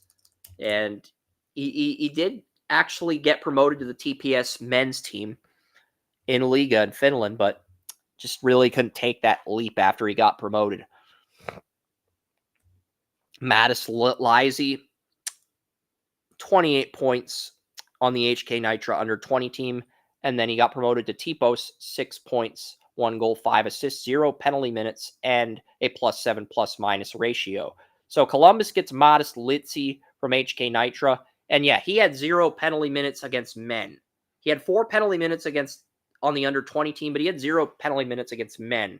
And HK Nitra had Simon Nemec when he went second overall. So I think HK Nitra sort of established themselves as the powerhouse team in Slovakia since Nemec went second overall. And, he has a lot of traits you want in a defenseman. And anytime you can get a defenseman with 0 penalty minutes in the 7th round, when they played well against the highest level competition, that's a win. I'm not saying he's going to become anything. I'm just saying that's encouraging. Ashton Schultz, Chicago Steel Center, the Tampa Bay Lightning. Caden McCann, the Medicine Hat Tigers left winger, 20 points, 6'3", 205, big body defenseman, big body left winger. And then Calgary gets Mikhail Fedorov. He did get promoted to alternate captain on the MHL team. 43 points, 17 goals, 23 assists, 8 penalty minutes, +8 ± ratio. Does need to get a little bit bigger. 5'11", 152. Vit Masek from Dynamo Pardubice goes to Montreal. 39 points, 20 penalty minutes, +7 ± ratio. Can play both winger roles, but right wingers is his main spot. Good trait-wise, the versatility makes him intriguing. Jacob Cloutier, 47 points, but he had 41 penalty minutes with the Saginaw Spirit at 210 with the Devils' 7th round pick. And the Red Wings with the Blues' 7th round pick, they get Vij Zashevsky. And Vij Zashevsky from the Kamloops Blazers, 15 points in 46 games. That's not encouraging, but he also played for the Czech Republic in the Hlinka Gretzky Cup. And he was a first-line right winger for that Czech Republic national team, playing with first-round pick Radim Murtka. So Zateshki Zateshki's going to be a project, but worst-case scenario, you wasted a 7th-round pick. Best-case scenario, you get your best center since Pavel Datsyuk. Because remember, Joey, the Red Wings, they took Pavel Datsyuk in the 7th round of the 1998 NHL draft. And this is the closest thing the Red Wings are going to get to a Pavel Datsyuk. I'm not going to compare any 7th rounders to Datsyuk because he was one of the all-time greats. He had a very long career. I think he played from 2001 as a 4th-line player when Yzerman was still in his prime to 2014. So he had a very good career. Pavel Datsyuk, for a 7th-round pick to have a 13-year NHL career. He had a very good career.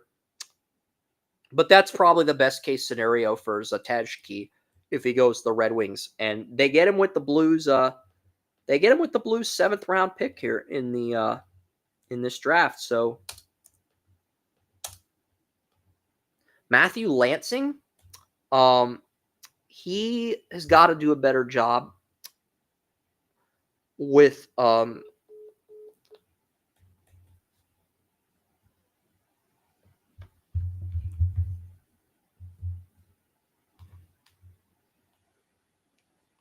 we're on like the last few picks. Sorry, the person you were trying to reach has a voicemail.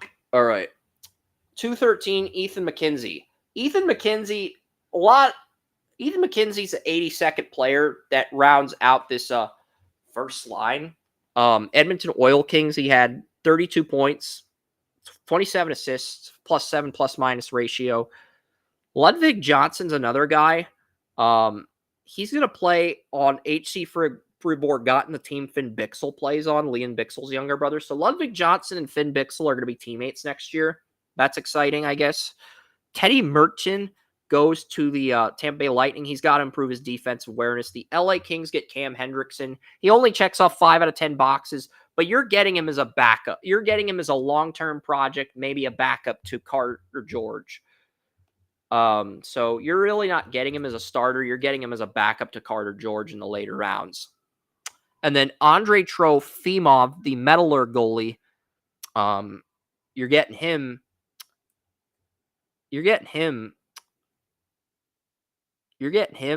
too. So Andrei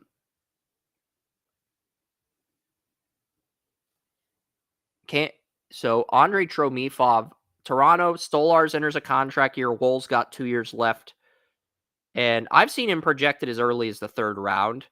And, Metallurg, they had the goalie on the Avalanche draft in the 2nd round last year. but this is an MHL goalie. The goalie Colorado took was the KHL Rookie of the Year. Chase Jett. He goes to Columbus. You could stash him and develop him. And Buffalo, they get Stefan Cerny. Noah LaBerge goes to the Winnipeg Jets here. Noah LaBerge. Jasper Kuta, Helsingfors IFK, an international player that may be able to go straight to the AHL this season, but he had 0 goals, 0 assists, 0 points in 8 games. I might go to the Riverhounds game later tonight. I haven't decided. I'm going to take the Thunder, and then we'll wrap this up. Dallas Stars, Vincent Desjardins. He's going to Nebraska Omaha, but he's the 83rd player with first-line experience. And he had 81 points, 18 goals, 63 assists, 81 points. And he played on the same line as Matteo Norbert and Justin Carbonneau. But he can play all 3 forward roles. Really good value in round 7. And then Alex Misiak, the younger brother of Michael Misiak, goes to Edmonton, can play left winger and right winger. And my Mr. Irrelevant is Nicholas Sikora. And he can play, he's a stash and develop guy, 40 points in 61 USHL games. He played on the Omaha Lancers. He got traded to the Sioux City Musketeers. He's got one more USHL season, then he can go to Quinnipiac next year. But yeah, that is the mock draft, folks. All 224 selections. And we're at 60 viewers, so I'll do a little Q&A. I am going to wrap up soon.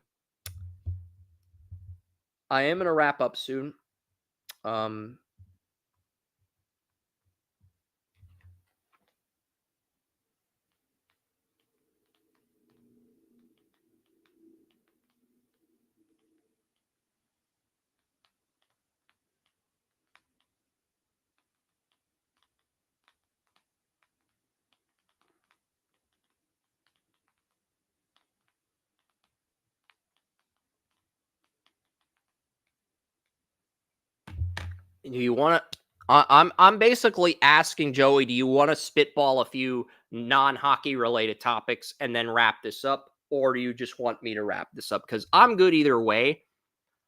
I am going to wrap this up if I don't get a response, but I am thinking, do I want to do this? But yeah, I just finished. All right, okay. But yeah, I'm pretty much done. As far as the NBA Finals go, I'm gonna take the Oklahoma City Thunder in 7 games. They're gonna win Game 7 tomorrow. I just think the Thunder, and the fact that the ref, NBA Finals ref,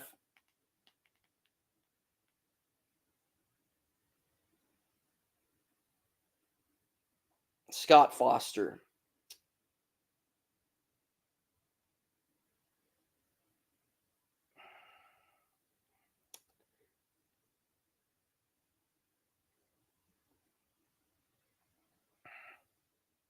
But yes, Scott Foster is going to officiate Game 7, nicknamed the Extender.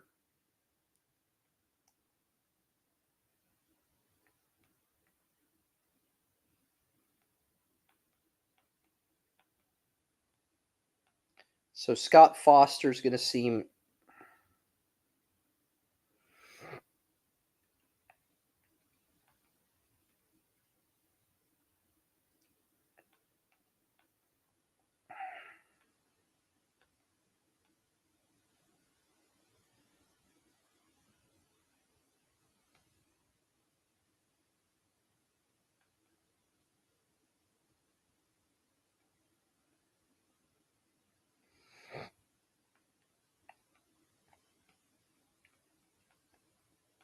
And, Coastal Carolina, great story. Very good story.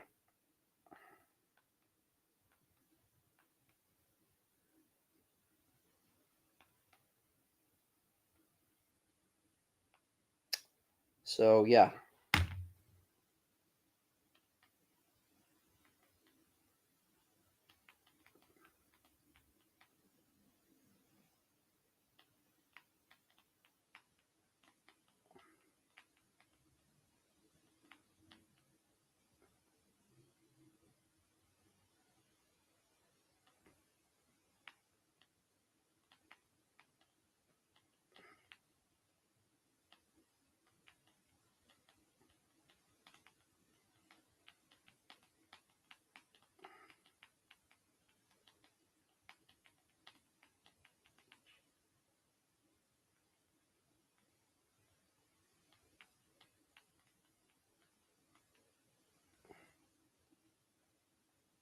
I'm going to end things on TalkShoe.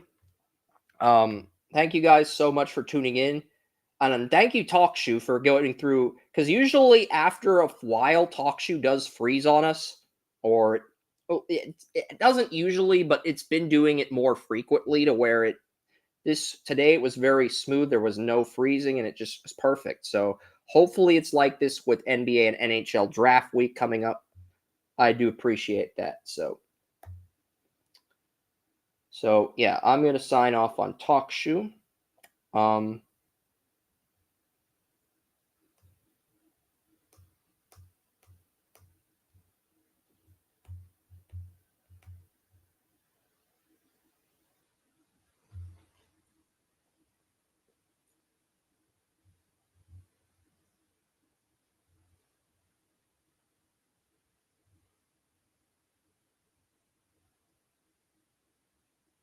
Yeah, I ended on TalkShoe. I'm just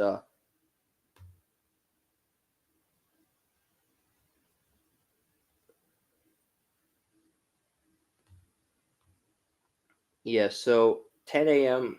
We got through everything in about 4 hours. That's good. So I am gonna wait for some feedback from Joey. If he wants to resume those topics, we'll continue.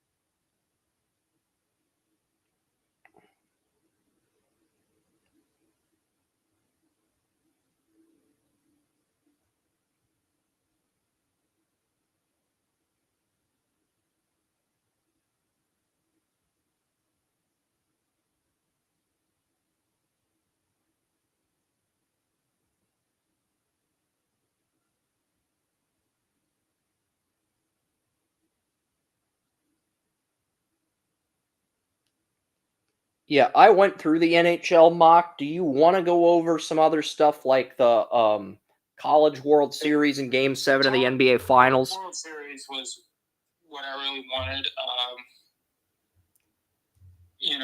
And that's why I called back in, despite the fact my phone is doing stupid shit. Because it's Coastal Carolina and it's LSU. I think it's going to be a very fun World Series, and I'm taking Coastal Carolina. I know LSU's the favorite. I'm taking Coastal Carolina. They've scored more.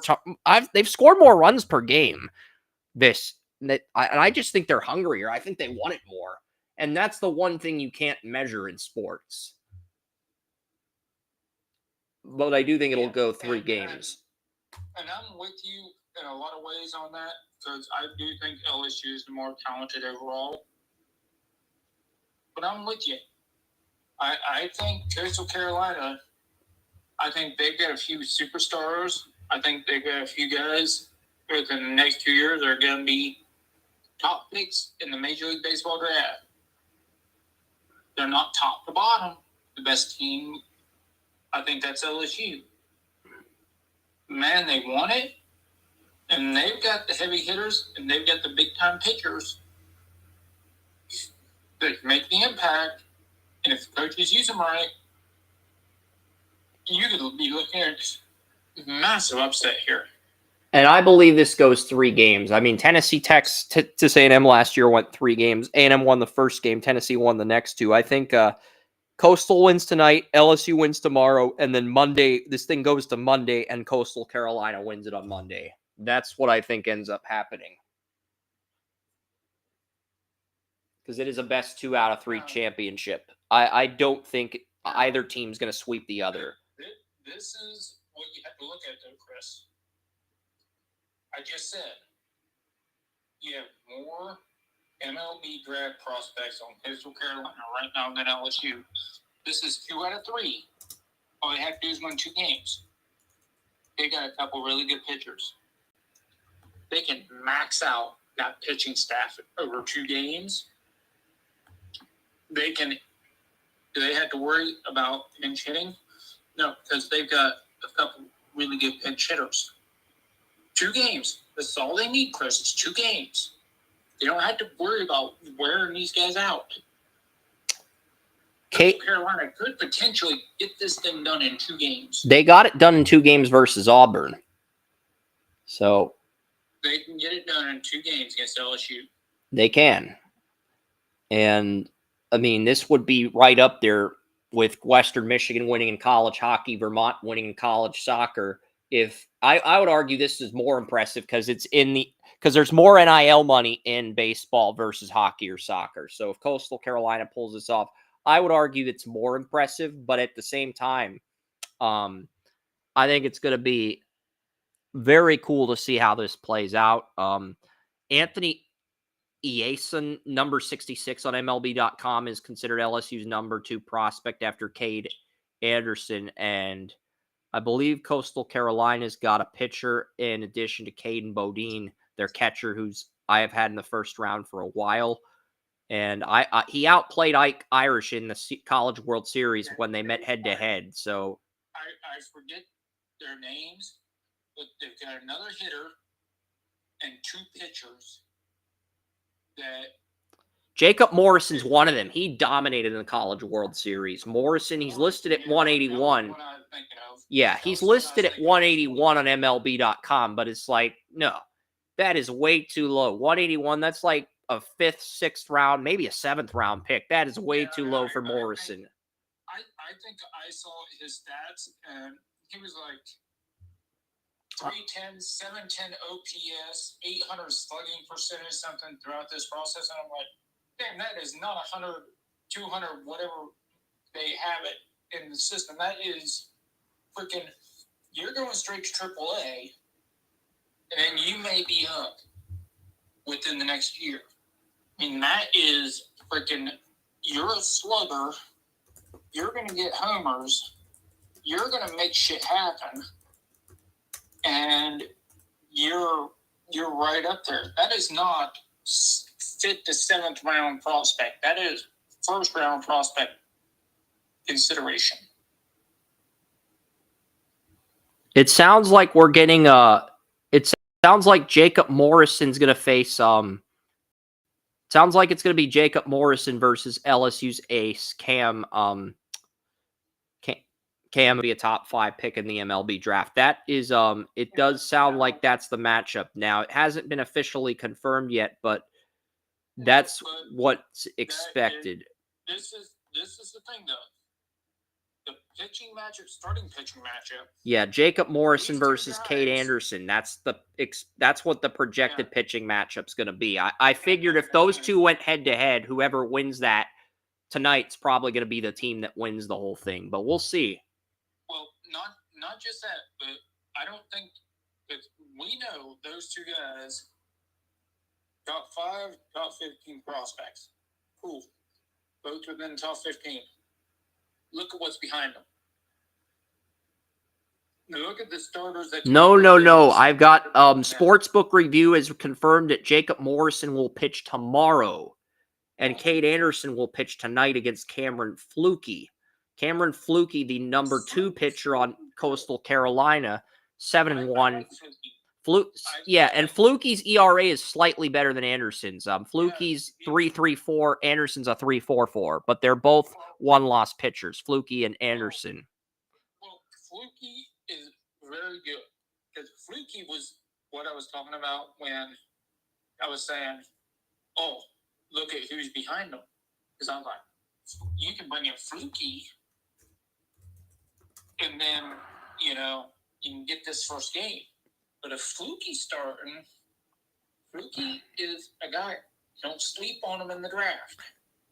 Fluky is a sleeper for the second round. I'm telling you now. So that's something. East Carolina, potentially a first-round pitcher and a second-round pitcher. Don't sleep on it. And the fact that they're starting Fluky in game one means they are confident that they can nab game one and bring their ace, a potential top 15 pick, in for game two and sweep the entire thing.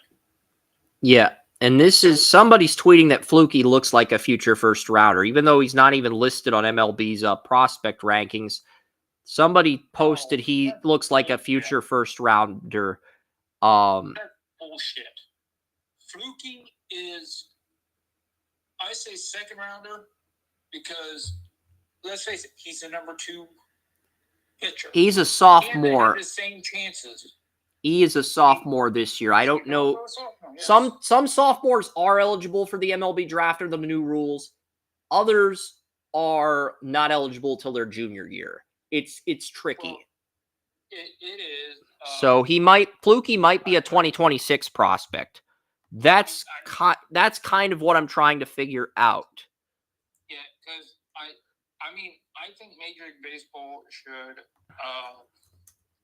streamline it, kind of like the NFL has it, where it has to be 3 years after your high school graduating class. That's what it used to be, but I think they made it 2 years if you. I don't know. I think they made it 2 years if you redshirt. I don't know. 2 years if you graduate. If you're graduated from college 2 years after, then you can enter the NFL draft. That means you can enter the NFL draft at 20 as long as you graduate. So that's the silver lining. That's why Brandon Ayuk, the defensive tackle that was drafted by the Texans, that's why he was able to enter the draft, because he graduated when he was 20. Fluky is in the 2026 draft, Joey, but he is listed as the number 6 player in the draft and the number 2 pitcher. The number 1 pitcher is Arkansas's Gabe Gaekel. Gabe Gaekel, he transitioned from the bullpen to the starting rotation. His velocity is 99 miles an hour, 3,000 RPMs. He's got like a low 80s curve, slider mid 80s.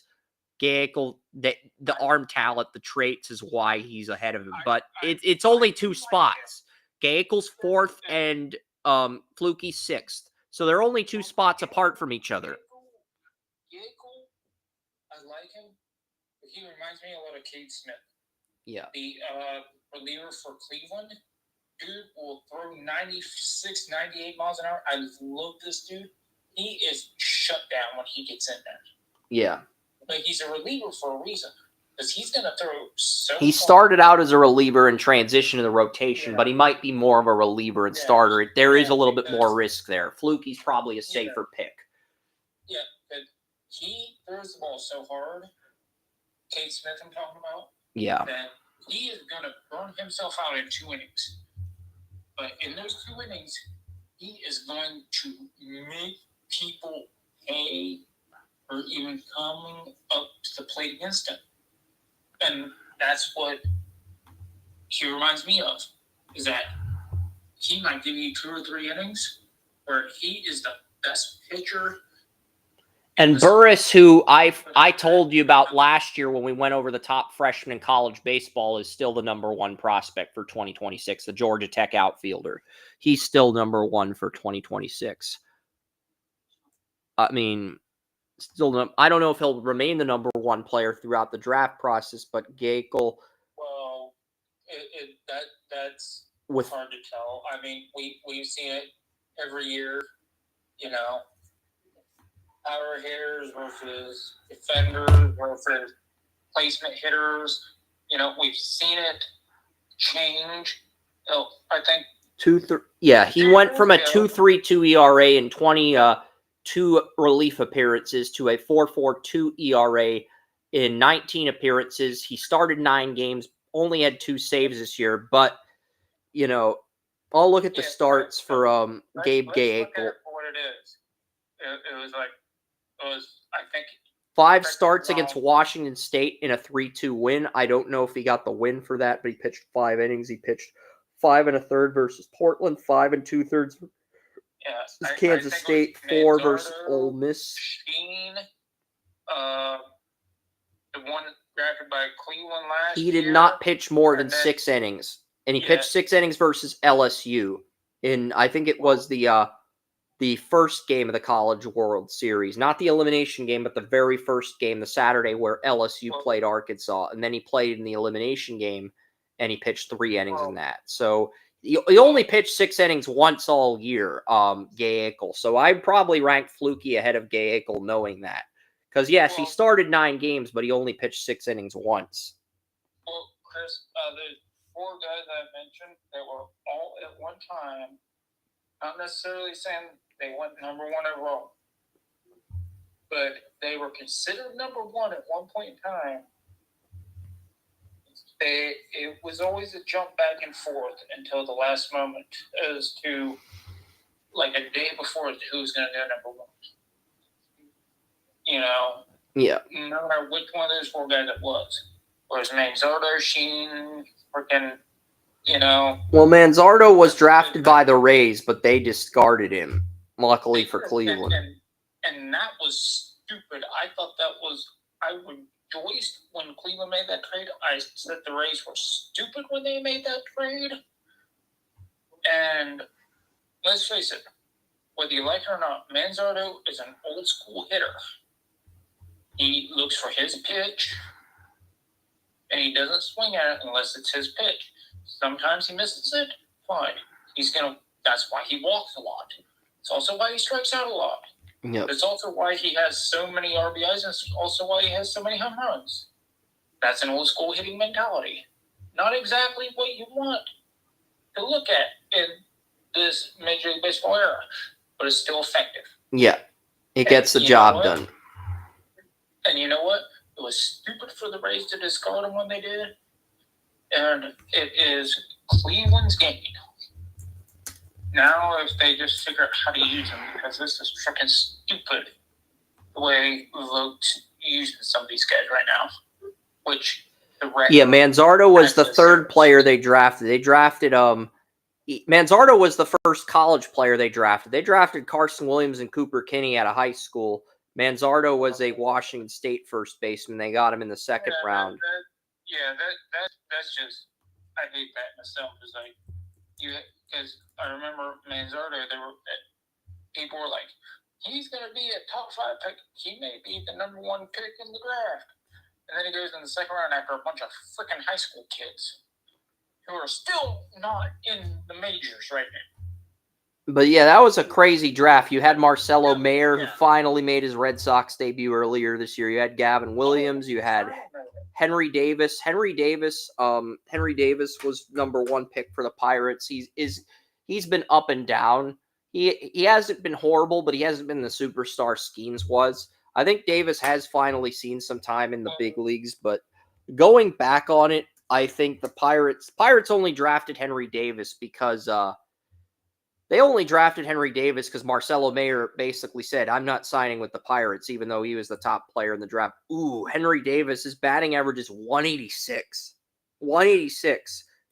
Look, at least with Manzardo, he's got a 220-something batting average.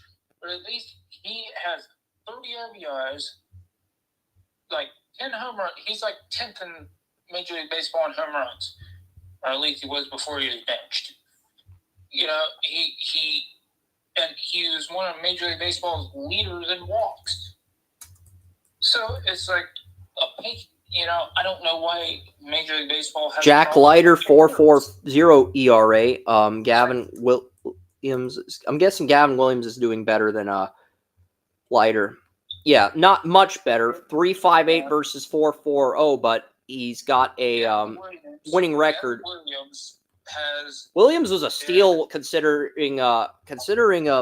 Yeah, I know we're going a little bit off topic with the 2021 MLB draft, but it's just ironic that the number one pick in that draft has a batting average of below 200.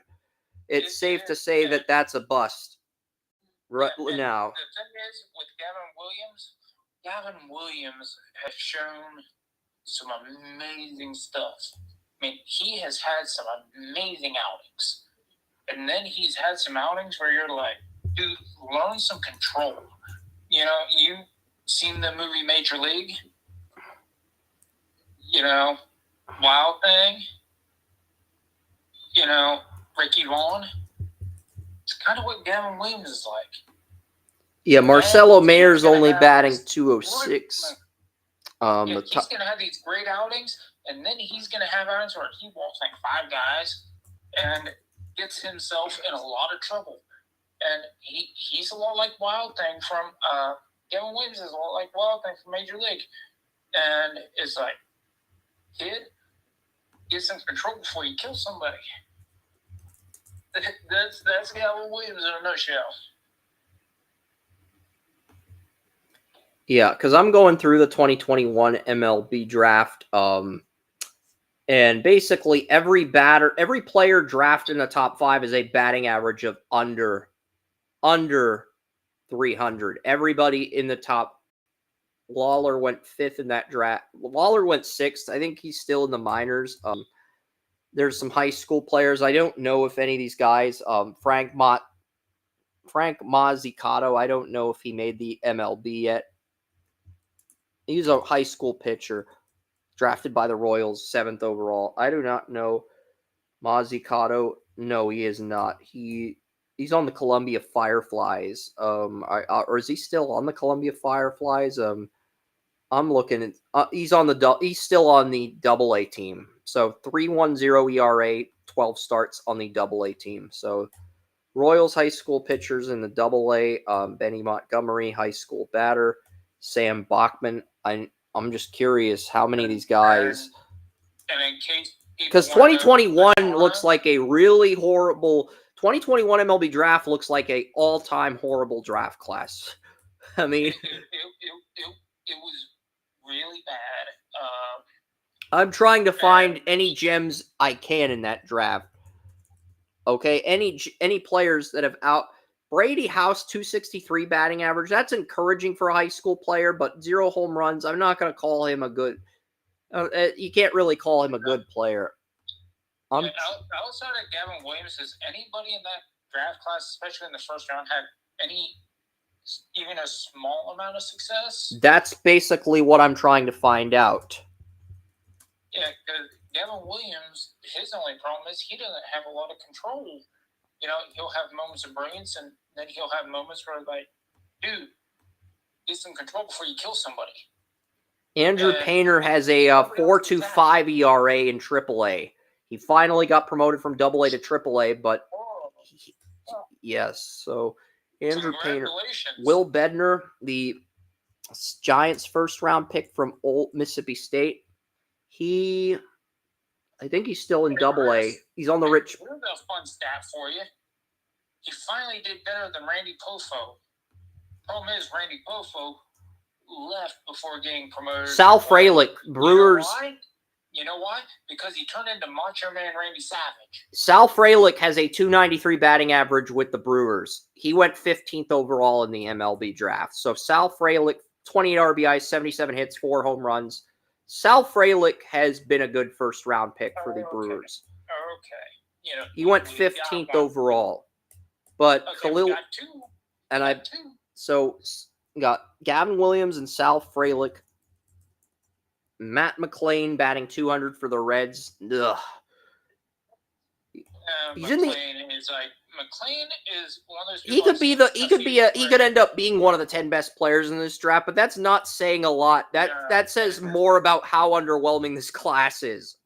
Well, I've seen McLean in a few games, there have been moments where I'm like, dude, this guy's got something. And then he'll have like 5 straight. Well, Michael McCreevy, the Cardinals' first-round pick, 1-1, 2.70 ERA. I'm not sure if he's a starter or a bullpen guy, but Thursday he pitched 5 innings. So Michael McCreevy, the UC Santa Barbara pitcher the Cardinals drafted, 2.70 ERA so far, 1-1. He's starting, not as experienced as Gavin Williams, but you know.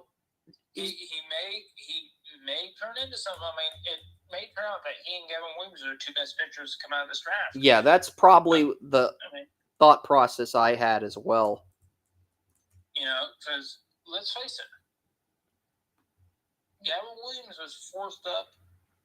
You know, and Jordan Wicks was also forced up. Jordan Hicks, was the Cubs pitcher, but then he ends up getting traded to the. Or is that the Jordan Hicks Cubs pitcher that was drafted? Did he get traded to another team, or is he in the minors? I don't remember. Because there's multiple Jordan Hicks. I thought he was still with the Cubs. I'm trying to find that out right now. Man, I wish I had Bull on speed dial. He's a Cubs fan. He would be able to tell me right away. But you know, so. Or is it Jordan? Yeah, it's Jordan Wicks, not Jordan Hicks. It's Jordan Wicks. Okay, I misspelled the last name. Let's get some Jordan Wicks. Let's just type in Jordan Wicks and see. ERA of 13.5. Only played 1 game this year. He had an ERA of 13.5. Got sent. What were the actual stats? 2 strikeouts, and he pitched 2 innings against the Diamondbacks on April 20th. 2 strikeouts, how many walks? 3 hits, 2 runs, 2 strikeouts, no walks. 0 walks, 2 strikeouts, 2 runs, 3 hits. Okay, because home runs count more. He had a promising rookie year in 2023, even though his ERA spiked down the stretch when he went 4-1. But he had a 5.48 ERA in year 2 and 11 starts, and in 2 starts this year, in 2 games played this year, his ERA is 13.5. So he went from 4.41 to 5.48 to 13.5. So Wicks looks like a bust. Is either a bust or a guy that needs to go down. And Gavin, he's on the Tennessee Smokies now. He's been on Tennessee for a while. But yeah. He needs to refine his mechanics. Basically, outside of Gavin Williams and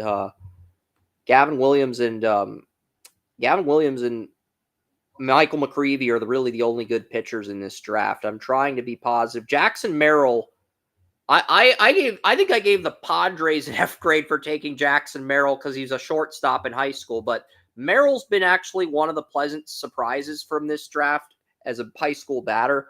Jackson Merrill, I think he pushed Paul Skeens for Rookie of the Year last year, and he's batting .304. I don't hold that against him as much as you do because, let's face it, Daniel Schneemann, one of the most clutch players right now in Major League Baseball. When he plays, he's injured right now. He plays shortstop, second base, center field, and left field. He has no place. He is a pure utility player. But when he is healthy and you put him up and back in a clutch situation, he's just got this clutch gene. You know, he's hit 2 walk-off home runs, couple walk-off, singles and doubles. You know, sometimes when you hold something like that against somebody, that may come in to be one of their greatest strengths. And where Schneemann is not a superstar by any means, he's got that gene. Yeah. He's got that gene where he can play. This anywhere. is nuts, though. Like outside of those 2 players, McCreevy and Gavin Williams, everybody else has underperformed as a pitcher, and then the only 2 good batters in this draft are maybe Sal Frelick and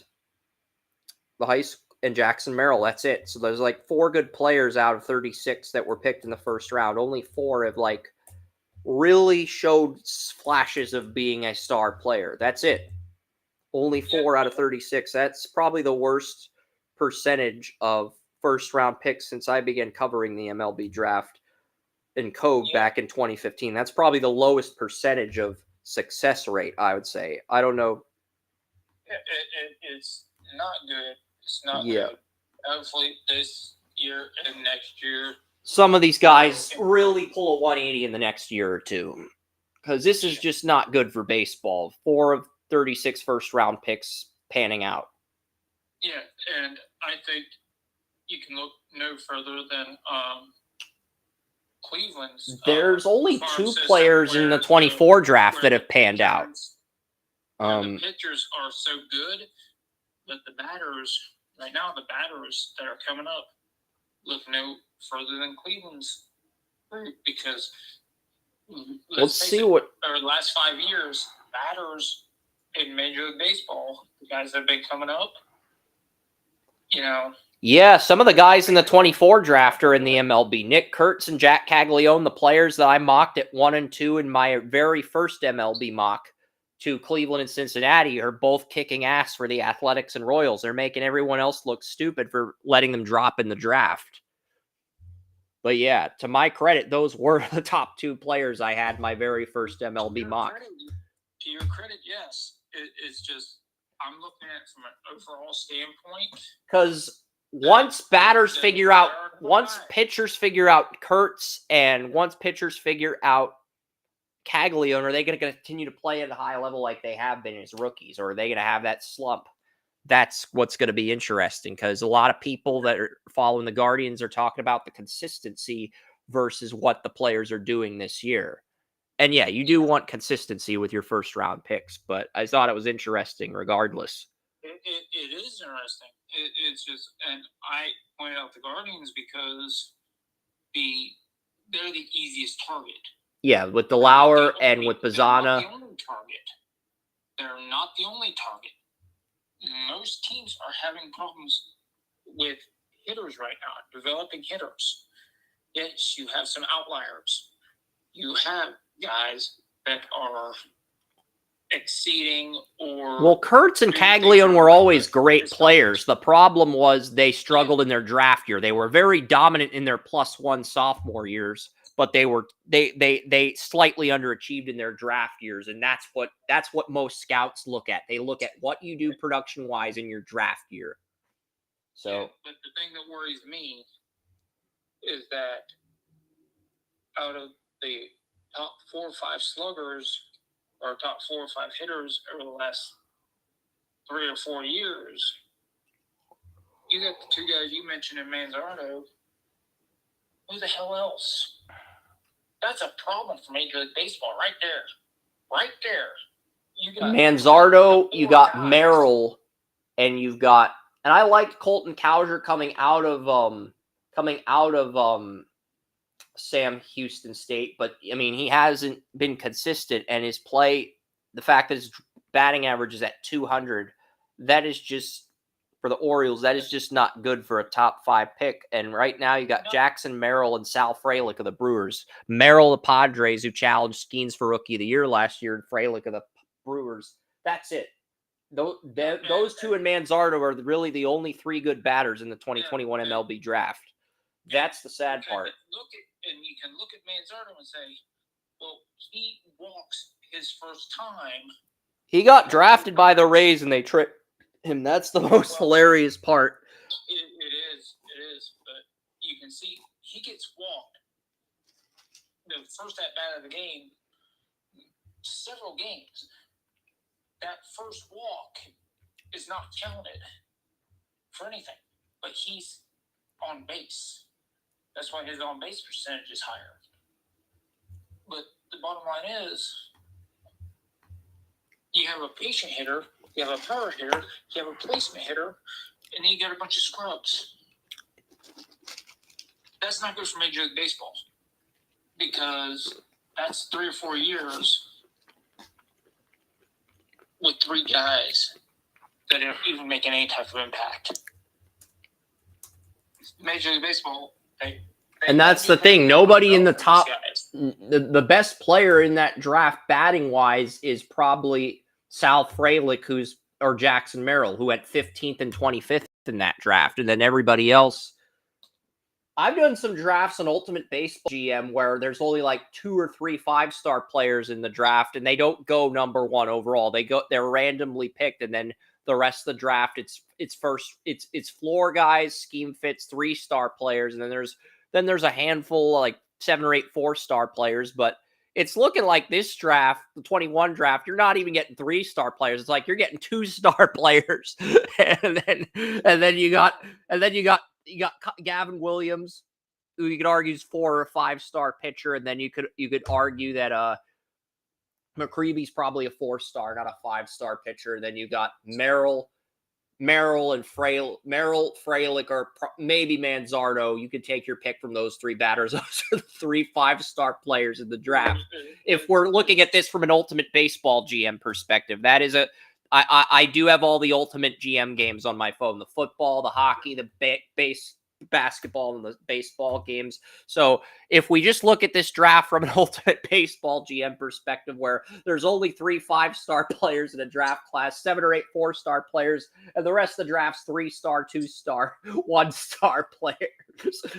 The best way to summarize the 2021 MLB draft is you have a bunch of 3-star guys, 2-star guys at the top of the draft.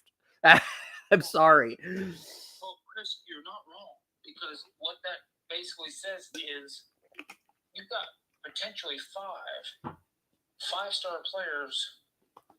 The guys we just named: Frelick, Merrill, the 2 pitchers on Cleveland and St. Louis that were first-round picks, McCreevy and Gavin Williams, and Manzardo, and that's it. That's basically your draft. Yeah, and that's in like 3 years, 4 years. That's abysmal, Chris. That's abysmal development by Major League Baseball. So what do you do if you're Major League Baseball to solve this issue? Because it's not the prospects. You do not have this many horrific. I wasn't going to say anything, but the MLB Combine was earlier this week. CC Sabathia's son and Manny Ramirez Jr., the son of Manny Ramirez, are both in this year's MLB draft. And I will tell you this. I know, being a Cleveland sports fan, I know both of these guys really well. Their kids are going to be trained right. They're going to be ready to go. And these 2 guys, they're not going to let their kids. Remember, CC Sabathia? These guys are not going to let their kids flop. I think it was Deion Sanders that said to Shadura Shiloh, don't besmirch, I'm going to say it in my own words, but don't besmirch my name. Don't you put bad juju on my name. Because your name is my name. You do shit that hurts your name, you're hurting my name.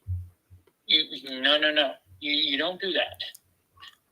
And I could see those 2 guys doing the same things. Like, kids, you're going to be disciplined. We're going to have fun. But you don't do anything to hurt my name. You don't put anything bad on my name. So I look for these 2 guys to really light it up when it comes to getting drafted. Because it's, as the British would say, kids, you don't besmirch my name. You besmirch my name, you deal with me, and you ain't gonna like dealing with me. So I look for those 2 to have a really good draft time. I'm trying to find out where they're listed on the MLB.com, because Jonathan Mayo and Jim Callis, they do a good job with the MLB draft rankings, but where the heck are they in the top 200? I would think they would at least be somewhere in the top 200. I would think at least one of them would be, with the pedigrees they have. I'm not saying they'll go in the first round, but I would think at least they'd they'd get an honorable mention somewhere in the top 200. I don't see either one, which baffles me because I would think those two guys would be picked somewhere in the top 200. I don't know where. I'm not saying they'd make the majors this year. I'm saying why aren't they in that list? Because you would think they'd be in that list somewhere. You know, that's all.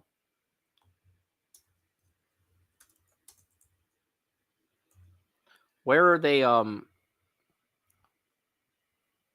you need to know about the MLB Combine. Here we have the StatCast leaderboards. Let's see here. Let's see. Do we have anything for Manny Ramirez Jr.? Karsten Sabathie III, 99.7 for average EV, max EV. And that's a batter. He's a batter. But I think that's Sabathia's kid. Karsten Sabathie III, 420.2. He can hit a home run 420.2. That's his distance on batting. So I'm pretty sure that's Sabathia's kid.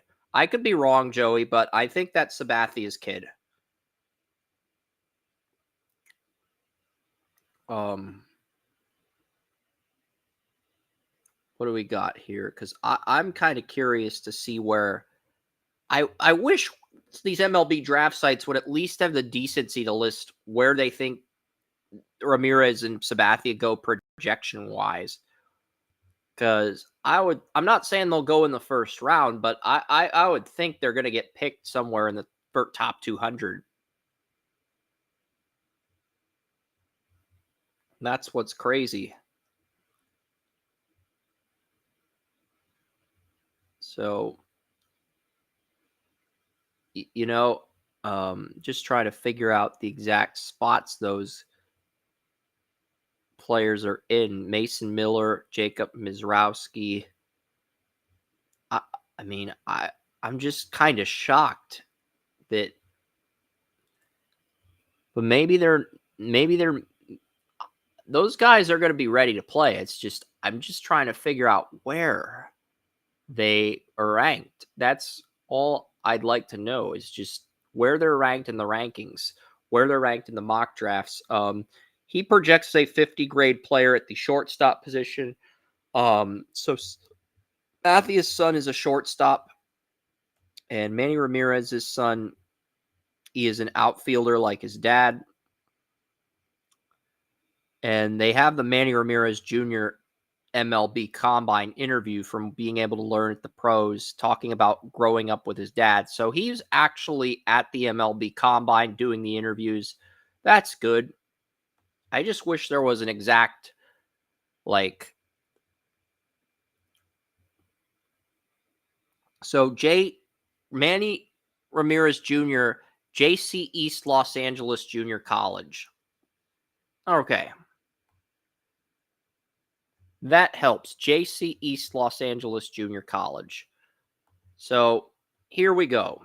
I got the actual stats. 299 batting average, 3 home runs, 23 RBIs, 17 runs, 2 stolen bases for 6'3", 210. That's Manny Ramirez Jr.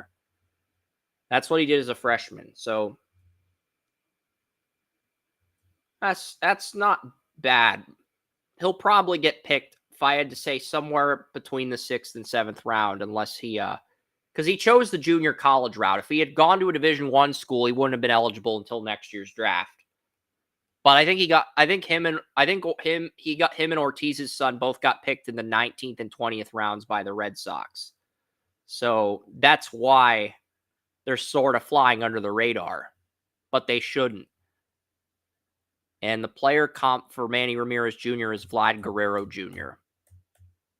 So I'm not ready to buy the hype yet, but I mean, I am encouraged by what I see so far. So just wanted to throw that out there. What else? I ended the show on Talk Show a while ago. What else do we got to cover? We talked College World Series. We talked a little bit of MLB Combine. Nothing else. Game 7's tomorrow. I like the Thunder. I'll mention the ref quickly because the ref for the NBA Finals is going to be NBA ref is going to be Scott Foster, and he's made a lot of controversial calls. Outside of Tim Donaghy, I feel like he's the worst ref in the NBA outside of Donaghy. But yeah, he's calling Game 7 of the NBA Finals, which sucks because I just don't. It feels like Foster's going to sway this game to either Indiana or Oklahoma City's favor. I just want it to be a fair, competitive game. But yeah, Foster did get Game 7 of the NBA Finals. And I think the Thunder are going to win it, but we'll see. We'll find out what happens tomorrow. I will have NBA draft coverage on Wednesday. And instead of day 2 of the draft being on Thursday at 4 p.m., right when Joey gets off of work, they moved the Thursday draft to 8 p.m. So basically, everybody who doesn't get picked in the first round is going to have to wait another day. It's going to be like the NFL draft. You have to wait another 24 hours to hear your name called. And that's just a waste. That's just ESPN trying to hog the spotlight and the ratings. I really don't know what else to say. I mean, look, the NBA draft's going to get ratings. People are going to tune into it, so they're making both the drafts at 8 p.m. Eastern. When the second round's only going to take a fraction of what the first round takes. But both drafts are going to be 8 p.m. Eastern, which I don't agree with, but that's basically the ruling from what I've heard. And then the NHL draft, 7 p.m. on Friday, and then noon on Saturday. I still got to set up, I think I've still got to set up picks 35. I got to set up picks 30. I think I got to set up pick 30. What am I? I'm on the Pistons pick. I'm on pick 37. So there's 59 picks. I've only got 36 write-ups up for the NBA draft. So I need to knock that out. Because I had the picks up last week, but I was so preoccupied with getting the NHL mock-up on time that I haven't really had a chance to complete the NBA draft. So yeah, I'm going to let Joey take care of what he needs to take care of with the phone. We are going to sign off. I do appreciate the 77 viewers. We had 73 on X, 1 on Kick, and we are going to sign off.